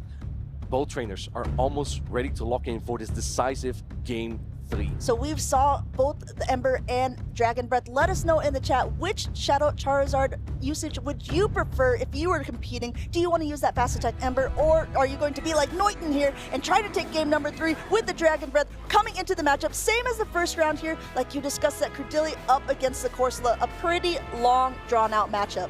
We saw this in game number 1, and Niton Matzo was looking a little bit up there, a little bit disappointed. The reason why is because he has Ferret in the back, and if you see Galarian Corsola in the lead, your Ferret in the back is likely covered. Probably with the Fortress, with the Zweilous, or with the Superior. Going ahead now, just farming up a little bit of extra energy, throwing that first Nightshade. As we've seen before, no need really for Protect Shields, especially for the first couple, but they are both starting to slowly dwindle down in health. Rock Tomb number 2 already loaded, but actually, Niton lets it go through, and the Nightshade number 2 goes through without being debuffed. I wonder if that's going to change his matchup for that Galarian Corsola. If he can now get his stones down, he swaps out into the Ferret actually immediately, and now baiting out that Zweilous. This is kind of what you have the Charizard for, but Shadow Charizard. Niton Matzo doesn't know it yet, but still looks kind of good in the back. Going ahead and getting to this Swift, it's not going to be doing so much damage here. That Zweilous is still going to be in the green, and it might respond with a Body Slam of its own, another normal type, but just getting up a ton of energy. And my goodness, before it was Niton letting an extra attack go through. This time it's Galax's side, letting another Swift go through on his Zweilous, even though he has a ton of energy, basically farming up to 100 there before throwing the heavier hitting Dark Pulse. But this Dark Pulse won't be able to knock out, so you have to go for another Body Slam. I'm not sure if the timer is going to be up and you can keep this charge attack. No, the timer won't be up. You have to throw the Body Slam here, and this will set up the Shadow Charizard from Niton Matzo, because if he's keeping shields, you know it's either going to be the Shadow Charizard or the Shadow Scissor in the back. Perhaps Galaxkobolten just wanted it to get so low so that the Charizard didn't get much farm. That is exactly what happened there. But there's still a pretty healthy Talonflame in the back that hasn't even been shown. Coming back in with the Corsola here because it's no longer debuffed and forcing Niton to make a decision if they want to throw again, not throwing when they have the opportunity before the other attack goes through.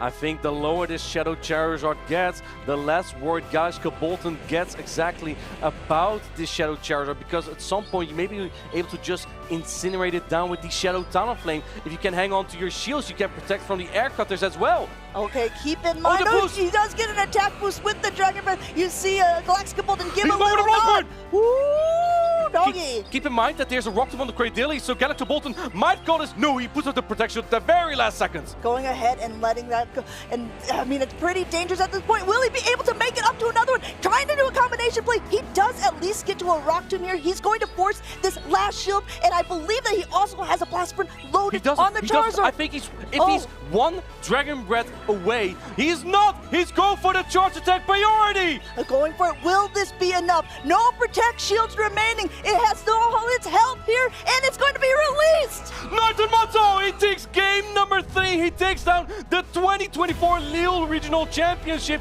and he advances to losers round 4. Shadow Charizard at the brink of defeat manages to pull through with that air cutter. I thought he needs the Fury Blast Burn there to boom away that Shadow Talonflame. No, air cutter does enough. In case you were deciding for yourself whether it's Ember or it's Dragon Breath, I think Niton just made an incredible case for the usage there.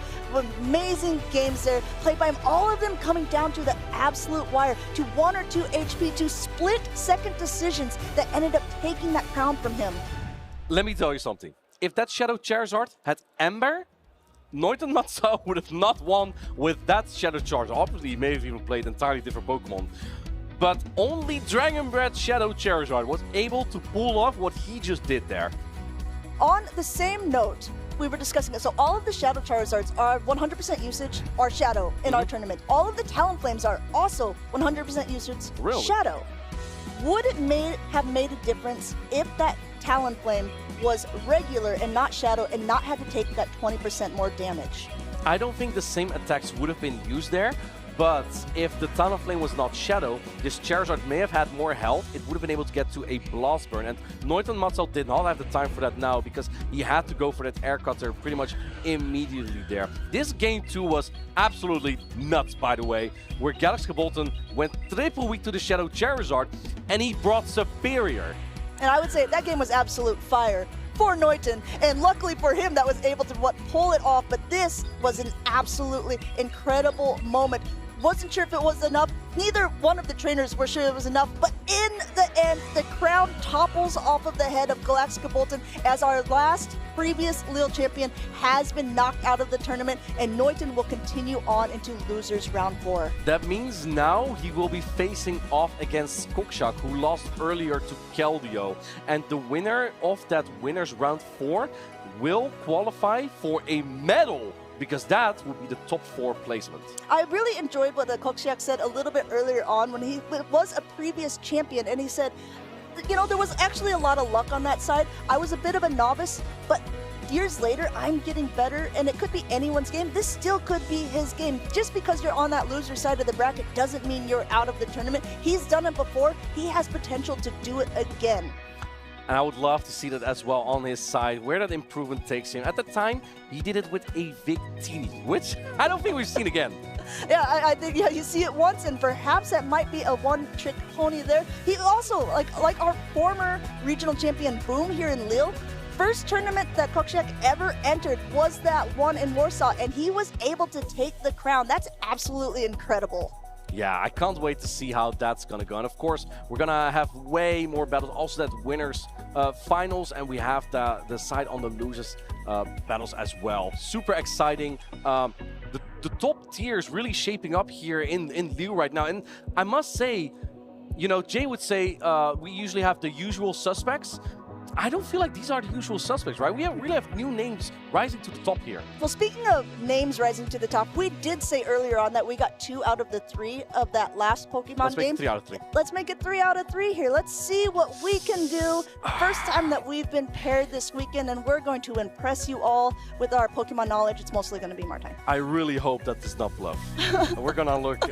It's gonna be so embarrassing. I know. So I do promise that we got them all last time. Buried beneath the castle are masses of dried up bones from those whose vitality it has drained. So it's got to be like Polysand or... Polysand, yeah. Lock it in, that's it. Oh. Oh, we're already beating Marcus. Already we're ahead here. Let's see what we got for number 2. Needs to be a little bit more difficult, come on. This Pokemon appears just before someone passes away, so it's feared as an emissary of death. Ooh, you did ask for it to be a little harder. You know it already. You're already grinning. Lampent, lock it in. It's too easy. You can't give a Chandelure type Pokemon. That's why I had Litwick earlier as well. And not expect Martine to know this. All right, we're 2 for 2 here. Let's see if we can go for glory. 3 for 3 in our last It's gotta happen once. It dwells in the darkness of the caves. It uses its sharp claws to dig up the gems and nourish itself. It's Sableye! It is Let's Sableye! lock it in. This is my guy. This is my favorite Pokemon. No! What, are you dressed up as the Lille co-caster? This is my favorite Pokemon, and of course it's going to be Sableye. We did it! We went 3 for 3! 3 out of 3. Oh, as the kids would say, easy clap. The kids do say that. 6, 7. All right, let's take a look again at the losers bracket to see what we've been talking about this whole time and who has gotten so far already. Cockshack, Niton Matsal. We've seen Niton Matsal earlier, and then I believe you had Wolfpack on your cost prediction up against Chris. Yeah, Chris has been an incredible opponent. Wolfpack does have to be a little bit wary of how good this trainer has become. I did pick Wolfpack and his Empoleon. I think Empoleon is such a great pick for this tournament, but I even want to bring it back all the way to the beginning here because there were some matches that were played off screen that we really didn't get a chance to see. I just want to highlight Gorka beating Donnie WW. He was a trainer that we didn't get to see at all from day one, along with Sandudu, so I'm really glad. No, we did actually. We did see. Oh, did we? I didn't get to see it. Yeah, I got to cast it. But well, you're lucky. Sandudu, we did not see him on day 1. But what a show he put on day 2, though. Yeah, exactly. And for both of these trainers to be able to continue on, make it quite far into the tournament, everyone should be extremely proud of the runs that they've had. But yes, it's dwindling down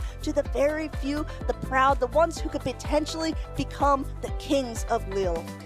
In our next matchup, it will be one of those losers brackets battles. We're going to have Wolfpack versus Chris. Chris been relying on that Shadow Dusknoir. We see everyone with the Galarian Corsola. Chris is like, nah, I'm going to take a different route. Let's just go with the Dusknoir here, paired with Wigglytuff. I think that core is really strong. Tell me why.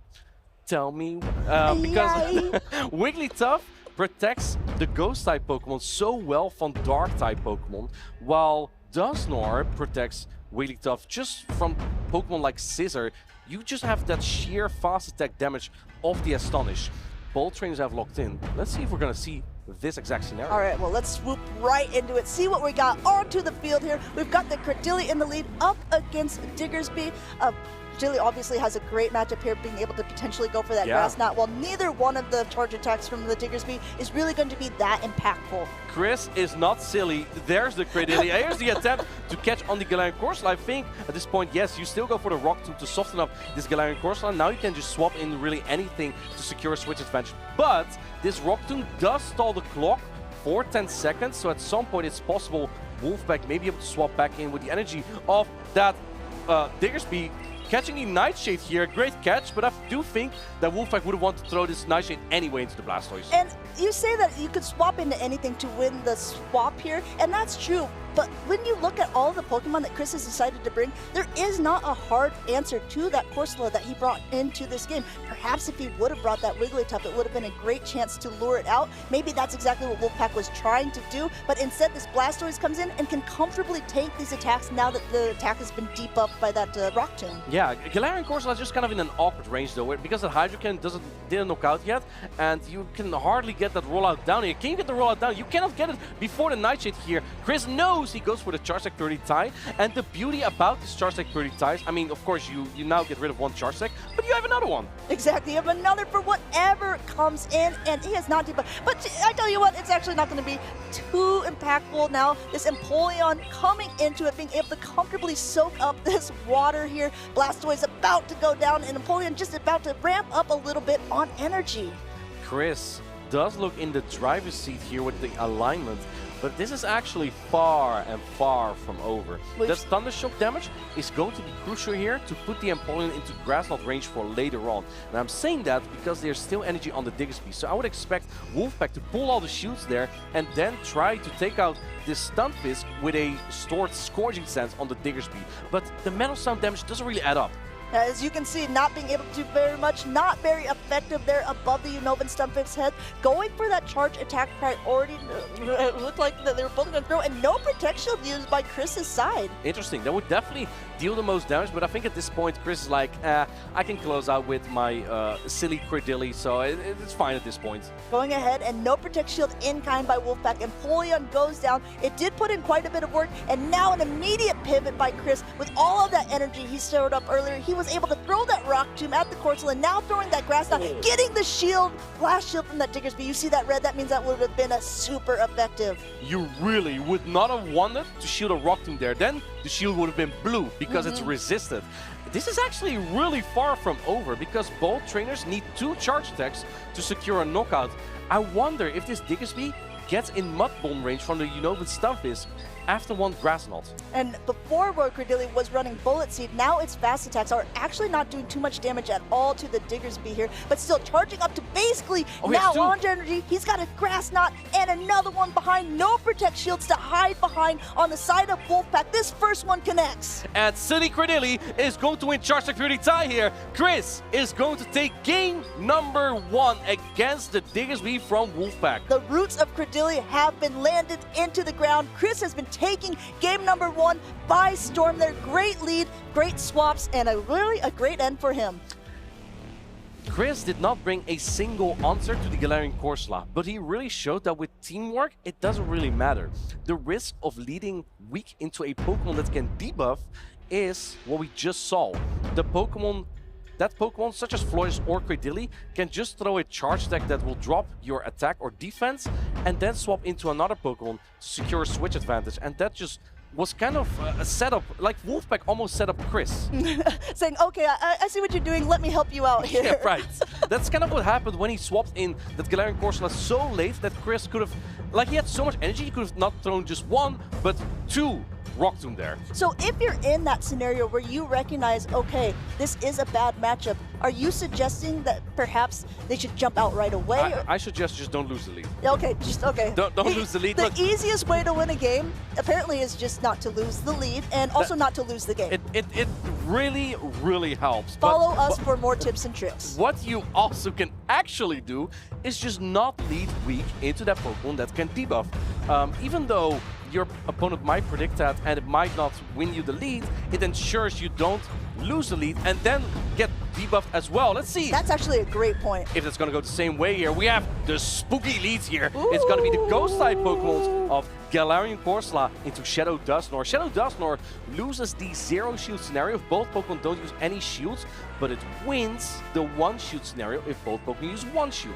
Going ahead and actually using that first shield on the side of Wolfpack, so we'll have to see if Chris wants to do that as well. You're absolutely right. This Nightshade would definitely be enough to knock out. It hangs on. This Dusknoir has a very high defense and HP. Wolfpack, I think you have to go 2 shields down if you want to preserve all this energy, and he does go 2 shields down here. He has to. He sees, okay, this is not the matchup that I actually wanted here. In comes the Unovan Stunfisk, and again, this is not a great matchup for the Unovan Stunfisk, but the Corsola has been knocked down quite low in health, but it does have so much energy on its front side. First Nightshade coming through, second one already starting to spook this Unovan Stunfisk. You say it from one perspective, I will give you the other one.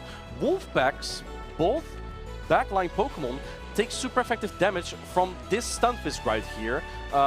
But yes, Galarian Corsola already has worn it down, but you're not going to want to take any of these Mud Bomb anywhere. I think that, you know, the Stunfisk can take it, but you if you look at the lines here, there's Blastoise in the back. You want Unova Stunfisk for the Blastoise, but Chris has 2 Protect Shields. If he wants, he just shields his Unova Stunfisk. If he wants, but it's so hard to predict what is in the back at this point and whether it would be actually super impactful for him to keep it or to keep the shields for his last Pokemon. That's the beauty of this Show 6 Pick 3 format. You're not quite sure what the third Pokemon is going to be, and Chris ends up putting up that shield. He says, okay, you know what? I think it might be something that it's going to do really well against, and there's a potential Fearow to go through, and there's an Empoleon that could be good for him as well. He doesn't know which one it is yet, going for yet another Mud Bomb. Over farming so much here. If Chris has a higher attack on his Unovan Stunfisk and he would win Charge Attack 30 tie, he doesn't throw the attack just yet. He's not taking any chances, but he shields it up again. I think he sniffed out that there's going to be either the Fearow or the Empoleon in the back. Chris does not see yet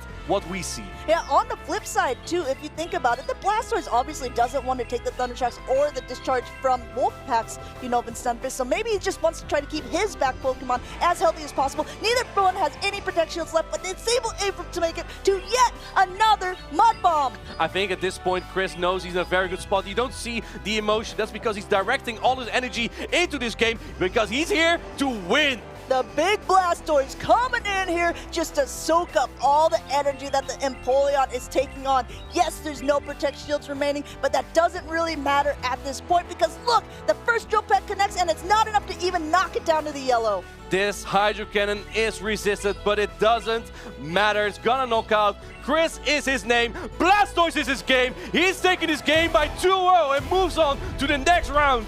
Losers, round 4, taken by Chris. Again, that Spanish sensation that we keep seeing time and time again. We saw him in Frankfurt. We're seeing him in Lille, and keep an eye on that leaderboard because he's going to be climbing up that as well.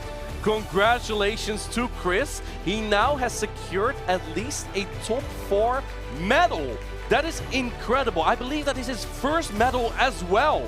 This is a really incredible tournament for what you said before. Not necessarily newcomers. These are trainers who have been around for a while. They've been putting in the work. They've been putting in the practice, and now it's starting to pay off for all of them. The names that are still in this tournament are names that are looking to become not just a top placement, not just a medalist, but really they want to be calling themselves a champion. Out of all the players still in the tournament, the only one who has won a regional championship so far is Cockshack, and he won like 3 seasons ago the 2022 Warsaw Regional Championship. So it's been a while for him as well. And yeah, it's deserved, right? Because they've all been playing out of their mind here.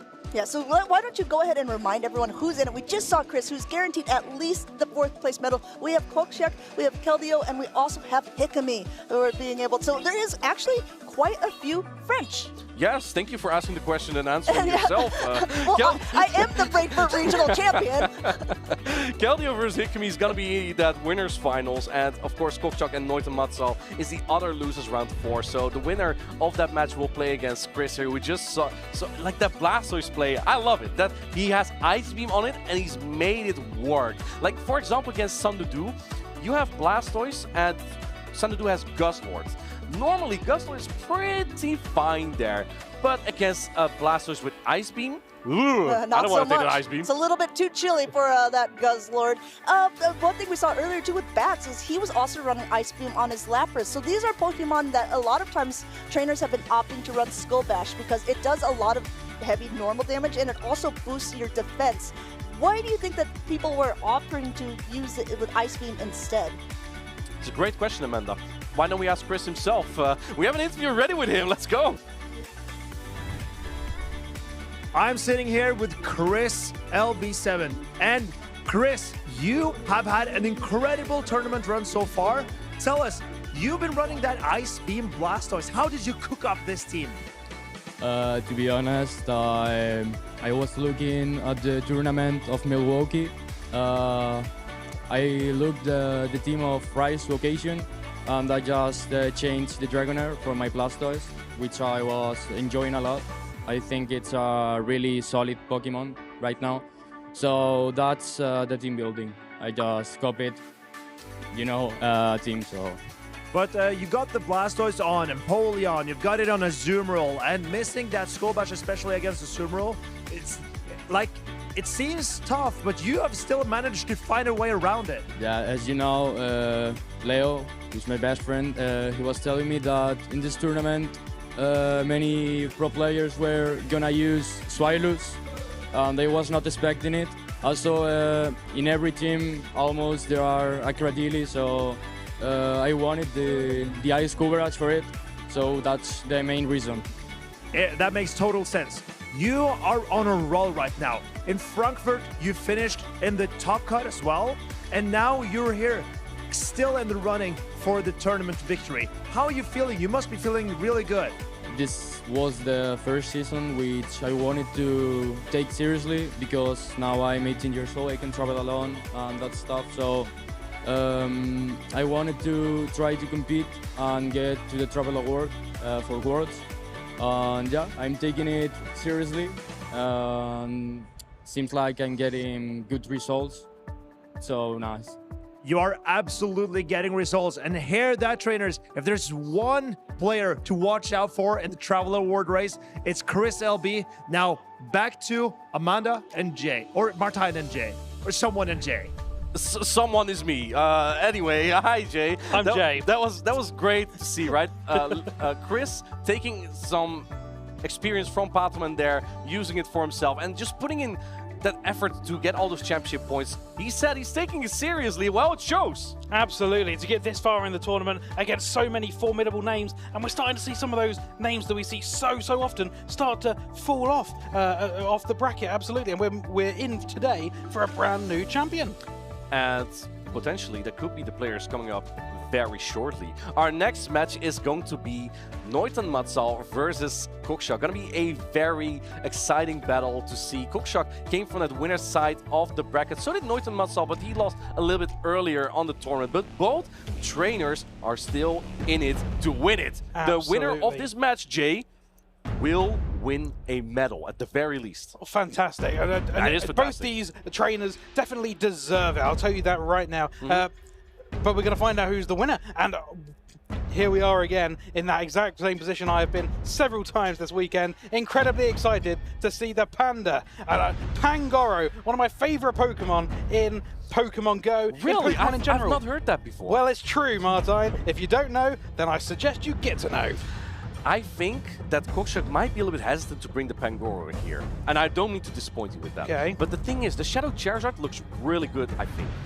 Empoleon, Florges, even Galarian Course like Goodra, and especially the Pangoro are very playable for that Shadow Charizard. It's just that you know with Stunfisk and mostly charge stick damage that you really need to be careful of. Absolutely, and we've seen these both these teams several times this weekend. I'd like to point out the fact that Goodra is making an appearance. I don't think we've seen Goodra in any other teams making it this far.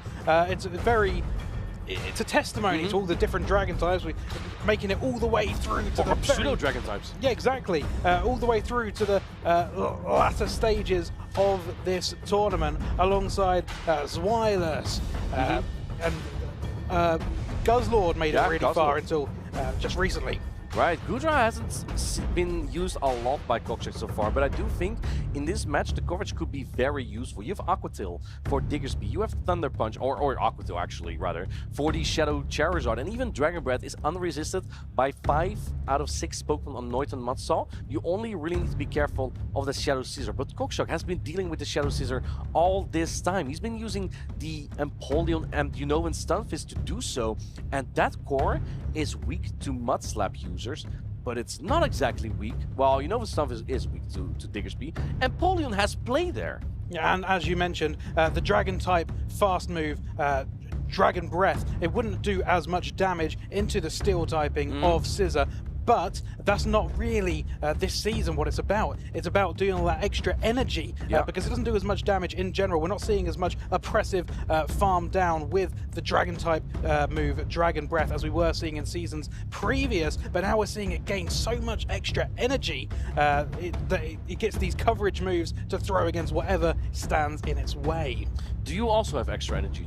I have so much energy right now, Martin. It's unbelievable, and I'm so excited to express it here in Losers Round 4 to find out who ends up going into the semi-finals. Both trainers are still getting ready. I want to see that energy in chat as well. Who are you rooting for in this match, or just in this entire tournament in general? We've seen so many diverse picks, and I just want to say as well that I am proud of all the picks that we see here. I've not seen a single Bastiodon in our top 16. Oh my goodness. And if you take a moment to look, I don't think there's a single Pokemon on either team at this stage in the competition that's the same on both teams. There's no overlap, but... There's not. There's 12 unique Pokemon at this stage in the competition. It's gonna be the 6 versus 6 here. Both trainers now have locked in. Cockshack on the left versus Niton Matsal on the right. It is that Goodra. It is lined up into the Shadow Scissors. This is a great lead for Niton Matsal. Exactly the situation we were even discussing earlier. Yeah, we were discussing this. We predicted it. I'm absolutely shocked, but Niton Matsal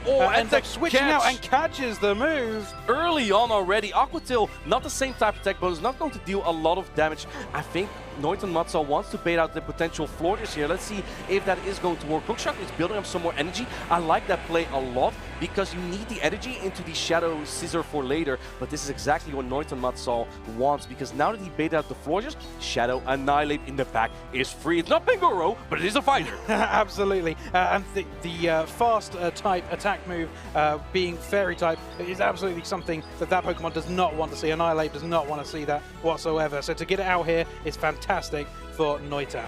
Trailblaze coming through there, and I think that's because Cockshack is trying to get a Fairy Wind down here, but if Furret hangs on to this Fairy Wind right here, it will keep the Swift. But Niton Matsal's timer is also going to be up, so he could even potentially switch out here. No, yes, he does swap, and here comes the Scissor, but it barely doesn't knock out with the Bullet Punch. Almost knocking out there. It would have been fantastic for Niton. Had it knocked out, this move wouldn't have hit. And this D, oh my goodness, that did so much more damage than I thought it would. A lot of damage, and this is an excellent opportunity for Cockshack to get a lot of energy on his MVP, the most valuable Pokemon so far of him, that shiny Empoleon. Empoleon has been fundamental throughout all the games we have watched here today and yesterday. But as it comes through, he's taking some heavy hits here from the counter on the Shadow Annihilate. But Empoleon has gathered just enough energy. The Scissor barely was able to get to another Night Slash, and now this Empoleon barely gets to another Drill Pack here. But I reckon that Niton Matsal is just going to put up the protection here, and the reason why is because this is the hardest hitting attack. That Goodra does not have something like a Draco Meteor, so it won't be able to deal as much damage as the Empoleon would have there. But there's 2 shields still on Cockshack's side. There's still 2 shields and an opportunity to catch at some point in this game. The clock timer having gone down this season to 45 seconds means that it's going down even faster, and he is there ready for a catch. But both teams are ready for a potential catch. I don't think he's even getting to that, because the counters are just adding up so much. The counters are going down incredibly quickly, but you've got to remember, these Dragon Breaths generate energy so quickly that it's possible to get to another one. Can he get... Oh, he tries to make the catch, but that's hard against a one-turn fast attack. Cockshack has the patience there. He went for the Dragon Breath down, and then Niton Matsal went down with the Furret. Now the Annihilate also gets washed away by the Aquatil, and Cockshack takes game number 1. Goodness gracious me, that really could have gone either way, Martin. These two players have probably studied each other's team with a fine-tooth comb last night. Having given all this time to look over everyone else's teams, they probably know exactly how these matchups go and exactly what you want to bring. What was really key in this matchup, Niton Matsal almost played it to perfection. But what went wrong there is that he swapped the Scissor into that low health Florges. He wanted to keep the Swift on the Furret still. And in the process, he took the Chilling Water from the Florges on the Scissor, and what did that mean? That meant the Empoleon can get the entire Metal Sound down. Exactly, and then we saw how devastating that Chilling Water was. It dealt so much damage. Exactly, a cold shower, knocking down the attack in the process, just to add insult to injury. And there could have been an entirely different game if that Florges didn't hang on. But also, if you just think it through, if Niton Matsal went for the switch advantage there, went for the Swift immediately, that Empoleon would have never, ever had that energy into the Annihilate, because that was crucial. Getting that perfect Metal Sound down, and then not 1, but 2 Drill Pack that take out almost the entire Annihilate was so valuable. Cockshack can almost sigh a breath of relief here, going 1-0 up against Niton, but both these trainers are awfully resilient. that they've got this far. They've already lost one game each to go down into the losers, but to make it all the way to losers round 4, one set away from making it to that losers semi-final. These trainers have seen it all, but are they going to be able to push ahead and make it through? And just a reminder of the stakes here. That loser semis placements means you have earned yourself a medal. Both trainers are locked in. Can Niton Matsal get the comeback here? Can Cockshack secure the 2-0 sweep? We have again the Gudra. It's lined up into the Furret. The Furret, a very, very safe option here, unless, of course, playing against Pandemonium Pangoro. And this is going to be an interesting game. That Florges in the back is actually a tough Pokemon to deal with for the Charizard because it has access to Chilling Water. Yes, you resist Fairy Wind as the fast attack, but Chilling Water will be very tough to deal with for both Pokemon. I would not be surprised if Niton Matsu at some point swaps into the Annihilate to attempt to bait out that exact Florges. Exactly. It's that Chilling Water that we saw was instrumental in that last victory. Cockshack has seen that and has decided to try and do the same again. I like this play from Cockshack. He already decided beforehand that he was going to shield with his Gudra, so he doesn't throw his Charge Attack just yet, knowing that it wouldn't knock out yet. Now he goes for the Aqua Tail, and I think after this, this might barely not knock out, but the Dragon Breath after definitely will. Niton deciding to let this one go. Oh, but just about hangs in there and swaps out. Not shooting this Aqua Tail just yet. Niton Matsal shaking his head a little bit. This is not exactly going to plan, but having the energy advantage here is pretty nice because now you will be able to barely outpace this Florges. But having shield advantage, you know what happens when Charizard has shields. Absolutely, and that is absolutely something that Cockshack will not want to face against. You also have to notice here the clock timers are misaligned because the move was thrown in there. So he get the Fairy Wind down. Oh, he gets the Fairy Wind down. This might actually be decisive because now you can pull 2 shields from this Shadow Charizard. That is the meticulous play. Wait, oh my goodness. wait, do you shoot this? This is double resisted if Niton Matsal shields. Oh my goodness! What a gameplay! And that might actually be so necessary. Chilling Water comes through now, but there's still a shield as well on Cockshack's side. So now it comes down if you can get the bait with the Dragon Breath and the Air Cutter on the Empoleon to potentially get a Blast Burn off.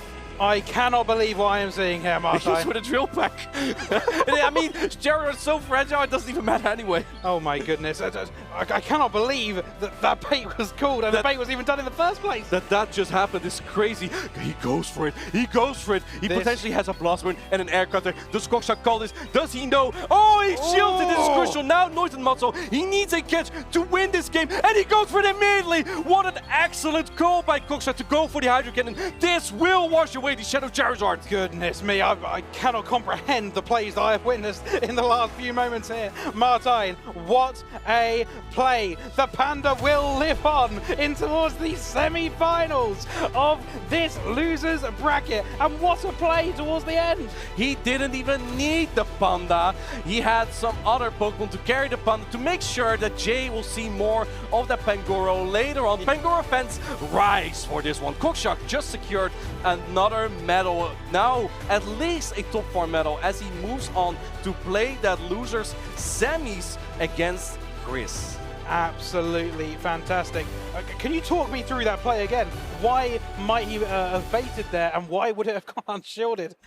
I think that Cockshack just predicted something that was perhaps weaker to grasp because Trailblaze actually does a little bit more damage than Chilling Water. So let's say like the Diggersby comes in, it goes for a quick attack and it would knock out the Florges, so it doesn't even get that 2 Charge Attacks off.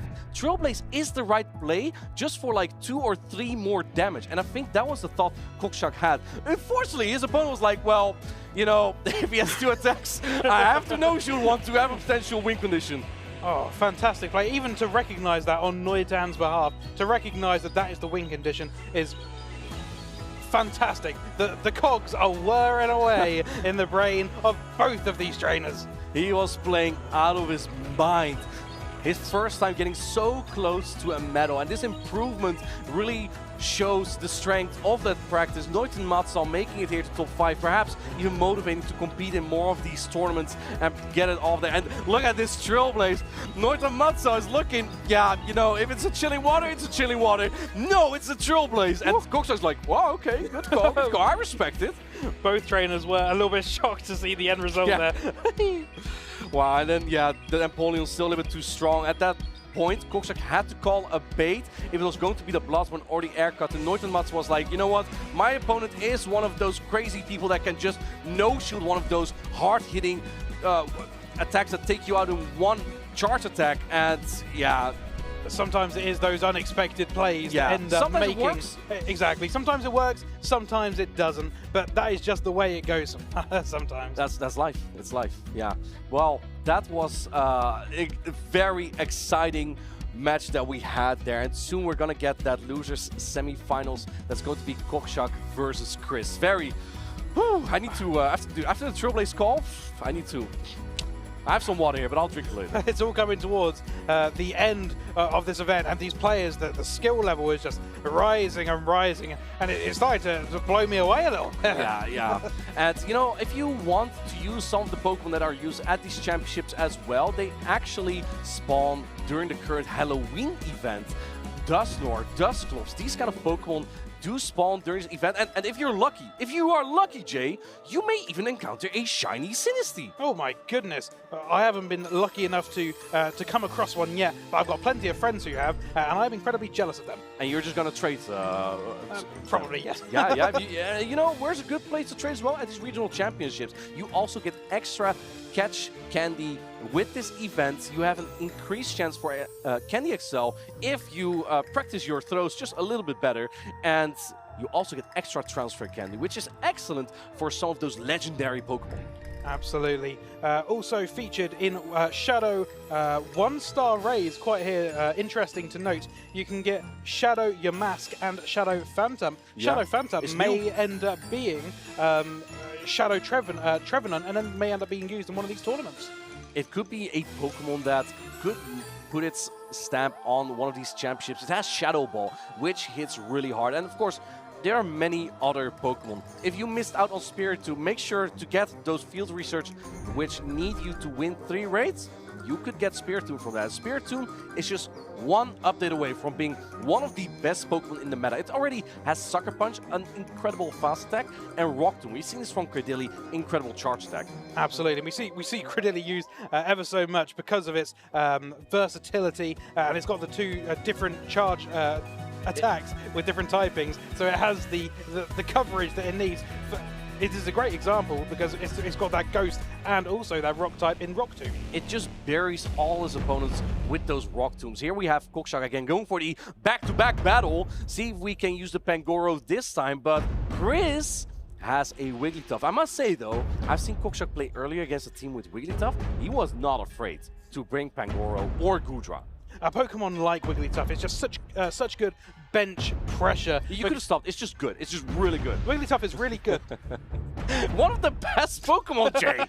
The Wigglytuff is good, and that bench pressure may end up, as you were saying before, giving. Oh, the game's just about to begin, and oh my goodness, what time is it? It's Pangoro time. I'm very excited to see this in action here against part Steel type, which is very exciting, but then also part Flying type, which makes it neutral. I think Cockshack heard you that you want to see this Pokemon now going for the air cut. This is super effective, but it's not the strongest flying type charge attack. So Cockshack is okay letting this go. Sand attack as the fast attack from Corviknight won't add up as much. You will be able to get the 2 charge stacks here. The one thing about the Corviknight, it does get to those moves so very quickly, but even in a super effective standard, as we've seen here, it doesn't deal that much damage.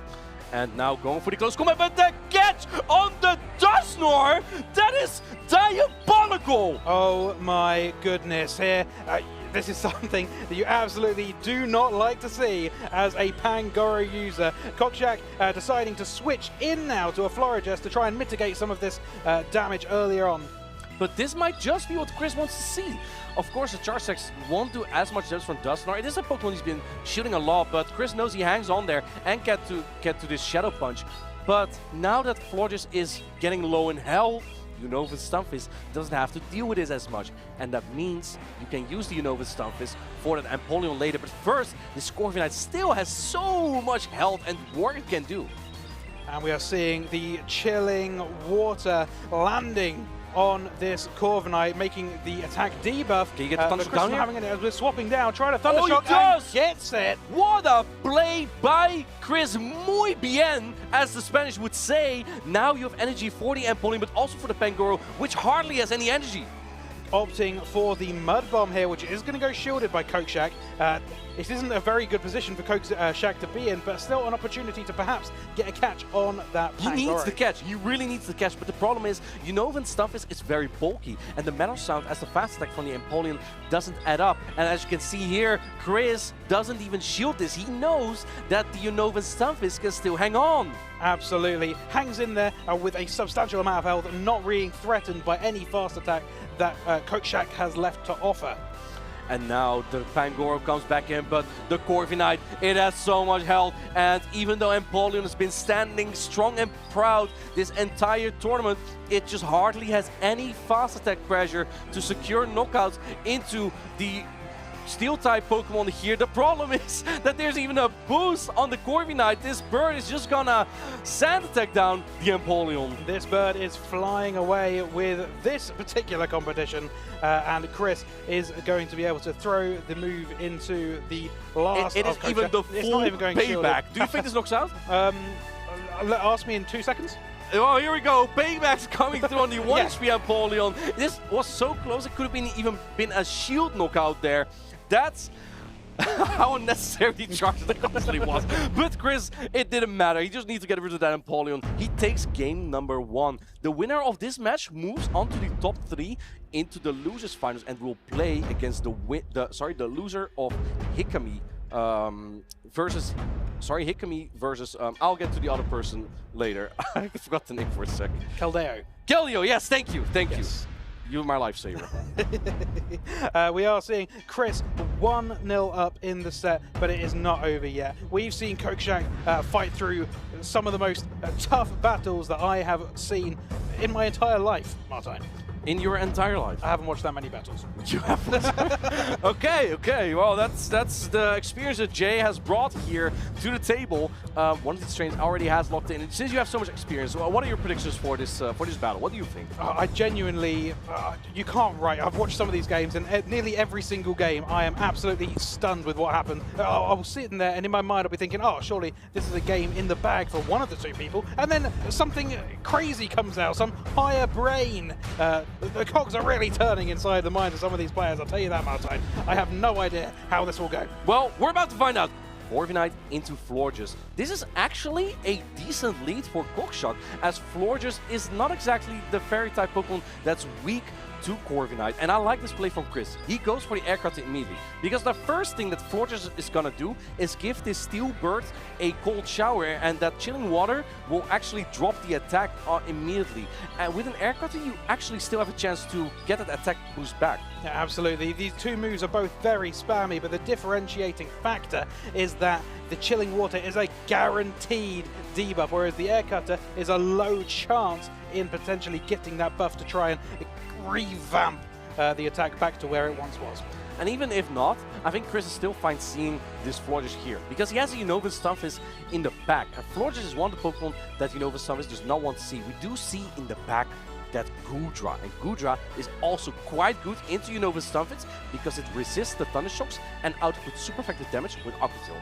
Absolutely, and I'm excited to see if Cockshack is able to make that happen by winning the lead here. We're finding out it's coming to a close. Two Pokemon who are very slowly chipping away at each other. We're going to find out. We'll see. These Pokemon don't deal a lot of damage, but this is only the setup for the remainder of this battle. As you can see, the Corviknight just barely hangs on. It is charged pretty tight. Corviknight wins this with just a sliver of health. Almost going down, but you've got to remember that the fairy-type fast attack is basically bouncing off the top of Corviknight. See Chris and it looks hard-swapping. like trying to hard-swap, but this is not what you would want to hard-swap into here. I think Chris was like, okay, the Florges is out of the way, the Unova Stunfisk now has to be free. Little did he know, there was also going to be the Goodra in the back. Playing into the palm of Cockshack here, Goodra is absolutely going to run away with this particular matchup. Yeah, we're gonna see. Mudbomb's gonna come through one more time, but two of these won't be able to knock out just yet. And now, let's see if Cockshack is going to shield this up yet, or if he's going to put it all on the Empoleon. We're going to find out here as this Mud Bomb does land. It does around half the remaining health of the Goodra. Goodra breathing away at the opposition here and is able to charge up to 2 charge attacks before throwing the water move. Putting it all on the Dusknoir now. There are still 2 shields in play for both trainers, but now I think one might already be being expanded. No shield on the Dusknoir just yet. And the Aqua Tail does land, but it doesn't do that much damage to this Dusknoir. And you've got to bear in mind, these Astonishes, they deal so much damage onto Empoleon. Empoleon, the regular variant, is just going to be bulky enough to get to multiple charge attacks here, but there's still those shields in play because Chris didn't shield an Aqua Tail there. Can't get an Astonish down. It looks like Cockshack's going for the Metal Sound down even. My goodness. There's still a little bit on the Scorpion, but I don't think it's going to be enough health for Chris. There's so many moves stacked up here, but what's going to happen? Oh my goodness. This is why I use shields. You know, I have a friend of mine, she's called Mish, and I call her the Shield Keeper. And that's what we kind of saw here on the right from Chris. He was not using his Protect shields at all. He was like, no, we can attack. No, we can attack. No, we can attack. Oh wait, I ran out of health. Yeah, that's kind of tough. I feel like it's a problem that quite a few of us do go through. I do myself as well. Really? Oh, yeah, sometimes. Well, you have a lot of experience in a lot of battles. A lot of experience in a lot of battles, but sometimes you do think, oh, it's such a tanky Pokemon, we can take another one, take another one, but it's an oversight. Sometimes you think, oh, goodness me, what could I have done better? But it's something to put under the bridge and try again. This is a big game here for Chris, and we're going to find out if Chris is able to make this last game count. Everyone makes those goofy plays sometimes, and the strength here is to keep your mental fortitude and just make that comeback here. It is 1-1 now in this loser semis. Both trainers are top 4 now. They have secured at least a medal, but of course you want to see how far you can take it. Chris, not bothered. He's already locked in. Chris is so ready. He's staring down his opponent, and he is ready to fight. He's channeling all his energy into the game. There's like no emotion. Absolutely not. Ice in the veins, some may say, Martijn. And here that's a lead for Chris. Look at this Wigglytuff, which apparently is a very good Pokemon. It is. Into Goodra. And now Chris doesn't really have a hard answer to this, because Cockshack knows that the Cradily is kind of hard to bring when Cockshack really likes to show Pangoro, so Chris didn't bring the Cradily to answer it. But after taking a Charge Stick, now swapping into the Dusknoir, I think Chris is just looking to keep switch advantage here. And Cockshack will opt to throw the Trailblaze here. This is already boosted. It's already boosted, so... Oh man, he's shield keeping again! Oh my goodness, it dealt so much damage. In response, Chris is going for the Shadow Punch. I think this actually might be the correct play. I think even after the Trailblaze, this Dusknoir might be able to hang on to 2 more Fairy to get to another charge. Get it! Ooh. And Cockshack knows he had to expend energy there to keep switch advantage. And it looks like Chris is not gonna let him have it. He's gonna put up a shield as well. And now try. No! He tried to go for the Astonish down! What just happened there? I haven't got words to describe what I've seen. It looked like Cockshack wasn't even very happy with what was going on, but all of a sudden, it's all gone his way. Switch advantage was so important in this game, because we look at the backlines, we see Wigglytuff and Empoleon. Here we see the catch attempt. Cockshack doesn't fall for it, and he's smiling. He knows, he's nodding. This one, he got the Wigglytuff on the Empoleon. That's exactly what he brought the Empoleon lead was looking so rough for Cockshack, but he ended up turning it around, and this is looking so good in the dying embers of the game.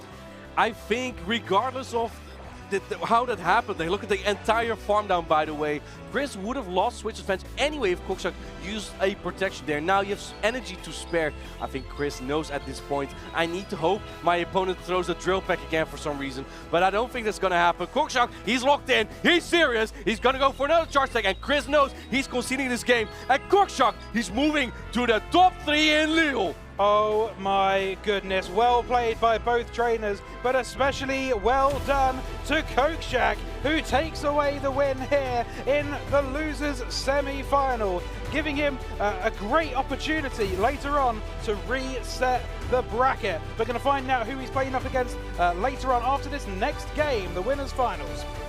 I hate to break it to you, Jay, but the only game Cockshack lost here was with Pangoro. I think maybe Florges is the way. Well, let's not go crazy here. I feel like if you give it this time, look, here's the situation. He's about to play his next game is a best of 5. So surely in those best of 5 games, you've got you've got ample opportunities to perhaps win the game with Pangoro. Perhaps. But this time it was Florges this show. And Florges, the Pokemon that shows beauty, as I learned from Pokemon Legends ZA, now shows the beauty of the run of Cockshack here. A trainer who hasn't gone as far in these championships since Warsaw 2022. He's now making a phenomenal run in this tournament. I think even if Chris had thrown that Shadow Punch instead of going for an Astonish down, that if Cockshack shielded that attack, he still would have won that game because alignment was so important in that battle. It was so important, and it was so close. But if you had thrown that move, and Chris knew how important it was because he saw the lead and he saw that the fairy typing in Wigglytuff, which is apparently a very good Pokemon. It is, thank you for pointing it out. Needed to be on that Dragon type Goodra because Goodra was so instrumental in that previous win against the remaining Pokemon. Just with the coverage, right? The coverage is just so good with Aqua Tail and Thunder Punch. It's a dragon, but Cockshack used it to counter the ground type Pokemon here. But it absolutely should not take away from that performance from Florges. Florges was so good in that win, and it was good before this before the Community Day move with its fairy type move. But I had Legend with it without chilling water. Yeah. Goodness me, a testimony to the ego of Martine. Come on, man. But the addition of this water type move, chilling water, to debuff and deal that decent damage, more move coverage, it's really helped it, and we've seen it so much more ever since that moment. I will not forget about this.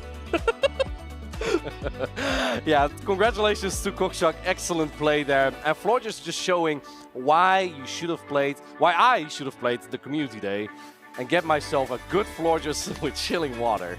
It's actually a Pokemon that you also want higher attack on. Because let's say you have that mirror, right? You have flower versus flower. You have them fighting against each other. You want to win Charge Security Tie because then you get to debuff the opposing flower first. Yeah, absolutely. To get that first one off, you're then debuffing your opponent, and then from that moment they're dealing less and less damage. Every subsequential move that is being thrown will do less and less, but that first one will deal the most damage. It's just like the Cradilly mirror, where we see the Cradilly that wins the Charge Security Tie wins that game every time. And we saw Cradilly hardly, I don't think he brought it even a single time in that match against Cockshack because he was so afraid of the Empoleon and the Pangoro, for good reason, because Cockshack has shown Empoleon in so many games this tournament. Absolutely, and to have such a wide array of Pokemon that he has shown is quite difficult to then pick your Pokemon, because usually you'll see some people and they'll be picking favorites every single time. Empoleon was one of those favorites for sure, being played in most of the games, but nearly all his Pokemon we have seen in so many of these games live on stream. Yeah, every trainer, as you point out, just kind of plays it different, right? If you want to practice with your Pokemon against many different trainers, an excellent opportunity would be to play in the local tournaments. If you go to the website, you can actually find nearby events, and we're going to show you just real quick how that exactly works. Hey, do you want to play? Yeah.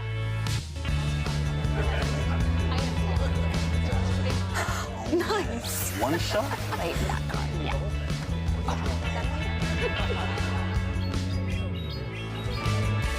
I'll use twin cannons. Great game, guys. Bye. See you next week. Come play at your local Pokémon League. And as you can see on screen, there is a QR code to scan to try and find your local tournaments to see if there's any, not just people to play against, but maybe go to a new place, make some new friends, and that's what it's all about, Pokemon at the end of the day. Martine, have you played in any of these local tournaments? Yeah, I drive to these local tournaments in the Netherlands, as you say, right? In many different places, they are being hosted. I played an Exploud Duskull, not Dusclops or Dusknoir, Duskull core in my latest local tournament, and I won against only one trainer, Tiptondo, but it was fun to try it out, just to bite Exploud to see how it works into this Galarian Corsola meta. I would not recommend it though. Anyone watching at home, you could play a game here. How many sentences will it take before Martijn will flex upon you with some obscure thing that he's done to win in some capacity? This is our last cast together. Let's take a look again at the bracket to see how far we've come. Me and Jay have another battle here to showcase very shortly for you. That's going to be the winners finals, Kelio versus Hikami, and this is going to be a best of 5. And this is so exciting. Neither of these trainers have lost a single set. To make it this far is absolutely insane. I cannot even imagine the pressure that these two trainers have had piling on themselves just to keep it together when playing against their opponent, having not lost a single game. Yeah, why are you laughing? Huh? Are you nervous as well for all the straight you're giving me? Oh my goodness. It's gonna be a super exciting match. I saw Hikami yesterday. He was like shaking, super nervous after winning one of those games, and now I hope he's had some time to recover just a little bit from his nerves. And you know, it's almost go time. It's almost action time. And we see him here. He is ready for the action on the right side with that Abomasnow, a pick that was definitely not on my list. And on the left, Kelio, a little bit more of a standard meta team, but you know, when Stunfisk, Blasters, and Furt were definitely not Pokemon we saw a lot like a month ago. And anyone tuning in just now, just bear in mind, this is a best of 5. Yep. This is the winners finals. The winner of this game will go on to the grand finals, and that is something I'm incredibly excited to watch. But first, this is gonna matter as well, because these players also have secured their top 3 already, and we're gonna head straight into game number 1. We have the Furret into the Abomasnow. Jay, I'm not gonna lie with you, I have no idea how this goes, so we're here together to learn. Here we're going to go. We're going to see the Abomasnow, a Pokemon from Hikami's side. We haven't seen very much, but we did see in the previous game. We're going to go throw the Weather Ball into the Furret. And here we go, the Weather Ball. Abomasnow can also have Ice Wind, but it pace a little bit slower. It looks like Hikami chooses for pace on this Abomasnow. Now going for the first Swift here, Kelio. This is going to do neutral damage, but this is what makes Abomasnow quite good in the matchups where no shields are used. You pace just a little bit quicker. And now, oh, the catch on the Blastoise! That is an excellent play. This is actually a kind of favorable matchup for that Abomasnow because you have Energy Ball, but you just got that attack, and there's no way that Hikami is going to stay in that matchup again. Let the Abomasnow get rolled out down. Keep in mind as well that the Furret still has a Swift. What a catch there to take all that energy from the Abomasnow. Keldeo is now quite happy to take this flying type attack. Drill Peck, it will deal just under half the remaining HP. All the energy from this Blastoise is resisted, but if Hikami doesn't want to take a Skull Bash, he may still put up a Protect Shield. He doesn't, and sniffs out that Hydro Cannon. It doesn't deal just enough damage to put this Empoleon at half, and now you still have relatively healthy Empoleon. Here's the danger though for Hikami. This Furret already has energy, and this Empoleon is basically just an excellent ramp up for the Furret to go for a Trill Blast and make sure that the Sucker Punch damage will deal even more damage. Keldeo now opting to come in with the Furret. Oh, and the through catch the again! Drill Blaze, but it's been caught onto the double resisted Abomasnow. The single resisted, but basically Hikami says, what you can do, I can do. However, can you get to another Weather Ball here? Abomasnow is fast, and it's fast enough. It gets there on the charge. Not the charge like 30 times, sorry, but he gets there at 1 HP. Abomasnow putting in work. Do you let Furt go? Yes. Kelio lets Furt go, and in the back, now it's going to be 4 shields in place still. There's the Galarian Corsola. It's going to be met up with still a little bit of the Empoleon, but there's a full health Pink Gastrodon. At this stage, it is Galarian Corsola versus the world. And by the world, I mean 2 remaining Pokemon. It's a big roll. Yeah, as we see, both Pokemon are doing a lot of fast attack pressure here. Do you shield this charge attack? This is bait dependent. I like to play from Hikami. He's just going for it. And Keldeo tries to call it, but it's a Water Pulse. He is not liking that. Now going for the first Nightshade, but I think that Hikami now might be able to get a full fast attack down with both this Gastrodon and the Empoleon. It was the kind of situation where Keldeo may have felt in his mind that I have to call the bait here. We only have 2 shields, and the time it takes for these fast moves to get to the charge attacks, he is going to get to a 3rd move. It doesn't even matter, because at this point Hikami is not even going to go for another charge attack anymore, because the Galarian Corsola is barely not even getting to the Nightshade, and Hikami takes the first game in this best of 5.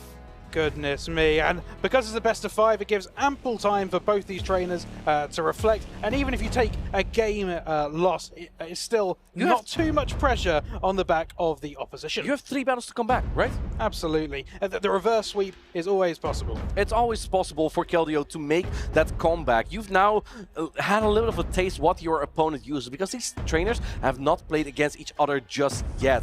I really like the catch from Kelio on that Blastoise. Just kind of bold, right? Because if you fail, that Abomasnow could go for an Energy Ball, and Energy Ball is not appreciated. You have a thick shell as Blastoise, but it's not like grass-proof. Absolutely. Like Blastoise does not like to touch grass. Blastoise does not touch grass. If you're going to take anything away from today, that is exactly what you should. But Keldo, that was such a fantastic catch early on in that game. It's so well played from Hikami to be resilient and see that catch and end up still giving it the best he's got. And make a catch himself. Exactly. It's points like that in the game, to come back, to stay locked in on the game is fantastic, and it shows true resilience from this trainer. Kind of just use the strength of his opponent against him, right?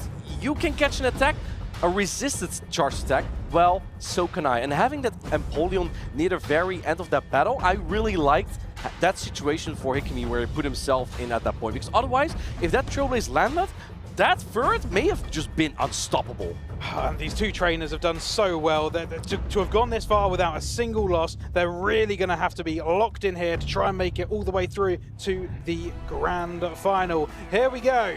It's a water-type battle here. Blastoise into Empoleon. Empoleon has a slight advantage here. And the reason why is because you have access to the neutral charge attack Drill Peck, while the entire moveset of Blastoise is resisted against Empoleon. Because the other charge attacks you could have, Ice Beam and Flash Cannon, they're also resisted. Well, Blastoise is relatively tanky, so Kadel may look to hold on to that move and then switch out like we've just seen he does into Furret.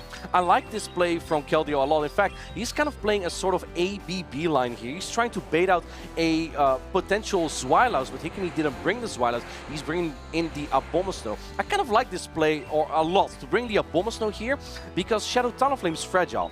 You have to use shields there if you bring that in. While Abomasnow, it's not as bulky. The thing is, Furret will never throw Trailblaze into this, so it will never start boosting. Absolutely not. We're going to see nothing but Swifts. But will this Abomasnow be able to shake it off? I think it might be able to. I don't think the Swift knocks out. I don't think the Swift will knock out. But it looks like Hikami not taking any chance to lose switch advantage here, because he's seen the Blastoise. He knows there's Talonflame in the back. He's not going to take any chance. The timer is up for Kelio. Is he going to make a catch attempt again? Oh, there is that catch again on the Weather Ball. What a great play by Kelio. It was a little bit late. He might still use protection. Yes, he thought it wasn't a catch. Oh my goodness. The time in between left Keldeo wondering, oh, did they throw the grass type attack, and ends up shielding it. An accidental and maybe it was maybe it was intentional for Hikami. In that case, very well done by him. I think the Hydro Cannon might barely not knock out here, but I'm not sure if the rollout after, if Empoleon can hang on there, because as you can see, it barely hangs on. But I don't think you get the Drill Peck off. It doesn't get the Drill Peck off. And now, what do you bring in? You can't bring in Talonflame here, and Abomasnow only has so much energy. I think you have to bring in Talonflame here, but if you bring Talonflame in and you shield something, the Galarian Corsola also has a Rock-type charge attack. In comes the Blastoise, but Blastoise is going to be able to get the 2 charge attacks here. I think Blastoise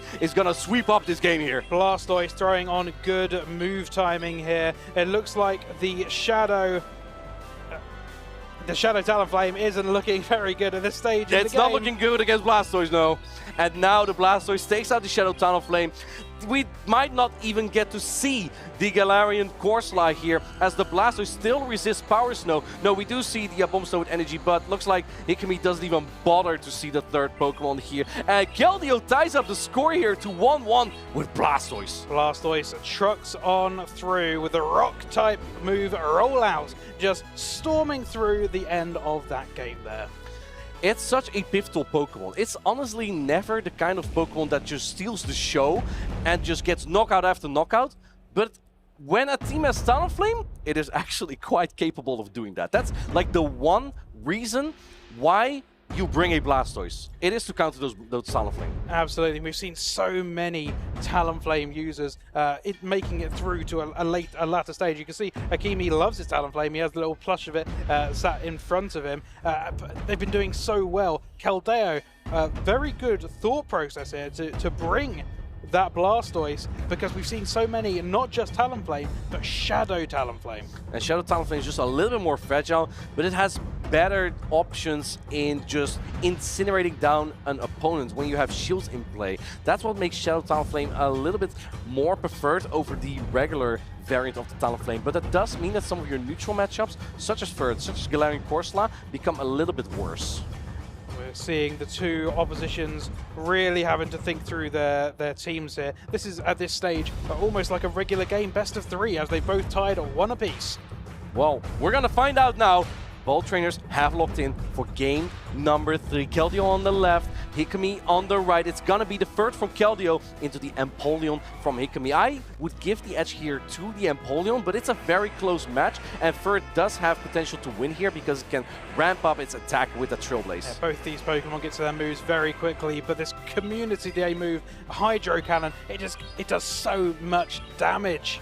As we can see here, the Hydro Cannon already puts the Furret so low now. Trailblaze is now coming through, and Empoleon can hang on, and you can launch another charge deck here. Hikami this time did bring the Zweilous, but we see in the back, we see Keldeo with the Florges. Switch advantage going to be super important here. I would not be surprised if Hikami at some point switches out into Gastrodon to potentially bait out the Florges. Keldeo opting to shield here, perhaps trying to look for that switch advantage, which he now gets, and now gets the choice of what he does with his remaining Pokemon to try and put the correct Pokemon onto that Gastrodon. Bringing in the Florges here is going to be very iffy for Hikami, because you do have the energy advantage, which is Keldeo going to be worried about. However, the Florges just paces so incredibly quick here. And the grass-type attack Trailblaze would do so much damage. I think it will knock out in one shot if it goes unshielded. I think from this range, the Trailblaze will definitely knock out. At this point, Hikami's thinking to himself, could I Metal Sound down this Florges at this range? I think my opponent is not healthy enough, so he puts out the protection. Even though if that means that this Florges will still outpace, you need to get this lower for the Zweilous. And the last Mud Slap damage didn't register there, so you still get some fair wind damage in. And the Trailblaze lands and does take down the remainder of the Gastrodon. Oh, he goes into the Empoleon to not take any damage. But the thing is, now you do not have the Switch Clock available anymore. So this Zweilous cannot use the Empoleon anymore to catch a charge set going for the Body Slam right before the Skull Bash. And we're going to see just how bulky Zweilous is. How good can it take the Skull Bash? Very smart from Keldeo to shield the first move, where after throwing the Skull Bash, the defense will be raised. So that move there would have been potentially, if it was the Dark-type move, the most damage that would have been dealt to. Ow! That's a lot of damage from Blastoise there. Blastoise will be able to tank this Dark Pulse, but it's the same type of attack bonus attack. This is going to do a lot. It's going to do a decent amount of damage, but you've got to bear in mind it has been buffed in its defense, so he will tank that a little further. We're going to see the Water-type move, Hydro Cannon, able to be reached here by the Blastoise. And I don't think that Empoleon has enough health left. There's still also a little bit of Ferret. Empoleon can take this rollout here, but it won't be able to get rid of the Blastoise. And Blastoise takes game number 3 here to make it 2-1. Well, you did have that correct. Blastoise did take game number 2, and it also took game number 3. And I'll tell you what, that Blastoise is showing to be a very, very good Pokemon against this particular opponent. It's a Blastoise meta. Keldeo. It's a Blastoise meta. We've seen it do very well in Frankfurt and now also in Lille. Getting to the top 12 usage, to me it was kind of a surprise, because Blastoise is hardly ever a Pokemon that can get knockouts into the hard meta. If you think of Pokemon like Cradily and Galarian Corsola, Blastoise does not want to see those. Yet, somehow, it has been on the team of so many trainers, and you can see here that Keldeo brought it all the way to at least top 3 in this tournament. Well, Keldeo looking in a better position here. It is now match point. If Keldeo wins the next game, he will be progressing to the winners finals. But bear in mind, whoever loses this game will not be out. They will go to the losers finals and then have an opportunity to face this particular, whoever wins this game again. Yeah, and that's going to be into, against Cockshack, I believe, in that losers final. So again, there's a lot at stake here. With both trainers already gathered so many championship points, you can already have a little estimation which trainers are likely going to qualify for the World Championships in San Francisco, just by these first 2 tournaments that we've had already, especially like Chris, been doing back-to-back really well in these championships. We have Gdansk next week as well, and some of these trainers will also be competing there. Some of these trainers, we see familiar faces season in, season out, and they do so well. It'll be very interesting to see who ends up taking this one away today. Well, but here we go in the winners final.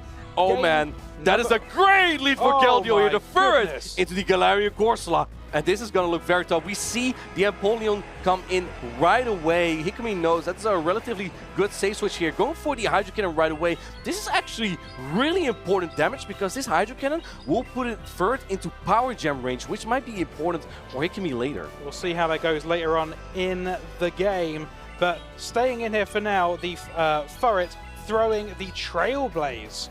And we see in the backlines again the Florges and the Zwylas. That actually might be crucial for the backline here. We see Hikami go for the Hydro. Actually would have expected the Drill Pack here because let's say that Kelio would have wanted to catch on the Blastoise, he would have had neutral damage and the Drill Pack would have knocked out as well.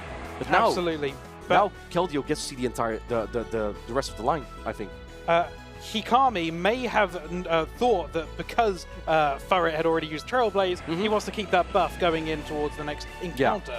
Yeah, and I think he also just didn't really have a great answer into the Empoleon, but now Kelio's eyes must be lighting up. This is what you have the Florges for, going for the farm down. But I think that this Furret can get to another charge. Like, oh the Swift! Goodness. This is a really important moment in this game. This Furret is doing all of the work so far for Keldeo. Still hanging in there. These buffed moves being thrown off and end up taking a shield as well from Hikami. And now Florges comes in. It has a Fairy Wind. That means now if Hikami swaps out, yes, like I said, Galaxkobolten wins against Blastoise, but you can go for a Chilling Water here to ensure that Blastoise actually doesn't hate that matchup.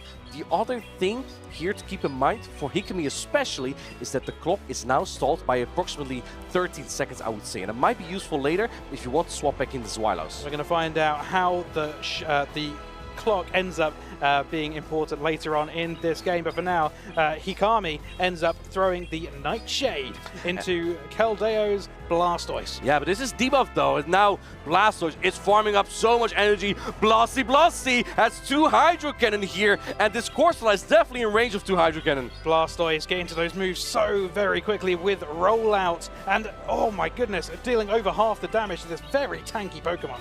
I think that may have been a great moment to shield though, because this does more damage than anything the Florges can throw. The timer's now up for Hikami. He swaps out to get a little bit of momentum. He gets a catch here, but I don't know how much that is going to help you, because shielding this means that the Florges can now get a farm down likely with the double super effective Fairy Wind. Florges now coming in and whipping away into this Zwylas, who decides to throw the neutral type move.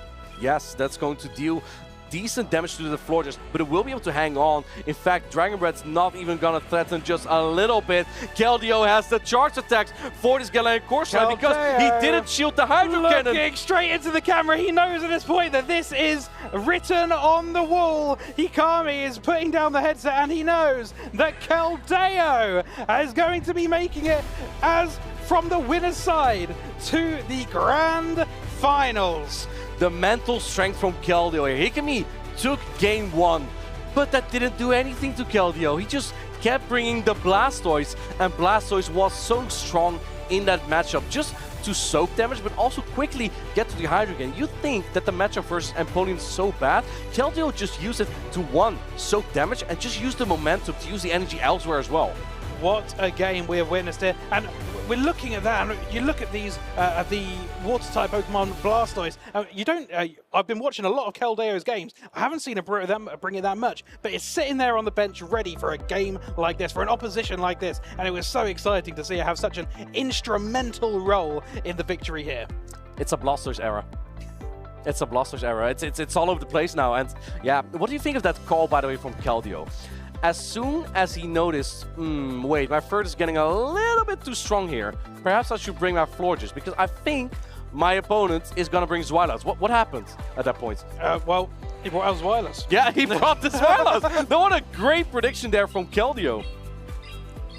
And here we can see the catch made in game 1 from Kelio right at the beginning. It was so exciting to see. But Hikami, a very, very good trainer, was able to overturn it and managed to win that game 1.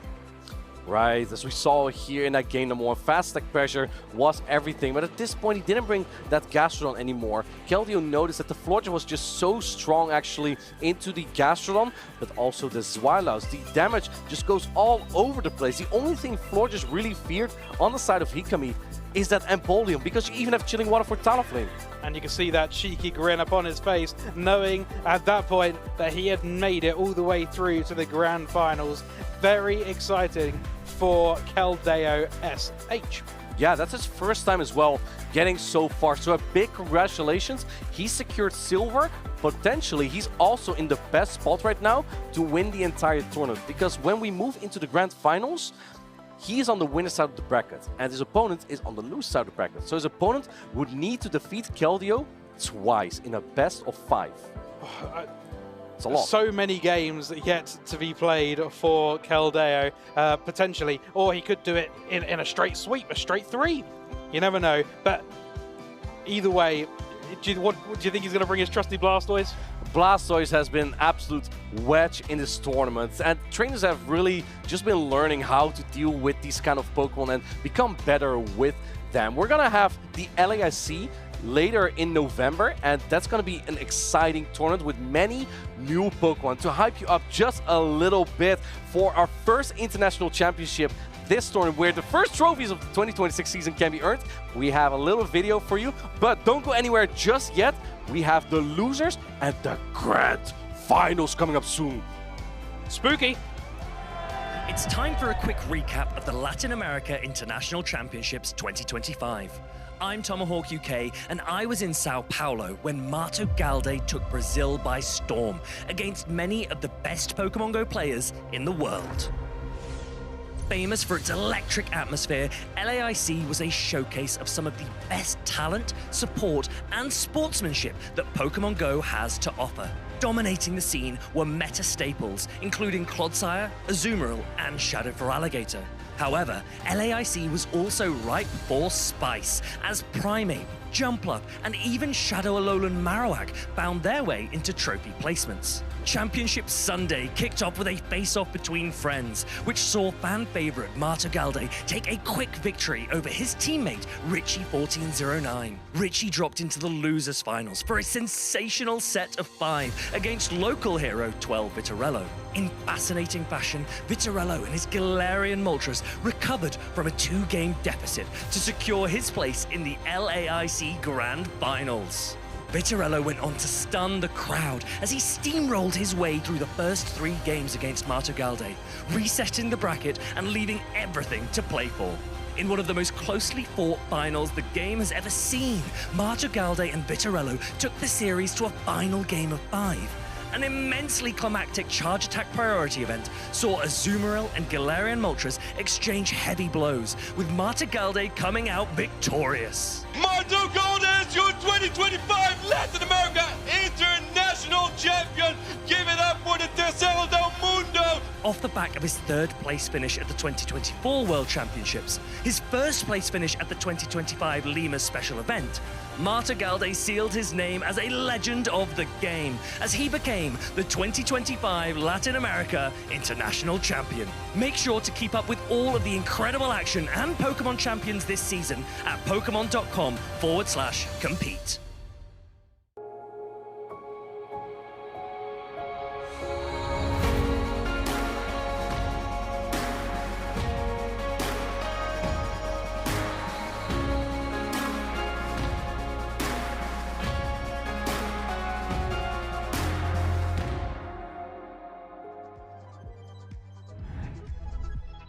So many opportunities for the trainers here in Lille, and you gotta grasp it like Mato Galde if you want to be considered one of the greats. It's between Keldeo, Hikami, and Cockshack to crown themselves the winner of Lille Regional Champion. Absolutely true. Hikami just saw him just playing a little bit earlier on. He's now going to be playing up against Cockshack to see who is going to be able to play against Kelio in the grand finals. And I have to say, here in Lille, we have 2 of the 3 remaining competitors, all from France. Cockshack being the only one outside of it being a Polish player. But he is also the only regional winner. He has a title from before compared to the other 2.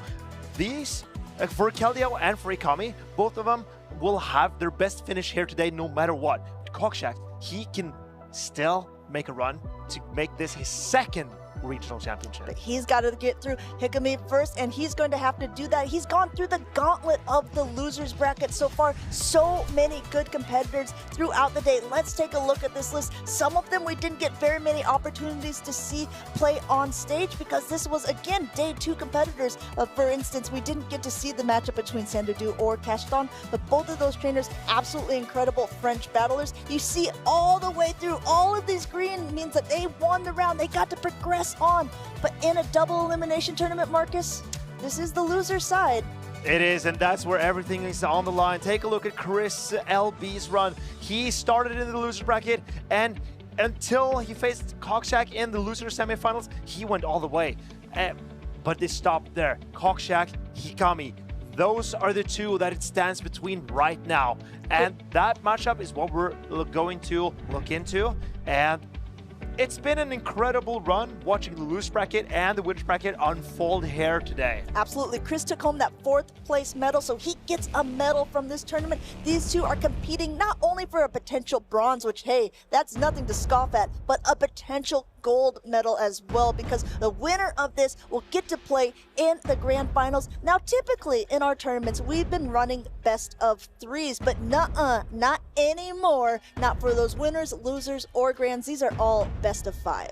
And we are locking in for this losers finals. Here we go, trainers. This is Fairy type Forges into Fire type Talonflame. You would think this is great for the Fire type, but Forges, with this new Community Day move, Chilling Water, will have the opportunity to hit hard and hit the Talonflame with also a debuff. Yeah, look at this, how much that Incinerate damage alone has chunked away at the Forges, putting up a last second Protect Shield on Hikami's side there. Wants to keep that Talonflame nice and healthy, even though his attack has been debuffed. Just ramping right back up again here with that Flame Charge. Will Cockshack choose to shield in kind? No, choosing to let that go through, and it is enough to knock out that Forges. And Talonflame, this is how we're used to seeing it, ramping up instead of getting debuffed down. And Hikami, he's spending his resources on the Shadow Talonflame. So far, it's only taken Fairy Winds and 1 Astonish damage. Look at how healthy this bird is. Going ahead and now actually swapping out into the Empoleon. But if you're Cockshack, you're saying this is exactly what I want to see. The Empoleon does have a little bit of an energy advantage, able to hit this drill peck first, getting that shield off of Cockshack's side.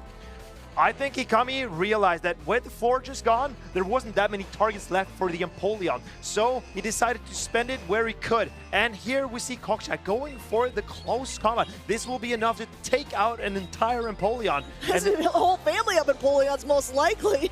And here, then the Pangoro will now be debuffed. Look at these Incinerates. They're chunking so much down this Pangoro. You see Hikami going ahead, taking some notes there, recognizing how much energy is left, but it does take a lot. He's able to get to 2 more Grounded Jab to be able to get to that next Night Slash before it goes down. And how much damage will this Night Slash do? Because this Talonflame is about to get knocked down. And it knocks out the Talonflame. A quick pivot now again back into that Corsola, but Corsola is so low health at this point. It does have a shield to hide behind, but it has the potential to completely be mud slapped down. Gastrodon nice and healthy, no Protect Shields remaining, but the first Nightshade connects. And Gastrodon fighting from behind down a shield.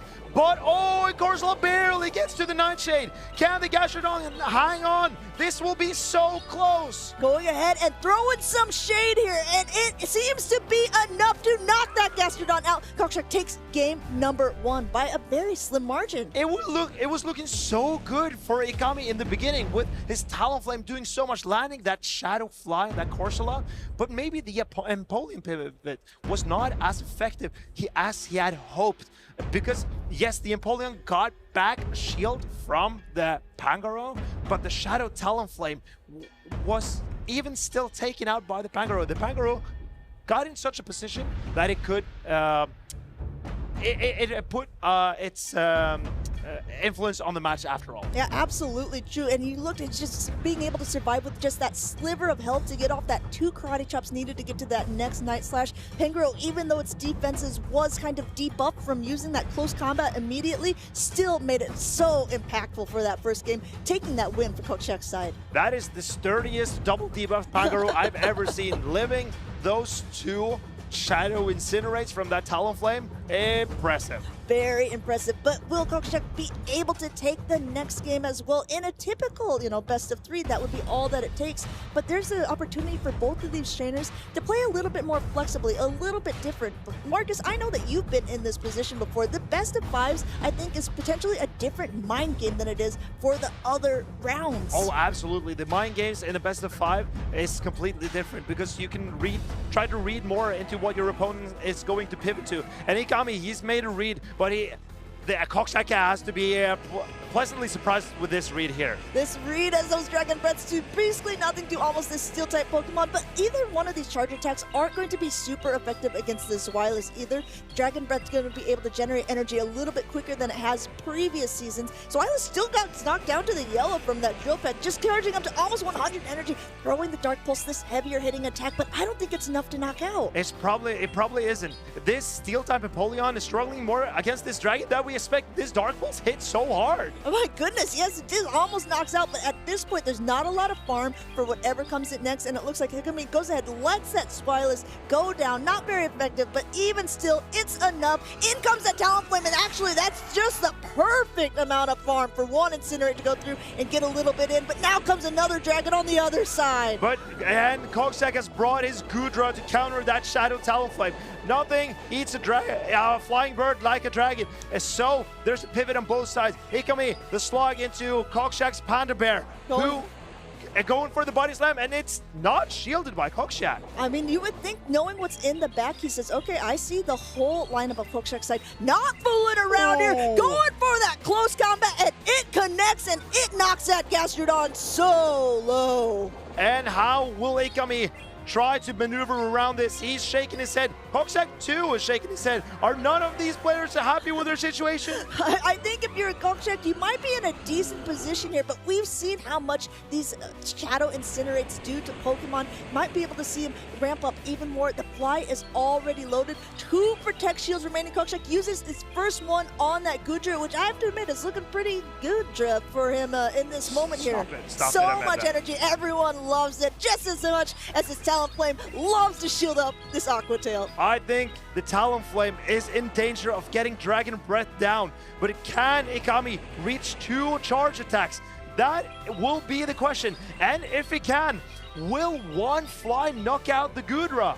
At this point, it's getting desperately closer. Is 1 Protect Shield remaining? He's got to use it at this moment. But will the Talonflame be able to reach another before the Dragon Breaths go down? It is going to be an absolute race at this point. He needs 1 more Incinerate. He's able to get it. It's charge attack priority. It's a Shadow Fly. Hikami, he didn't have a single lead. He no shielded at close combat, but Shadow Talonflame is soaring through this guy, knocking out this Snail Slug Dragon. And going ahead and taking game number 2. So close at that point. That shadow damage is doing so much. That Fly was too much for the Gudra to handle. That was a charge attack priority event. That means Cockshack's Gudra and Hikami's Talonflame got to the charge attacks at the same time. But since Talonflame has the higher attack stat, he won that charge attack priority. And it keeps Hikami's run still going strong in this losers finals best of 5. Man, this is where it is really all on the line for these trainers, because in the double elimination tournament,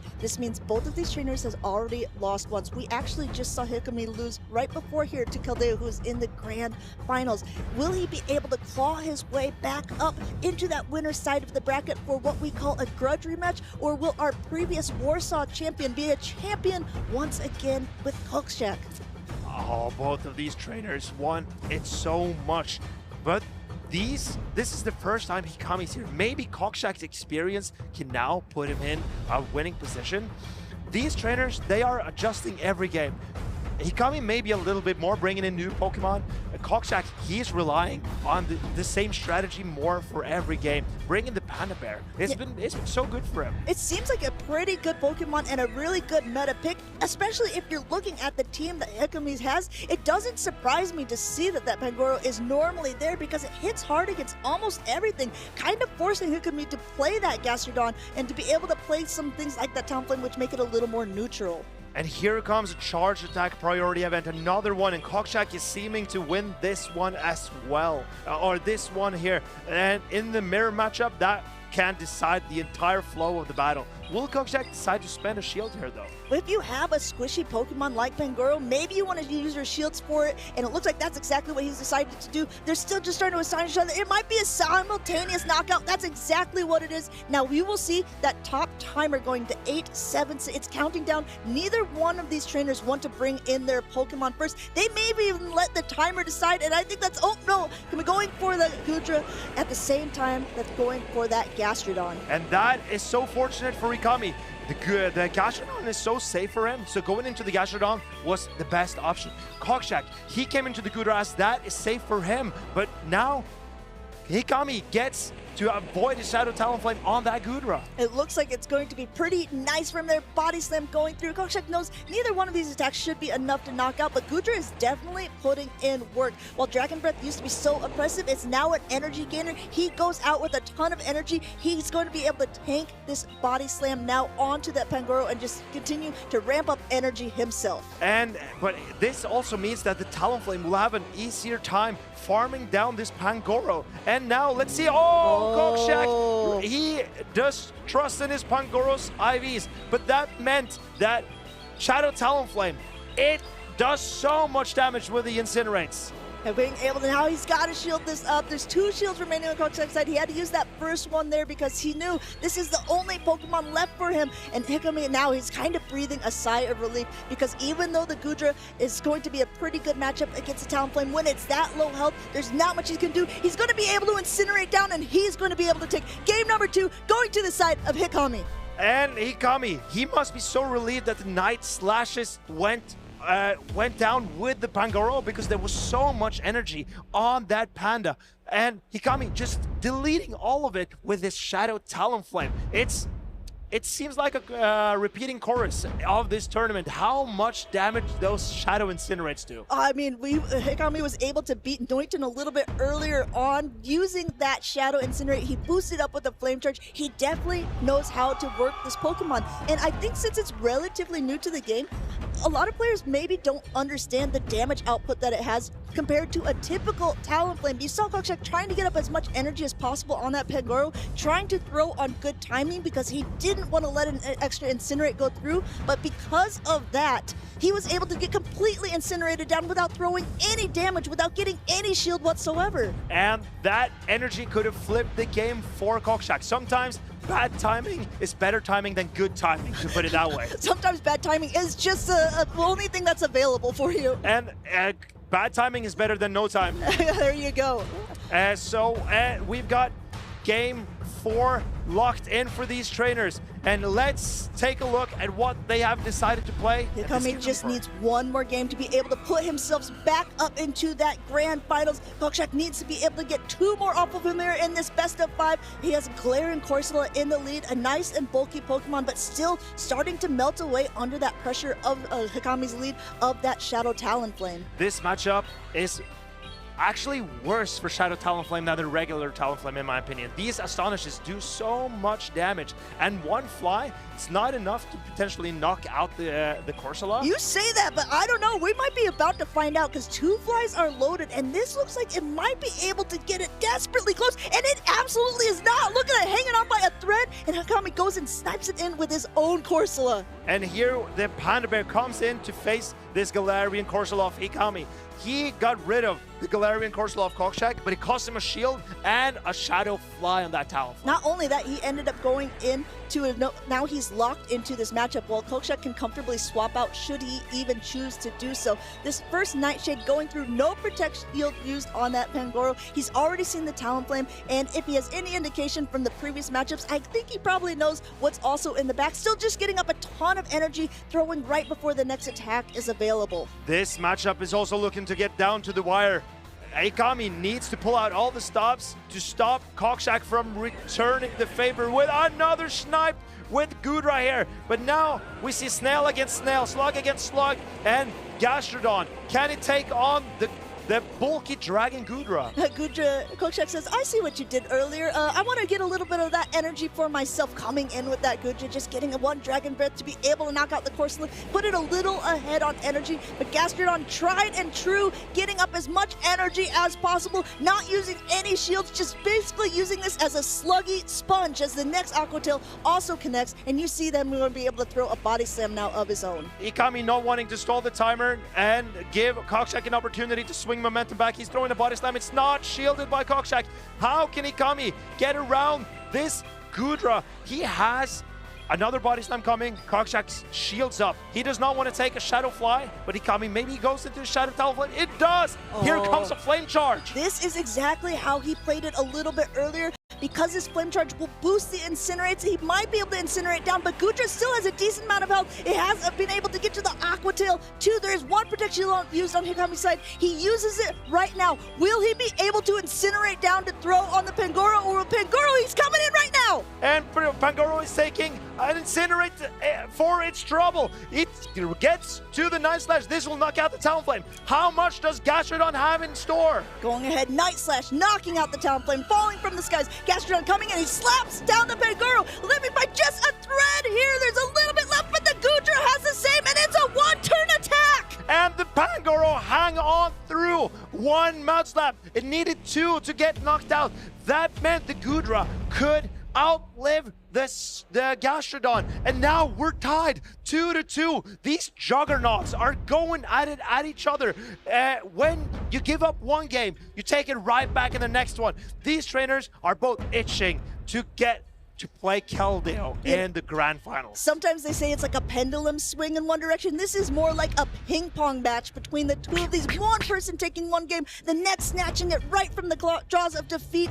This is going into a decisive game number 5, and this is big. This is the losers finals. Whoever wins this gets to play in the grand finals, and this is a huge moment for both of these trainers. Hikami, a French trainer, this is the farthest that he's gotten in a tournament so far, but he says, you know what, it's not enough. I want to be able to play up on that big stage. I'm up here now, I'm feeling pretty comfortable. I think I want to stay.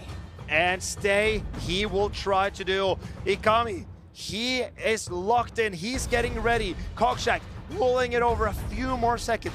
He knows his tournament life is on the line here. Both of them are. Hikami, he's ready to face on the challenge of Cockshack. Cockshack, he's taking his time. Yeah, Cockshack says, you know, I was a novice once before. I'm a novice no more. I want to be back in that driver's seat. He is one game away from being in that grand finals. Will he be able to pull this out? His Pangoro's been looking incredibly strong for him. He's been able to really outmaneuver in a lot of scenarios, but will he be able to do it one more time? It's all coming down to this last game. And the Pangoro has been coming every game for Cockshack. Let's see if he will keep on bringing it against Hikami. There aren't that many reasons not to do it. Hikami, he has trouble dealing with the Panda Bear. Yeah, the Pangoro's doing so, I mean, if you think about it, it has fighting type attacks for the Zweilous, for the Abomasnow, for the Empoleon, and its charge attack's going to do really well against that Corsola, and we saw it already take out that Talonflame.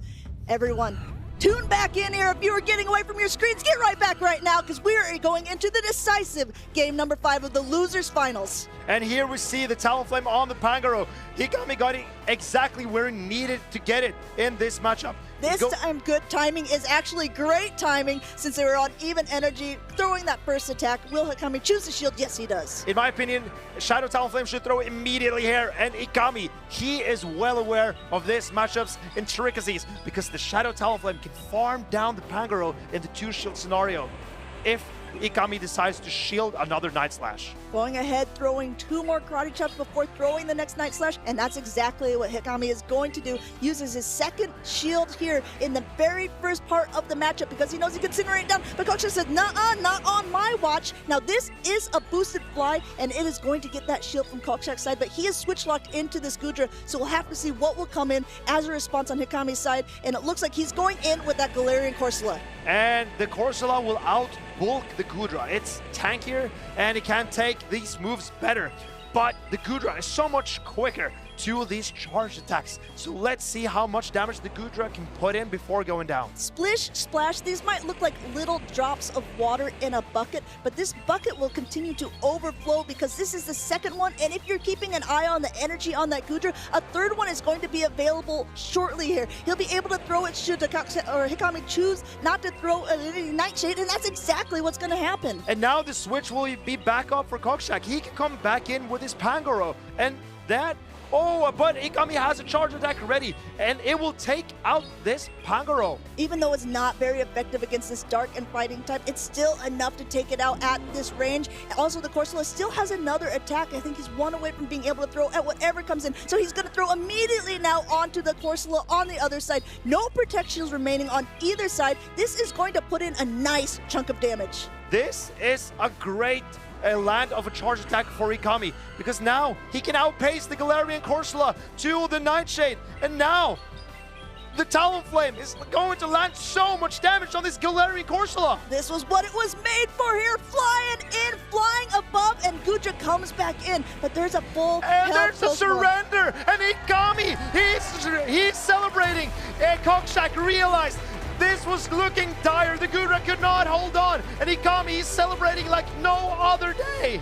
With one Pokemon even hidden in the pocket, or I guess in the mud, Gastrodon just waiting, saying, "Put me in, coach." Not even necessary, as Hikami goes ahead, takes game number 5. We saw him playing against Kelio earlier. If you guys didn't have enough of it before, we're about to see a grudge match. Hikami, he certainly wanted to get back to Kelio to revenge him, get revenge from his loss earlier, and he needed to beat Cockshack to do so, and he found the perfect out. He got the Pangoro that caused him so much problems on the Shadow Talonflame, the Pokemon that we've seen so much from Hikami this tournament, and it put in a lot of work. Absolutely true. Well, Hikami said, "You know what? A bronze medal is not enough for me. I got my eyes set on silver or gold." And what this also means is not only did we have a grudge match, it means that for sure in Lille, in the 2026 Pokémon GO Championship Series, it's going to be a French trainer who is going to take it all home.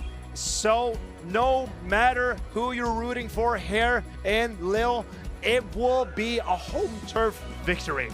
Congratulations once again to Cockshack, playing absolutely incredible here. Our Warsaw champion showing that the championship was not a fluke for him. He's been continuing to top cut over tournaments and tournaments. This has been his greatest run for him in quite a long time, and he should feel very proud of his 3rd place accomplishment. But in the end, you saw it wasn't enough. He recognized there's too much to overcome in this battle. I'm going to have to concede. This is Cockshack's best finish since his Warsaw win. Absolutely amazing. And both Hikami and Kelio are on par for their best finish ever. So we have 3 very accomplished trainers, and I assure you, all of them are very happy.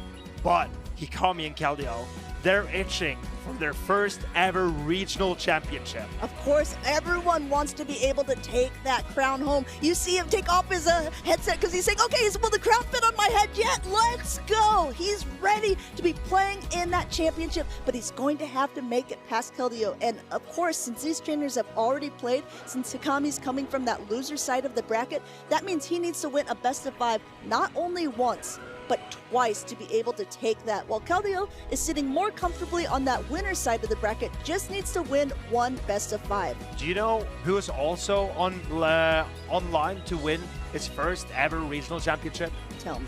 Empoleon. What? It's on both of the teams. It's been performing like crazy here in Lille, and now it has never won a regional championship before in Pokemon GO.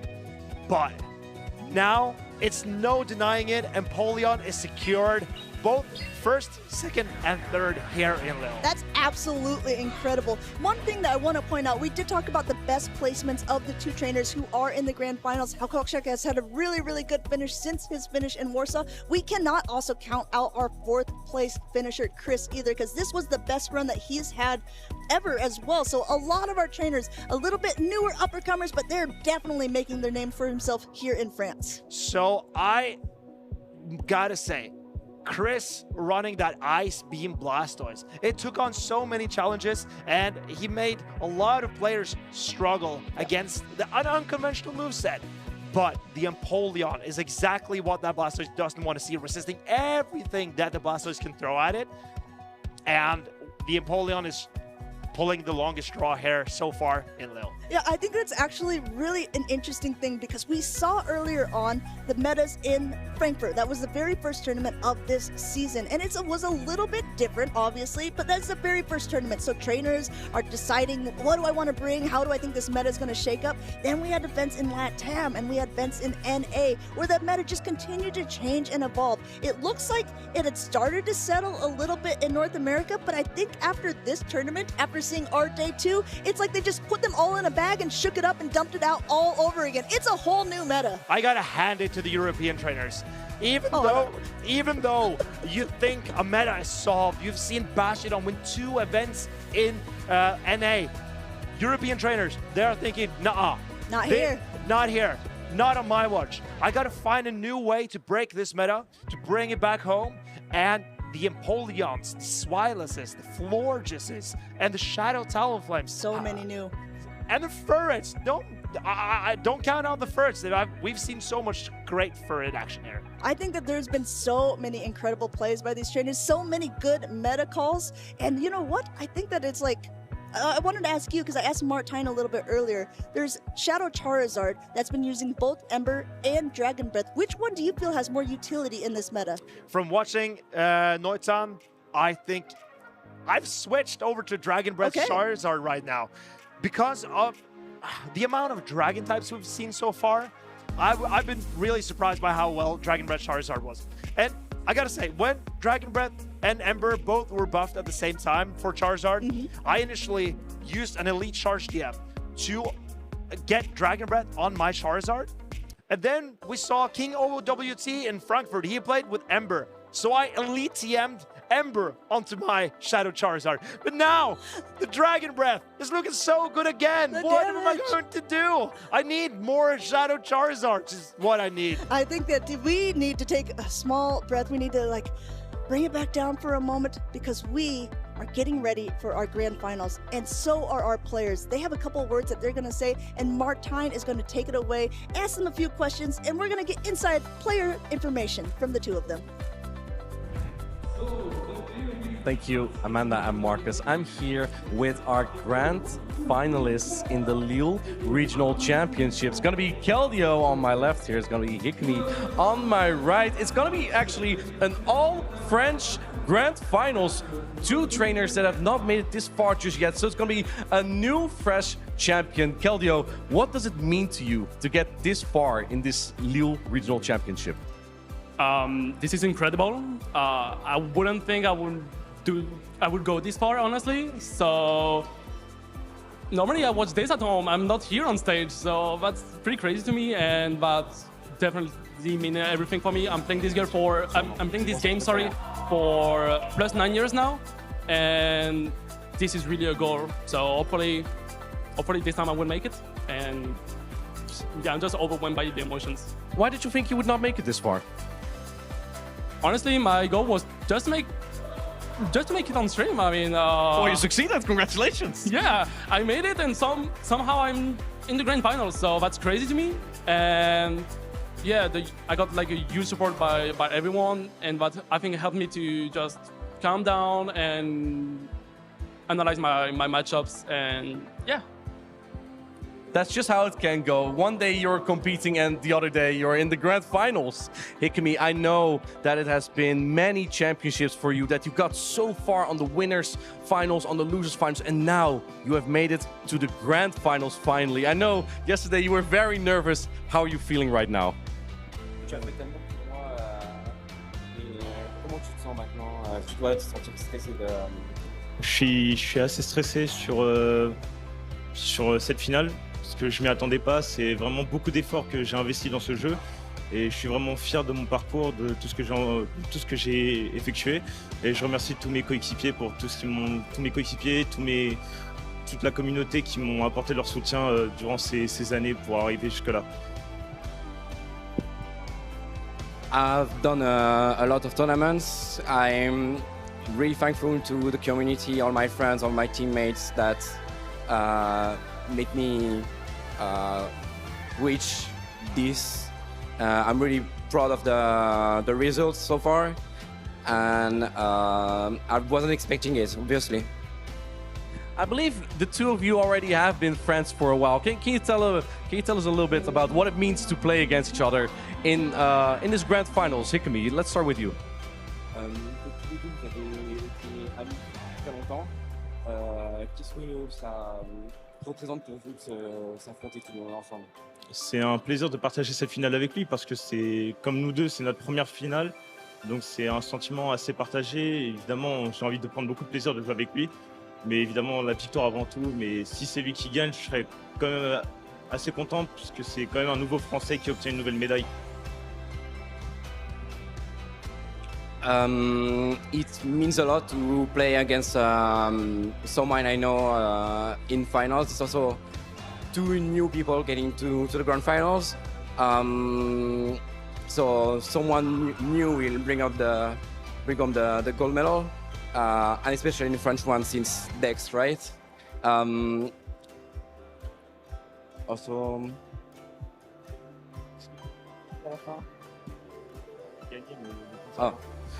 Obviously, I want to win, but it's mostly a pleasure to battle against each other.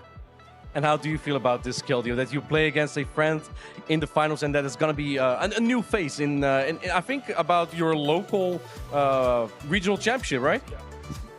So, first of all, I would say that my first ever battle in the regional series was against Hikami. It's fate. Yeah, back in 2022, Hikami was my first ever battle, and that was the first touch we got into each other. That was the first time I met him in real life, and since then we grew a good friendship. And today it's a real pleasure to be with him on stage.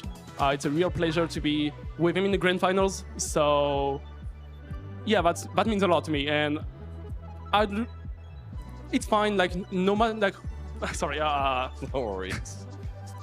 In the end, there will be one winner, and if it's him, I will be super, super happy because he deserves it a lot. That is great to hear. To close it off and let you get ready for this grand finals, do you have any shout-outs that you want to give? Let's start with you, Kelio. First of all, I will give a huge shout-out to Batman, who is watching me. He's right now in front of me. Huge shout-out to him. He gave me so much energy, and he also helped me a lot to build this team. Of course, Chris, who is next to him, and my family, and all my friends, who are like Emma, Lauren, of course, and also to my family, who are supporting me. And yeah, I think that's about it. But if you know, I mean, I talk to everyone, but you guys are important. So thank you so much. I'm glad to hear you sound very grateful here and that you made it here, Kelio. Hikami, do you have anyone that you want to give a thank you to as well? Je voudrais remercier toute la communauté française et spécialement Cacheton et Welton qui ont toujours été là pour moi, qui m'ont toujours soutenu dans ces difficultés à aller aussi loin dans un tournoi. C'est principalement eux que j'aimerais remercier. I want to mainly thank Welton and Cacheton that always supported me so far. Have always been there with me, but also the French community, but mainly them because they were the one being there for me when I needed the most. That's great to hear. I'm super excited for this all-French grand final. Stay tuned. We are letting them get ready for the final showdown. Let's head back to the casters. Good luck, guys. Thank you. A beautiful language describing a beautiful bond between trainers, but also cherishing the French community, and I gotta say, every time I've been here in Lille, the French community is showing up big time, making big sounds, big noise for their biggest players, and this today is Kelio and Hikami. I think that is really, really well put, and that's absolutely true. Yesterday, we were joking around with the French because we noticed just a swarm of people wearing those white or black shirts with the stripes on them, and just see how much the community comes together for events like this. You make new friends along the way, but you also cherish those friendships that you've made throughout the years. Once again, this French Lille Regional will go to one of the French trainers. This happened earlier on with Dex. I think they briefly mentioned him in the tournament, but since then it's moved on. Galaxkobolten took it, Boom 20, Colin 6. It is now officially back in the hands of the French. And this is the first time since Dex won that 2022 Lille Regional that a French player will win here in France. The Tonton Batus has won Gdansk and the UIC, so this will be the third event winner from France of ever. Yeah. It's historical. Very, very true. This is a historical event. Let's go ahead and take a look at the bracket of how they have gone so far to be able to be in the position that they've been in. All the players that they've had to beat along the way. There's been so many good trainers, and a lot of these trainers that we see on this winner side of the bracket came in, and it was the farthest they had ever gotten in a tournament before, but that was not good enough for Hikami. That was not good enough for Kelio. We saw them play in the winners finals. We just saw Hikami play earlier on against Cockshack to be back up there for those grand finals. And being in a grand finals is a prize in itself.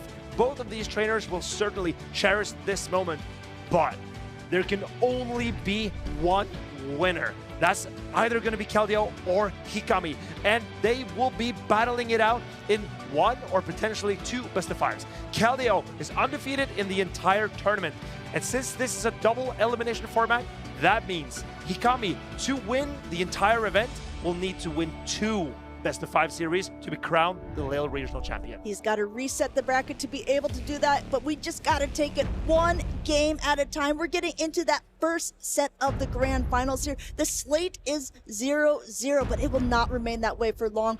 If you take a look at the Pokemon that are at the bottom of the screen there, this is their teams of 6. And if you look across it, there is only one Pokemon there that is the same on each of the teams, and that is the #1 Pokemon of this Lille meta, Galarian Corsola. All the rest of them are unique picks, so it'll be very interesting to see how they like to maneuver around. This certainly is the spooky season, Amanda.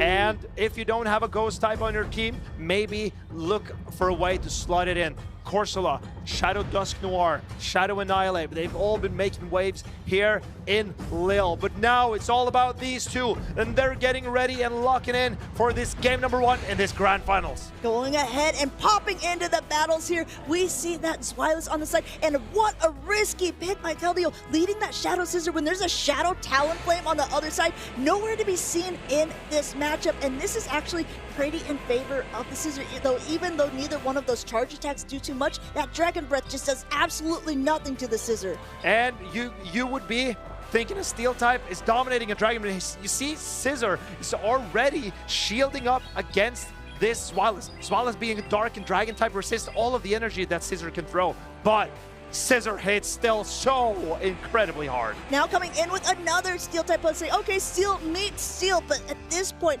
after a boosted Trailblaze, Hikami is forced to now use a shield himself because this would do a lot of damage to the Empoleon, and Empoleon wants to either get that last shield or get that Scissor out of there. Oh my goodness, we go ahead and see an attack rise from that. This could change everything. This is now a triple boosted Shadow Scissor. Even though the bullet punches are double resisted, it still does so much damage. Already at the next Night Slash, you do see the extra fast attack go through from the Empoleon side, so Hikami is shielding this up, and Kelio maybe has a big decision to make because he is out of shields and he does not want this Hydro Cannon to connect, but that's exactly what's going to happen. He's given up this Shadow Scizor. It's taken away all the shields and also 1.5 Pokemon from Hikami. And now Hikami's coming in with a Blastoise. That was the best decision he made because there's a Corsola in the back and Kelio has got Furret waiting for it. And he doesn't know in the back. He's going ahead, just trying to take it one Pokemon at a time. This Drill Peck still keeps that Blastoise in the green, just going ahead, charging up a little extra energy here on the side of Kelio and swapping back into this Wireless, forcing the Blastoise to make a decision, but not made in time. A Body Slam will connect. And can this Body Slam be enough to knock out this Blastoise? I don't think so. No, the Blastoise still hangs on, and it has 2 Hydro Cannons loaded. You saw a split-second decision there from Kelio, deciding, do I want to swap into my Furret first, and deciding, no, I want to get this Swilus out of the way. He's going to swap out now, probably, so he still has 1 Hydro Cannon, bank that energy for later, but we also don't know. If he doesn't, if he chooses just to let it go down, then he sort of could have been switch-locked. And this is a clever decision in my opinion. This Hydro Cannon is worth more onto the Corsola than onto the Empoleon. But this Furret, it double resists the ghost type damage. But here is an Empoleon, and Empoleon has a Hydro Cannon loaded for this Furret. Can the Empoleon put the Furret into Power Gem range? It looks like that is desperately the plan of Hikami's side. They're going ahead, getting it down to almost half health. But if we see a full farm down, which we might get to see, there is so much energy now that is on that Furret side. It's going to come in for that Trailblaze. Trailblaze is going to boost the attack of the Furret, and the fast attack of the Furret is what's doing so much damage to this Corsola. This game is not over. The Trailblaze is not enough, and Power Gem is now threatening a knockout on this Furret. Has Hikami pulled this back? Corsola is saying, I see you, I'm not scared of you, Furret. Knocking it out with the Power Gem, not quite. He's able to get it with 1 more Astonish, but there is still some health left on the Blastoise. Not enough! Not enough, and Galarian Corsola, it takes out a Furret and then a Blastoise. Hikami, he is the puppet master. He's maestering his Pokemon in the right positions all the time to make sure that he has the resources needed to win this game. How he preserved that energy on the Empoleon. So valuable. Very valuable. And that Corsola coming through, coming in clutch at the end, maybe got the memo that it is its time. It is indeed spooky season, and saying, okay, well, let me show you what I can do. And I want to note, Furret is one of the hardest answers to Galarian Corsola there is because of the super effective Sucker Punches and the double resistance to the Ghost type attacks. But Furret needs its HP because it cannot take out Galarian Corsola quickly. And Galarian Corsola, if it can land a Power Gem, that does some damage to the Furret, as we just saw. So Furret needs to preserve its HP. Going ahead, I mean, it was just Hikami being able to play so well. Like you said earlier, Marcus, preserving all of that energy on the Empoleon. The Empoleon did not have a lot of health left. We even saw it get farmed down the fast attacks only from that Furret. But being able to throw that Hydro Cannon pushed the momentum back in the favor of Hikami's side and took game number 1. Game number 2 starting right away, however, and now we see that Furret once again, but this time up against an Abomasnow. And this is a very neutral matchup, but Furret does not really have the opportunity to boost up its attack as it usually prefers in this scenario. Abomasnow, a grass type, will hit hard with these energy balls, but also the weather balls that it has. Yeah, I'm looking at the team composition and I'm wondering what the true goals of the Abomasnow is against his team, or if he just wants to get off some nice damage, because it's so risky when Kelio played that Shadow Scissor game 1 to start off with an Abomasnow, but it looks like that risk has paid off as Weather Ball spam is going through here, getting a Protect Shield off of the side of Kelio, wants to try to keep a little bit of health and energy on that Furret, basically almost up to 2 Swifts, gonna throw that first one right before the Weather Ball ready. And Hikami, he realizes that his Abomasnow could get to another move, but he decides not to shield. He wants to shield up his Empoleon in this matchup. Going now into that Gastrodon, and Kelio a quick swap out into the Blastoise. Now the rollouts, his fast attacks by the Blastoise aren't going to be doing too much damage, but this Community Day attack Hydro Cannon is going to start chunking away at the Gastrodon, but Gastrodon also chunking away at the Blastoise with these Mud Slaps. And Gastrodon built up some energy and it left the field. I think Hikami, he's he's now looking to invalidate the energy of this Blastoise. Everything's resisted on the Empoleon, and the Empoleon can start to build up momentum. Yeah, and also this time when the Empoleon is facing off against the Blastoise, it's good to note this Blastoise was already in less health because it already had been chunked away a little bit by some Mudslap damage. While this Drill Peck will not be enough to knock out, a next one will actually threaten it rather than before. And Kelio throws immediately, giving Empoleon a full Metal Sound through. But Hikami decides to shield. This is a clever decision because there's a Florges in the back, and Empoleon is looking incredible against that. Going ahead and throwing right away, Hikami maybe could have farmed up a little bit more energy first, but just decided getting that Blastoise out of the way is well worth it because that Furret might be coming back in. And a quick pivot by a Gastrodon here. There's energy on the Empoleon, and now there is potential shield use here on that Furret as a Gastrodon takes the field, takes that last shield. In comes the Florges. And Florges will need to land a charge attack to threaten this Gastrodon. And Hikami, he knows that he needs to shield this Gastrodon if he wants to preserve it. But no, he lets it go. Can it hang on? It hangs on through the Chilling Water. Here comes the Water Pulse. Now, this Empoleon is looking very good for Hikami. You saw that Kelio went for an undercharge there. He didn't want the Chilling Water to knock out, and I think it's because he's hoping he can fast attack down and be able to throw now at the last Pokemon that Hikami has, which is that Empoleon. That means no matter what, for the rest of the game, it would be debuff, but he's actually going for the Trailblaze. This boosts his own attack, and there's no Protect Shield by Hikami's side. Oh, and now Hikami needs this energy to come through, but he keeps it, and he gets the farm down, and now he has the Hydro Cannon for the Furret. Hikami is taking game number 2 as well. Living on 1 HP there, able to hit that charge attack priority, able to take game number 1 and game number 2. Hikami's looking incredibly strong in this grudge match. Hikami, he's not playing it safe. He's willing to take risks, and he's living on a prayer. He is taking the risky gambles, but what he needs to do to win this game. He's finding the ways. Yeah, he is basically almost halfway there because if he takes one more game in this grand finals, we will go for a reset and we will have basically a grand finals for a new best of 5. But Kelio just needs to relax a little bit. He needs to think about the fact, I already won earlier on. I was on this winner's side of the bracket. He hasn't lost a match yet. He could still reverse sweep, meaning winning the next 3 games to be able to take that title of Lille Regional Champion immediately. But he's got to settle down. He's got to figure out what he can do to get past Hikami, who looks like he's on an absolute rail right now. Hikami realized what his outs were after that defeat in the winners finals, and now he is not looking back. He is looking forward. He is looking to that grand finals reset. The determination in his eyes. He is fearless, and his grit is truly showing. While Kelio is lulling it over, Hikami has already made up his mind. I always find it very interesting to watch, the trainer's demeanors through it all, because Kelio has been very confident throughout this tournament. We've seen him, giving the little secret shh to the crowd. He knows what he's doing, but now his back is up against the wall in this grand finals. Will he be able to pull it out here? This is a start. This is a glaring Corsola up against his Wireless, an immediate pop out of that Glorious to be able to go in with the Furret, which is an interesting answer, and I'm not sure if it's quite a quote answer to this Wireless. And this is an incredible setup for Hikami. Kelio has taken a huge risk of going weak in the front with Corsola and weak in the back with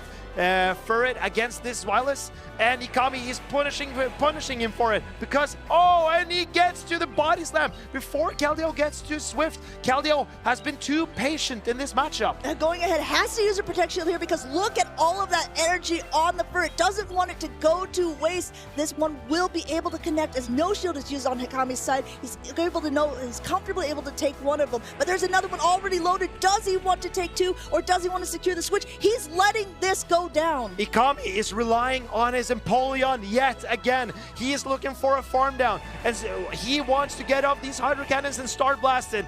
He's not taking any prisoners today. He is going for a farm down on Furret. This is just a Swift. It's resisted. He knows his counts. He knows that's not very effective, and he knows that he's coming out loaded with energy for whatever comes in. It's going to be that Corsola that we saw in the beginning, but with so much energy already on the side of Empoleon, Kelio has to decide where he wants to use his shields most effectively.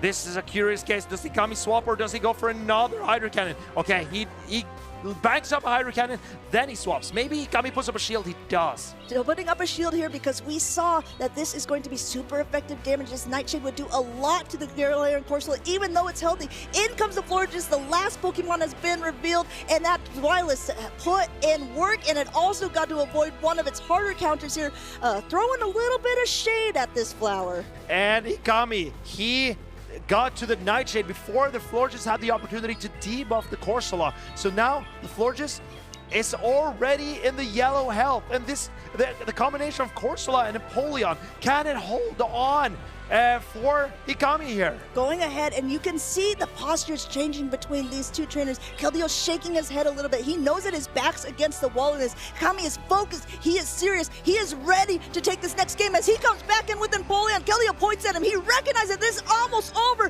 Throwing now the Hydro Cannon. One shield remaining. Is Kelio going to use it? Look at the grit in his Hikami's eyes. He knows he's about to reset this bracket. Empoleon is washing away this Galarian Corsola. Kelio gives him a thumbs up. He knows the grand finals is about to be reset. Down goes the Florges and Hikami. Hikami's taking it. He's resetting the bracket. 0-3 victory. Going ahead with a very aggressive play, a very aggressive sweep, and now we are on to a bracket reset for the grand finals. This means whoever wins the next best of 5 will be crowned our Lille Regional Champion. Hikami coming in from that loser side of the bracket, sweeping this last round and being able to say, hey, just like that crown on the Empoleon, I think I want one on my head as well. Hikami, he's been taking risks. He's been living on a prayer, but Amanda, hold my hand. Okay. And I swear, we're just halfway there. We're this is just halfway there. We still have 5 more games potentially to decide the Lille Regional Champion. All of these games have really come down to like best of 3s earlier on, the best of 5s going to the absolute wire. Hikami says, you know what, I think I want a little bit of break from all of that. Just an incredible sweep, incredible prowess from this trainer. But Kelio did it before. He was able to defeat Hikami, knocking him down to the loser's side of the bracket. But truly, it is anyone's game at this point because it's like, whoosh, everything has been washed away. This is where it is going to be at. The slate is cleaned, Amanda. And now we're all great. Thank you. I'm fully artist. Slate cleaning on point. These two trainers now know anything that has happened before is now off the table.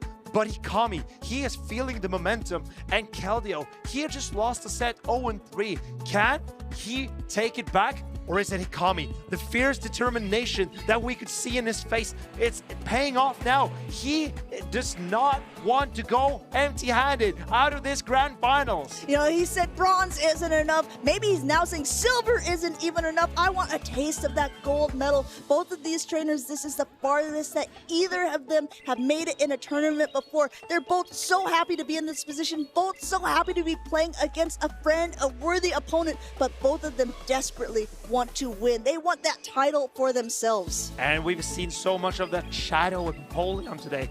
Maybe Kelio will consider bringing out the Unnovan Stunfisk to deal with that Empoleon. But there's so many threats to that Stunfisk on Kelio's team. It's the Gastrodon, it's the Abomasnow, it's the Zweilous. It's so true. There's so many picks on the side of Kelio that he needs to be wary of that Empoleon. There's only one that has a pretty decent matchup, being that Unnovan Stunfisk, but even that doesn't want to take a Hydro Cannon from an Empoleon, and it gives Hikami a little bit more wiggle room to play around. You saw him bringing some different strategies, and it really paid off for him, but all of those last 3 games. But will he be able to do it again? Will he be able to do it when it matters the most? Because these are the games that are going to crown a champion. This best of 5 matchup is where we decide who will be the next person who is going to be on those photos for Lille. And we see another third lead into the Zweilous yet again for Hikami. And how does Kelio decide to play this? He's staying in with his third. Maybe the third can make this close in the Zero Shield matchup. It's better, right, if they're on even energy versus having to swap in a Furret to the Zweilous like Kelio did last round. But even still, recognizing last time how much damage that Dark Pulse puts up a shield here at 2 Swifts and letting that first one go through now. No Protect Shield on Hikami's side. This is Hikami's battle plan every battle. It's getting a shield advantage for his Empoleon in the back. And now he's getting close to that Dark Pulse. Will he let it go? Oh, he saves his Swilus this time. He wants to get rid of this pesky Furret. Yeah, so get this Furret out of here, but no Galarian Corsola in the back, which is actually the main target for that Furret, swapping into that Blastoise and getting a Dark Pulse. But this does a lot of damage and no Protect Shield use on Keldio's side. I think he was hoping for a Body Slam, but that is not what it's going to be. Still puts in a nice chunk of damage. Swilus just stays in this matchup, able to get to yet another Dark Pulse before the next Hydro Cannon is available. And this is a knockout if Kelio does not shield. But if you shield, oh, and now the Empoleon is starting to look even better for Hikami. He's trying to roll out down. He might not be able to just before the next Body Slam is available. There's so much energy on this Blastoise, but there's not a lot of health. Empoleon coming in to start putting in work. Knows it can comfortably tank at least one. Two's not going to knock out, but it is going to get it very low. No shield use on Hikami's side. And there's a Talonflame in the back for Hikami, but it does not want to face off against this Blastoise. Maybe the Empoleon does not shield this either, and so that the Talonflame can shield up whatever charge attack is left. Hikami, he realizes he needs to throw energy to get rid of this Blastoise. He says, okay, enough is enough at this point. Let's get him out of the way. I don't want to tank another. I don't want to have to use any of my shields here because he only has one left. No Protect Shields left on the side of Keldeo. At this point, this Furret is back in against Empoleon. Has to throw a Body Slam. This should be enough to knock out if Hikami doesn't want to use his last shield, but he uses his shield here. He's shielding up his most valuable Pokemon, the Empoleon. But now the Forges can start landing the Chilling Waters against the Talonflame, but we saw already Hikami's Talonflame can win the Zero Shield matchup against the Forges. Even though it's been debuffed, this fly is going to hurt this Florges so much coming in from this Shadow Talonflame. And one Chilling Water is not enough to knock this bird out of the sky. It doesn't matter that it's a Shadow. It doesn't matter that it's super effective or it takes so much damage. Incinerate coming through here. Fly is about to connect. It has been debuffed a little bit, but like you said, Marcus, we've seen it before. We know how much damage this can do. And the Florges, oh, it's almost gone, but not entirely. But Shadow Talonflame, it burns down the floor. They're just, and Hikami is up one game in this grand final recess. That's 4 games in a row against Keldeo. The sun was baking. The Talonflame was basically wilting that flower into the ground. It didn't matter about that super effective damage. When there was no shields remaining, Hikami was able to take that round. And Hikami, he is using the same strategy game after game, getting a shield advantage in the lead, setting up his Empoleon to sweep in the back.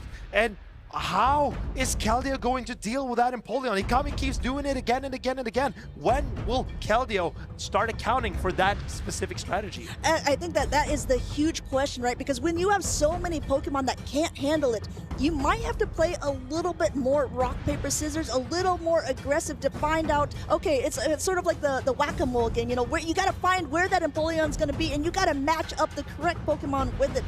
On the side of Keldeo, it could be that Unova Stunfisk. That looks like it's possibly the best answer, although Galarian Corsola can go toe-to-toe with the Empoleon. I think that's why we've seen that quite a few times as well. But we've also seen Galarian Corsola line up against the Furret. At that one time we just saw, it turned out okay, but it's a risky pick for Hikami when Keldeo keeps bringing that Furret.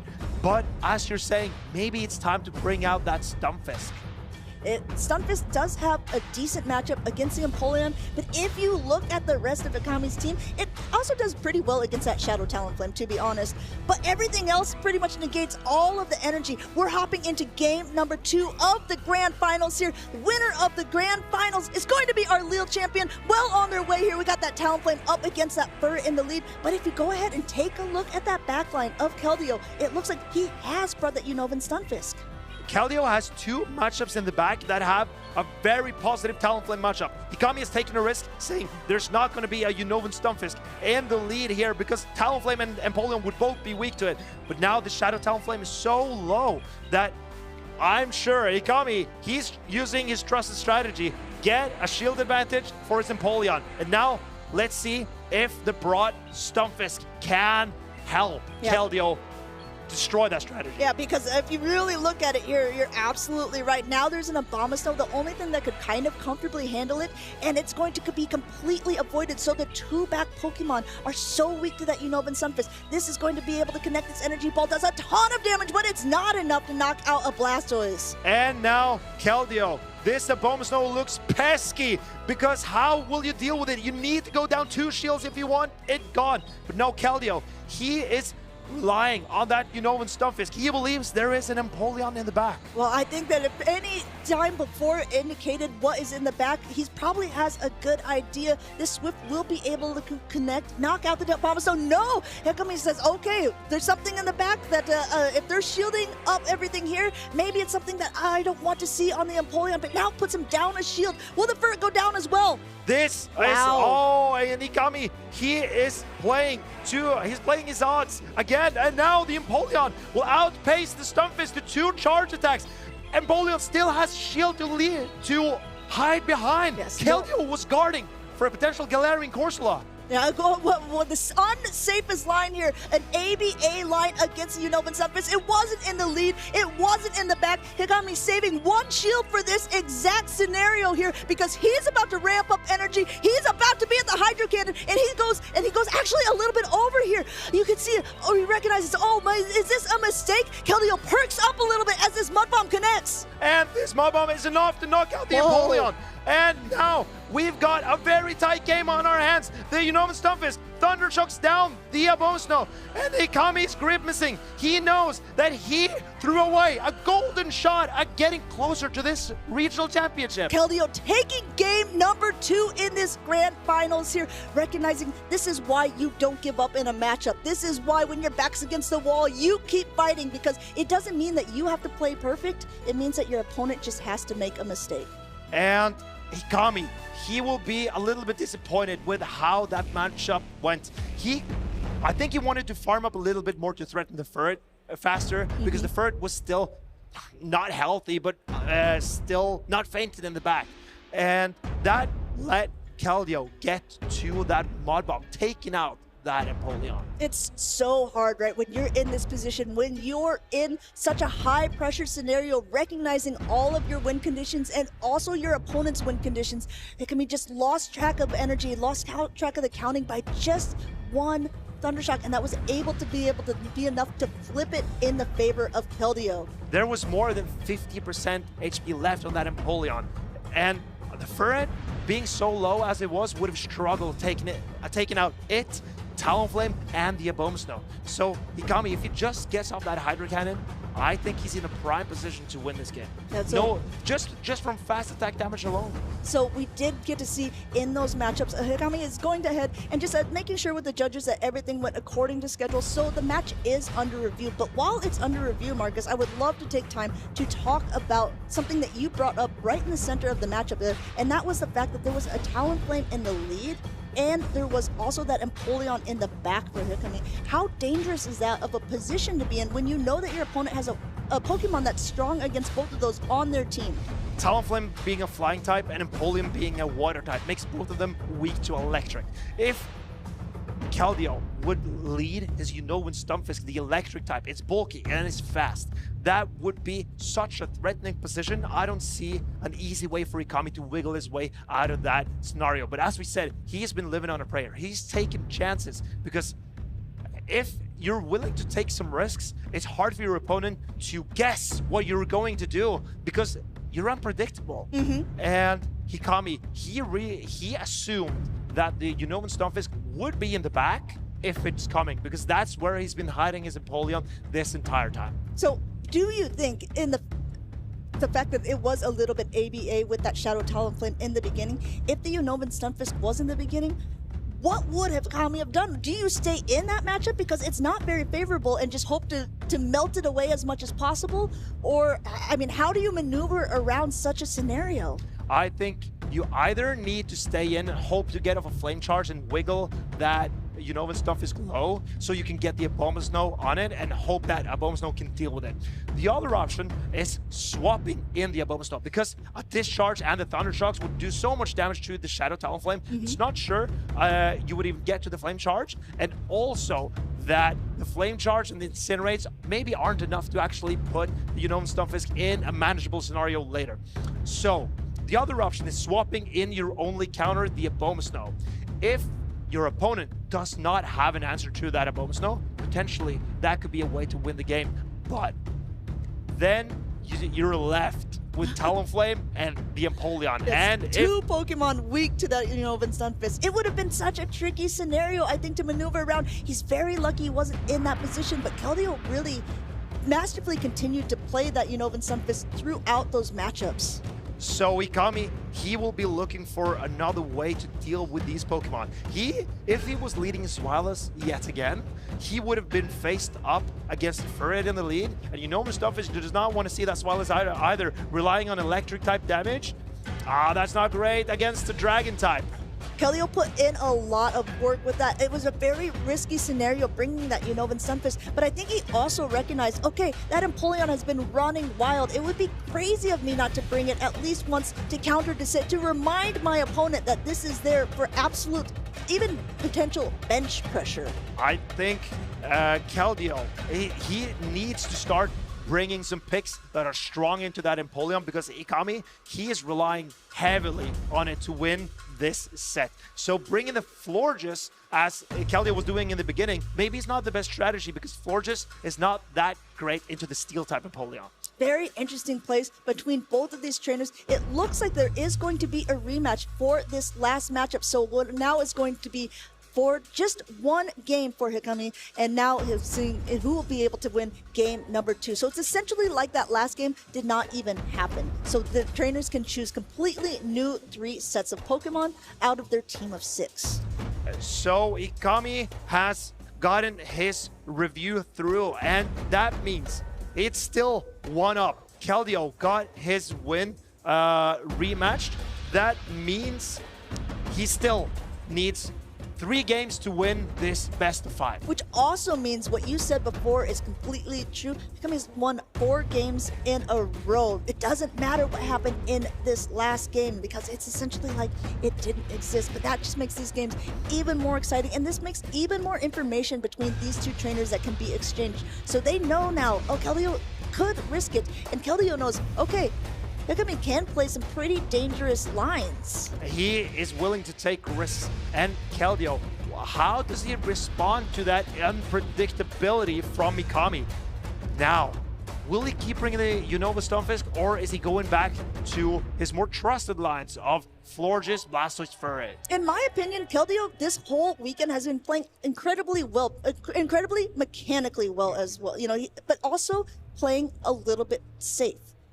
And now we're in these grand final scenarios when Hikami is just coming at you with left and right, throwing everything he's got into these matchups. Maybe Kelio needs to start playing a little bit more aggressively himself.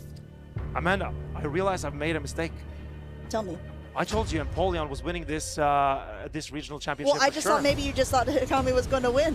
But Kelio is not running an Empoleon. I thought he was. He's running that Blastoise. He's running Blastoise, indeed. Like I said, yeah, only the Pokemon of all the team here that is the same is that Galarian Corsola. Otherwise, they're running completely unique picks, and also spicy picks on both of their sides there with that Shadow Scissor a little bit, and also on the Hikami side, of course, that Swilus. And the Abomasnow. So there's still so much to play for both of these trainers. This Blastoise, it keeps coming, but it keeps fighting that Empoleon.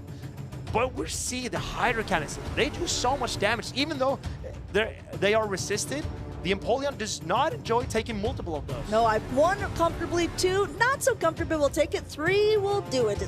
So I think that Blastoise is definitely a good pick for Kelio. That's why he's been relying on it quite a bit. But he needs to figure out a way to get through the Hikami strategy that you've been saying earlier on of stripping the shields away earlier on and then just letting that Empoleon go to town, washing away the Pokemon there with the Hydro Cannon after Hydro Cannon. We're hopping in to game number 2 in the grand final. Get ready to make some noise, because these 2 trainers are ready to pop off. You saw the Empoleon in the back. It's now in the lead, and it has found a mark.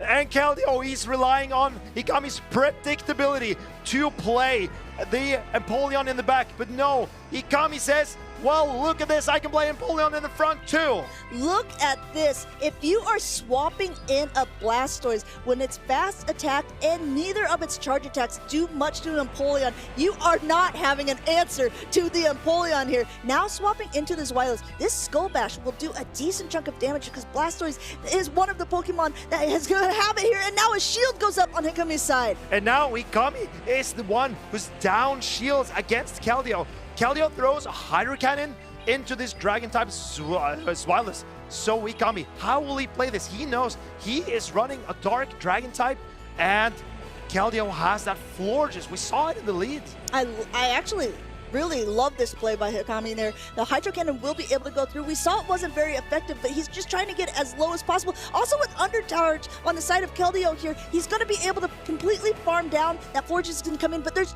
2 body slams waiting. No, not even! Going out with all of that energy and coming back in with the Empoleon. And now Hikami, he has realized this Empoleon can put in a lot of work, and the Florges, its charge attacks do nothing against the grass type of Abomasnow. Hikami strong front, back, and center against this Florges. Going ahead, going for that Trailblaze on Keldio's side. It is going to ramp up that attack of the Ferret, and Ferret needs every advantage it can get in this scenario because it's not enough to knock out the Empoleon, and Empoleon is going to be able to get to another attack.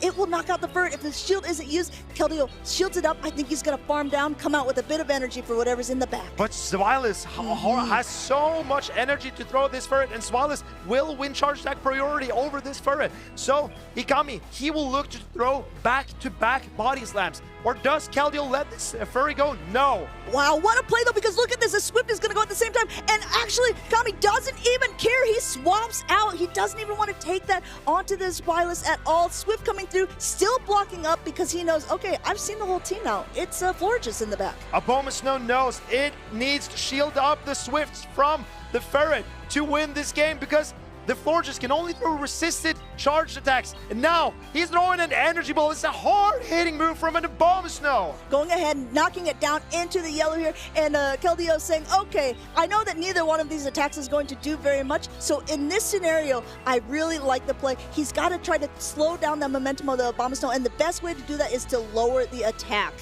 But the Abomasnow, there's no stopping this Yeti.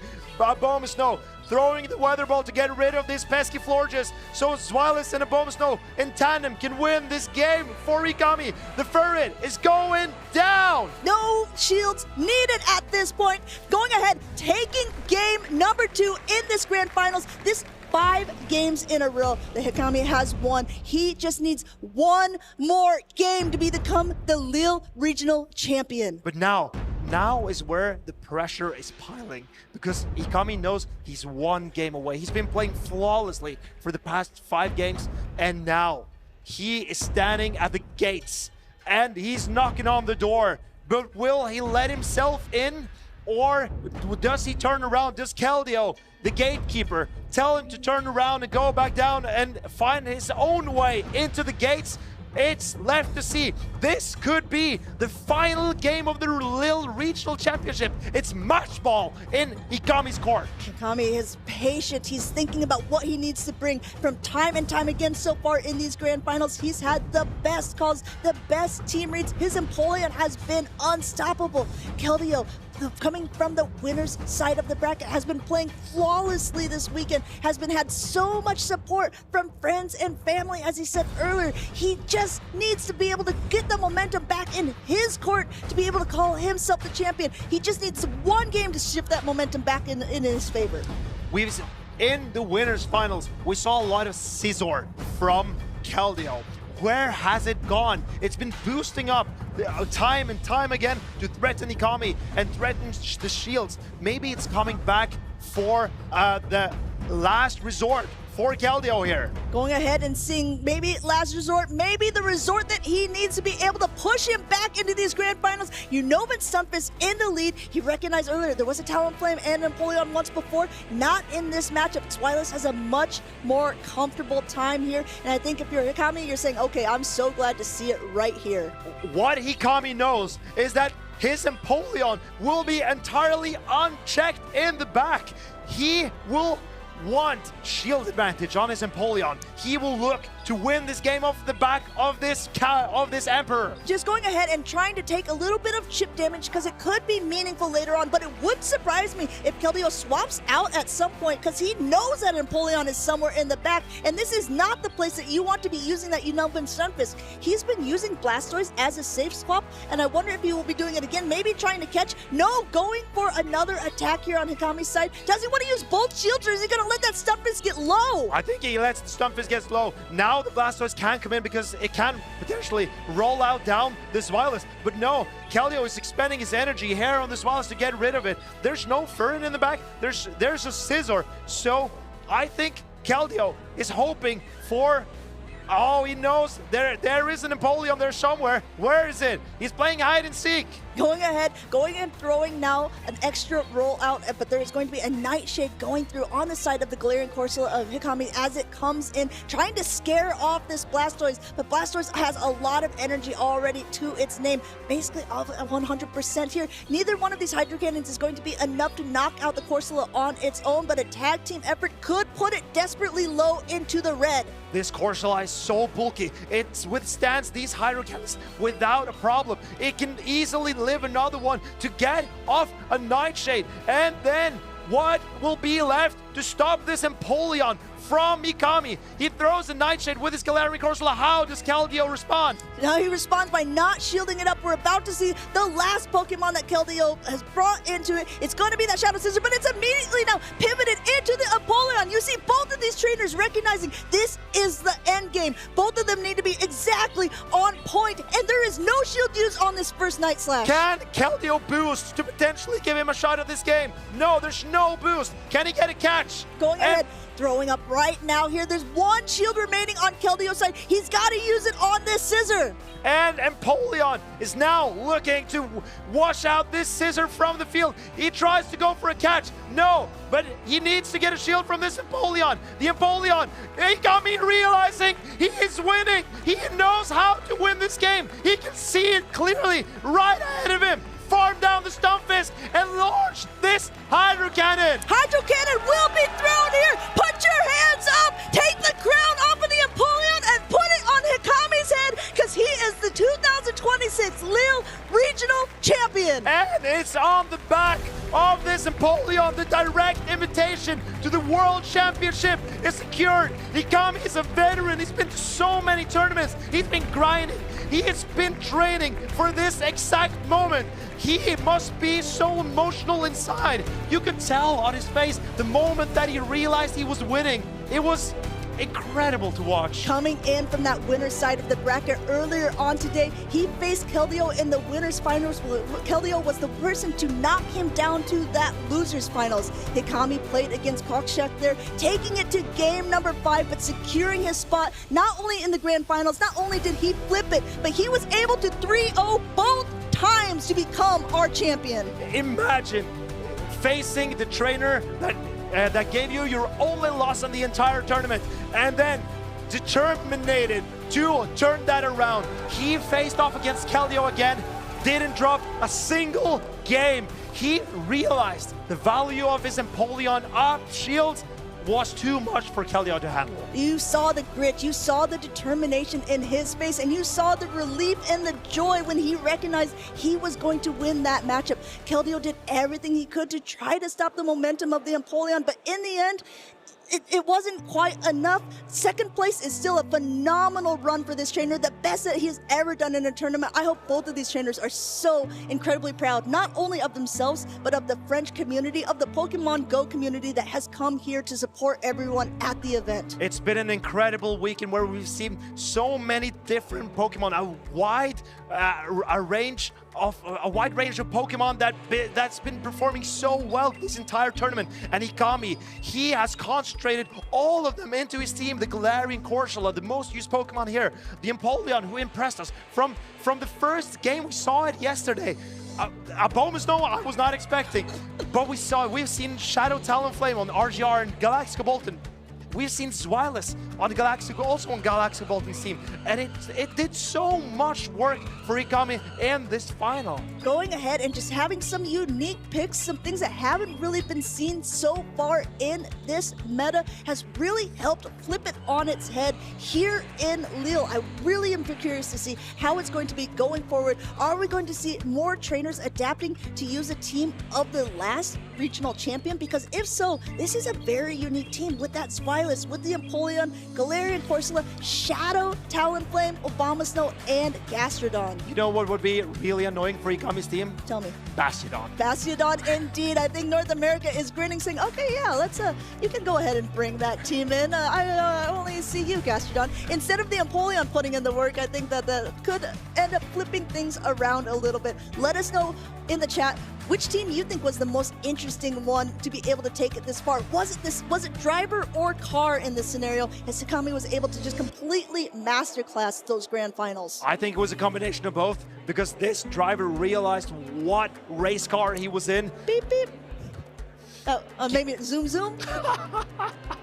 My polio work actually needs work, turns out. Get out of the way for this race car. That it was Hikami and his Empoleon, and he took on all the opposition, and he is not looking in the rear view mirror. He won, but let's do it. We can do it still. Yeah, we'll look at that rear view mirror. Walk us through it. And we see Kelio starting and getting all the way to the grand finals. Hikami, he faced Niton 1-2 to 1. Then he faced a Wolfpack, another French player, 2-0. Then he dropped down from the winners finals against Kelio. He realized his mistakes, came back after a tight set against Cockshack to reset the grand finals and then sweep it 6-0. You know, I earlier called on, we said, what is a player that you think will do really well and the Pokemon that you think they're going to do well with? I picked Wolfpack with his Empoleon. You can see earlier on he played Hikami, who also had that. Maybe I just should have switched French trainers there, because he played it so masterfully there in those grand finals, stripping away the shields with other Pokemon like that Zweilous, and then just completely washing away Keldio's Pokemon with the Empoleon in the back. Such a good meta call for this tournament. But it must have felt so good for Hikami as well, having the support of the crowd, hearing the roar of celebration at every win that he gets. I'm sure that his confidence was just rising throughout the day. With every win, he got better and he rose to the challenge. And he can now place Empoleon's crown on his own head, because he is our champion here in Lille. Not only is he winning with Empoleon, he is winning in France, in his home territory, and that is so, so cool and amazing to see. Congratulations once again to Hikami, the best he's ever done in a tournament, and the best that most trainers have ever done in any tournament, getting that gold first place medal. It's hard to do a lot better than that. Yeah, indeed, yeah, I can't even imagine.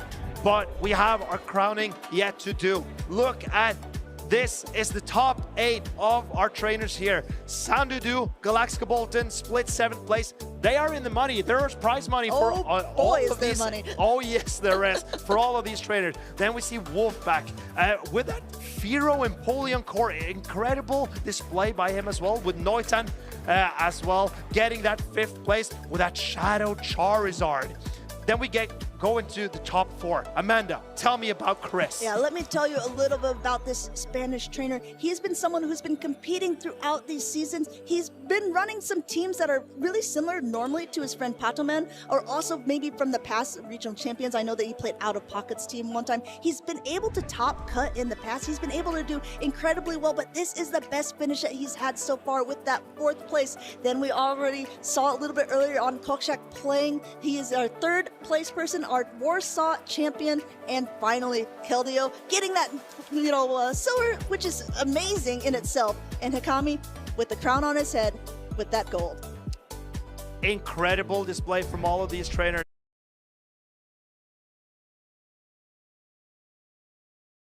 Martijn, are you ready to give the players their medals? I'm giving it over to you. Let's see it, Martijn. Okay, guys. Tournament this has been. The 2026 season has only been underway for 2 months, and sparks, fire and ice already has been flying on the way. We've seen it all in the Lille Regional Championships so far, and now it's time to crown our finalists of this weekend. In 4th place, we have someone I remember. He competed for the first time in the 2024 Barcelona Special Championship, and look at how far he's come right now. His first medal finally after all these championships. I want to give a big round of applause for the 4th place finalist. Felicidades, mi amigo, Chris!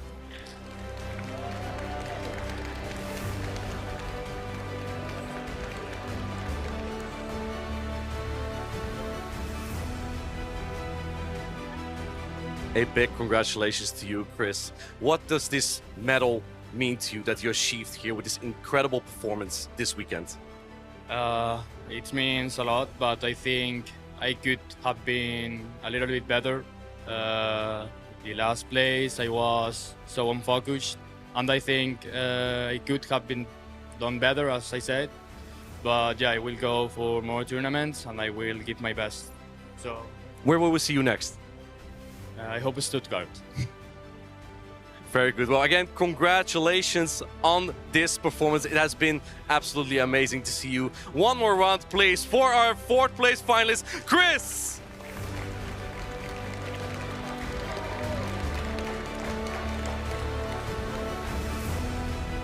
Now, for our 3rd place finalist, this trainer already has won a championship before. He is the 2022 Warsaw Regional Champion. He did that at the time with a Victini, and now he's finally gained some momentum back. He's earned himself that 3rd place medal. Let's give it up for our 3rd place finalist, Cockshack!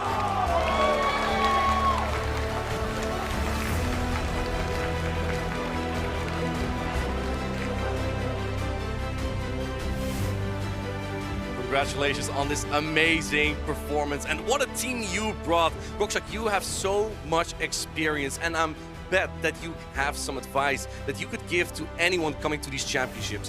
What kind of advice could you give to trainers that are wanting to become as good as you? Currently, I can only think.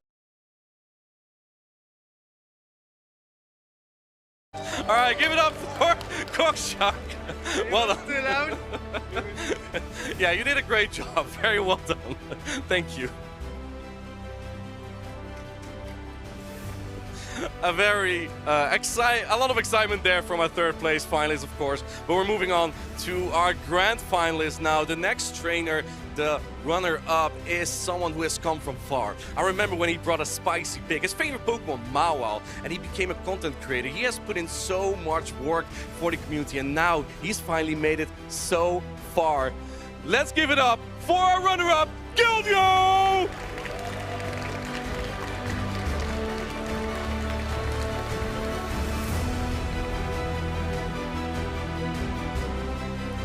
Congratulations, and that's a nice Whimsicott plush you got there. Why did you not bring Whimsicott this time, Kelio?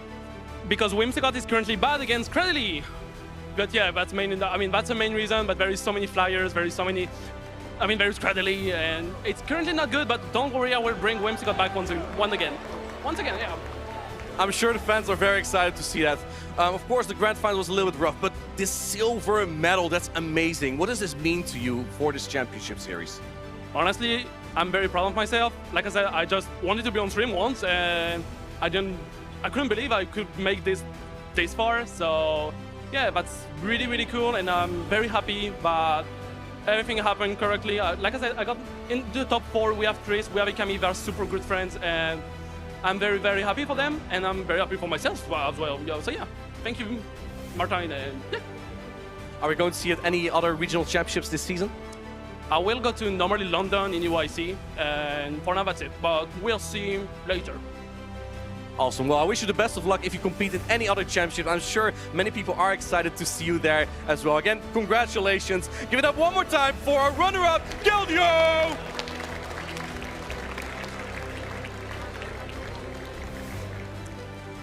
I'm not gonna lie, when that grand finals just ended, I kind of shed a tear as well. I know from how far this trainer has come. He's put in so much effort. He's a diamond in the French community.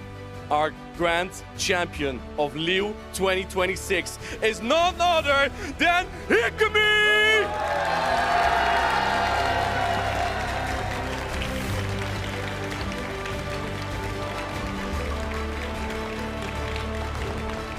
Congratulations, man. Hikami, I know yesterday you were feeling nervous. Are you still feeling nervous now? Oui, je me sens encore nerveux. Yeah, I still feel nervous, yeah. What does this victory here in your home country mean to you? Qu'est-ce que c'est une victoire dans ta pays natale?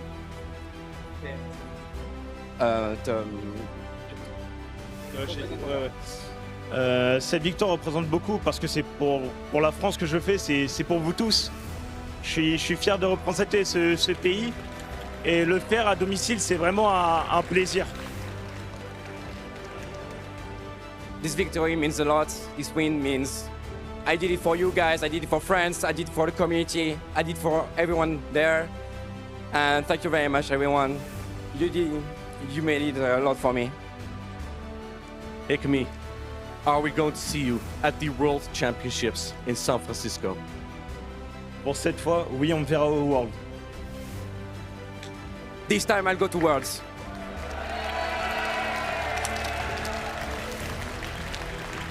I know we're already applauding, but I want to hear you one more time for our Lille 2026 Regional Champion, Hikami!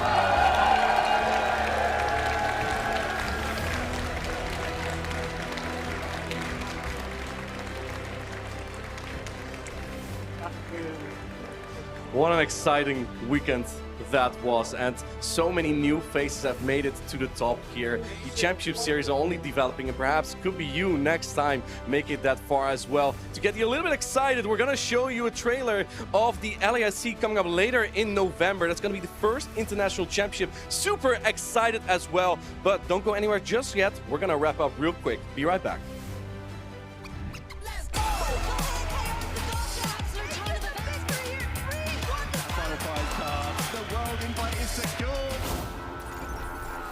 Another day, another moment, you can't wait, cause it's time for you to win the race, so level up. Come on, take it all the way you're in pole position right out of the gate. Have they heard of you? Then they know. You got your sights set on that road. If it's time to battle them, then let's go. Cause you'll never stop.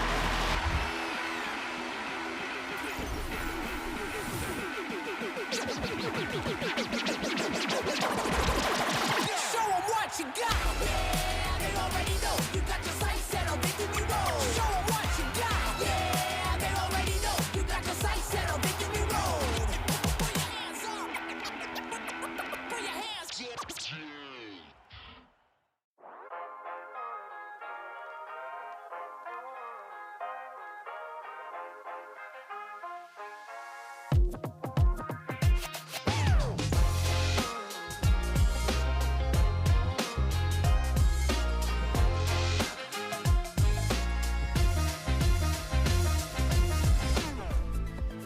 What a weekend it has been here in Lille. We saw the tale of this tale with the French community coming together for our new regional champion.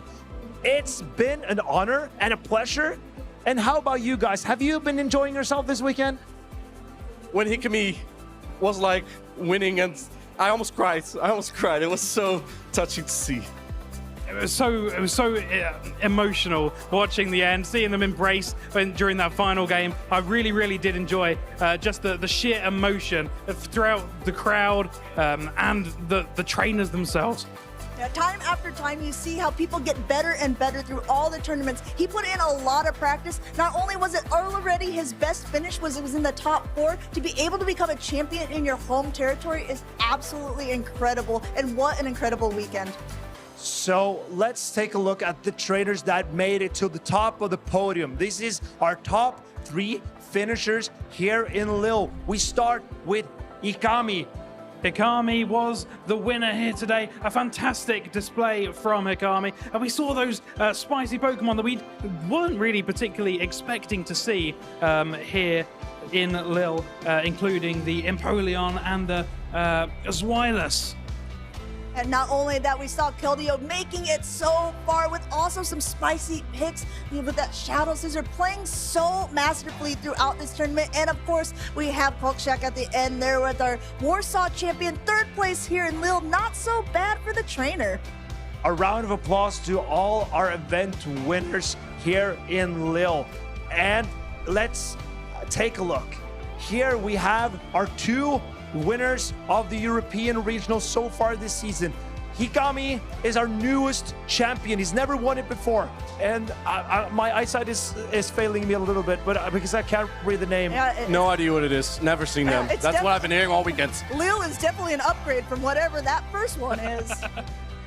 But there are more regionals to come. It's not only going to be these two trainers who remain our champions for the rest of the season, because there's so much to go. I know, even though Lille is just over, it's just a little drop in the pond of all of the different regional competitions and special championships and also international championships that are ahead. Gdansk is coming up very soon, but our first international championship of LAIC will be taking place in November. And then as you can see, all the road, all this time, all this trainer's hard work is leading to San Francisco for the World Championships. And there you also get an interactive city experience with a Pokemon XP. I can't wait for it, but it's important to not just you need to see the forest for the trees.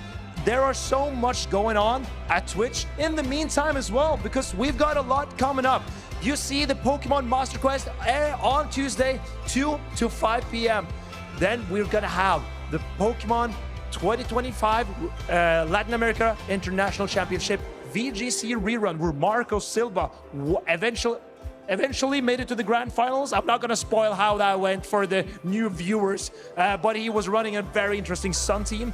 And then we go into Pokemon Thrills and Chills before the Gotta Catch 'Em All game show.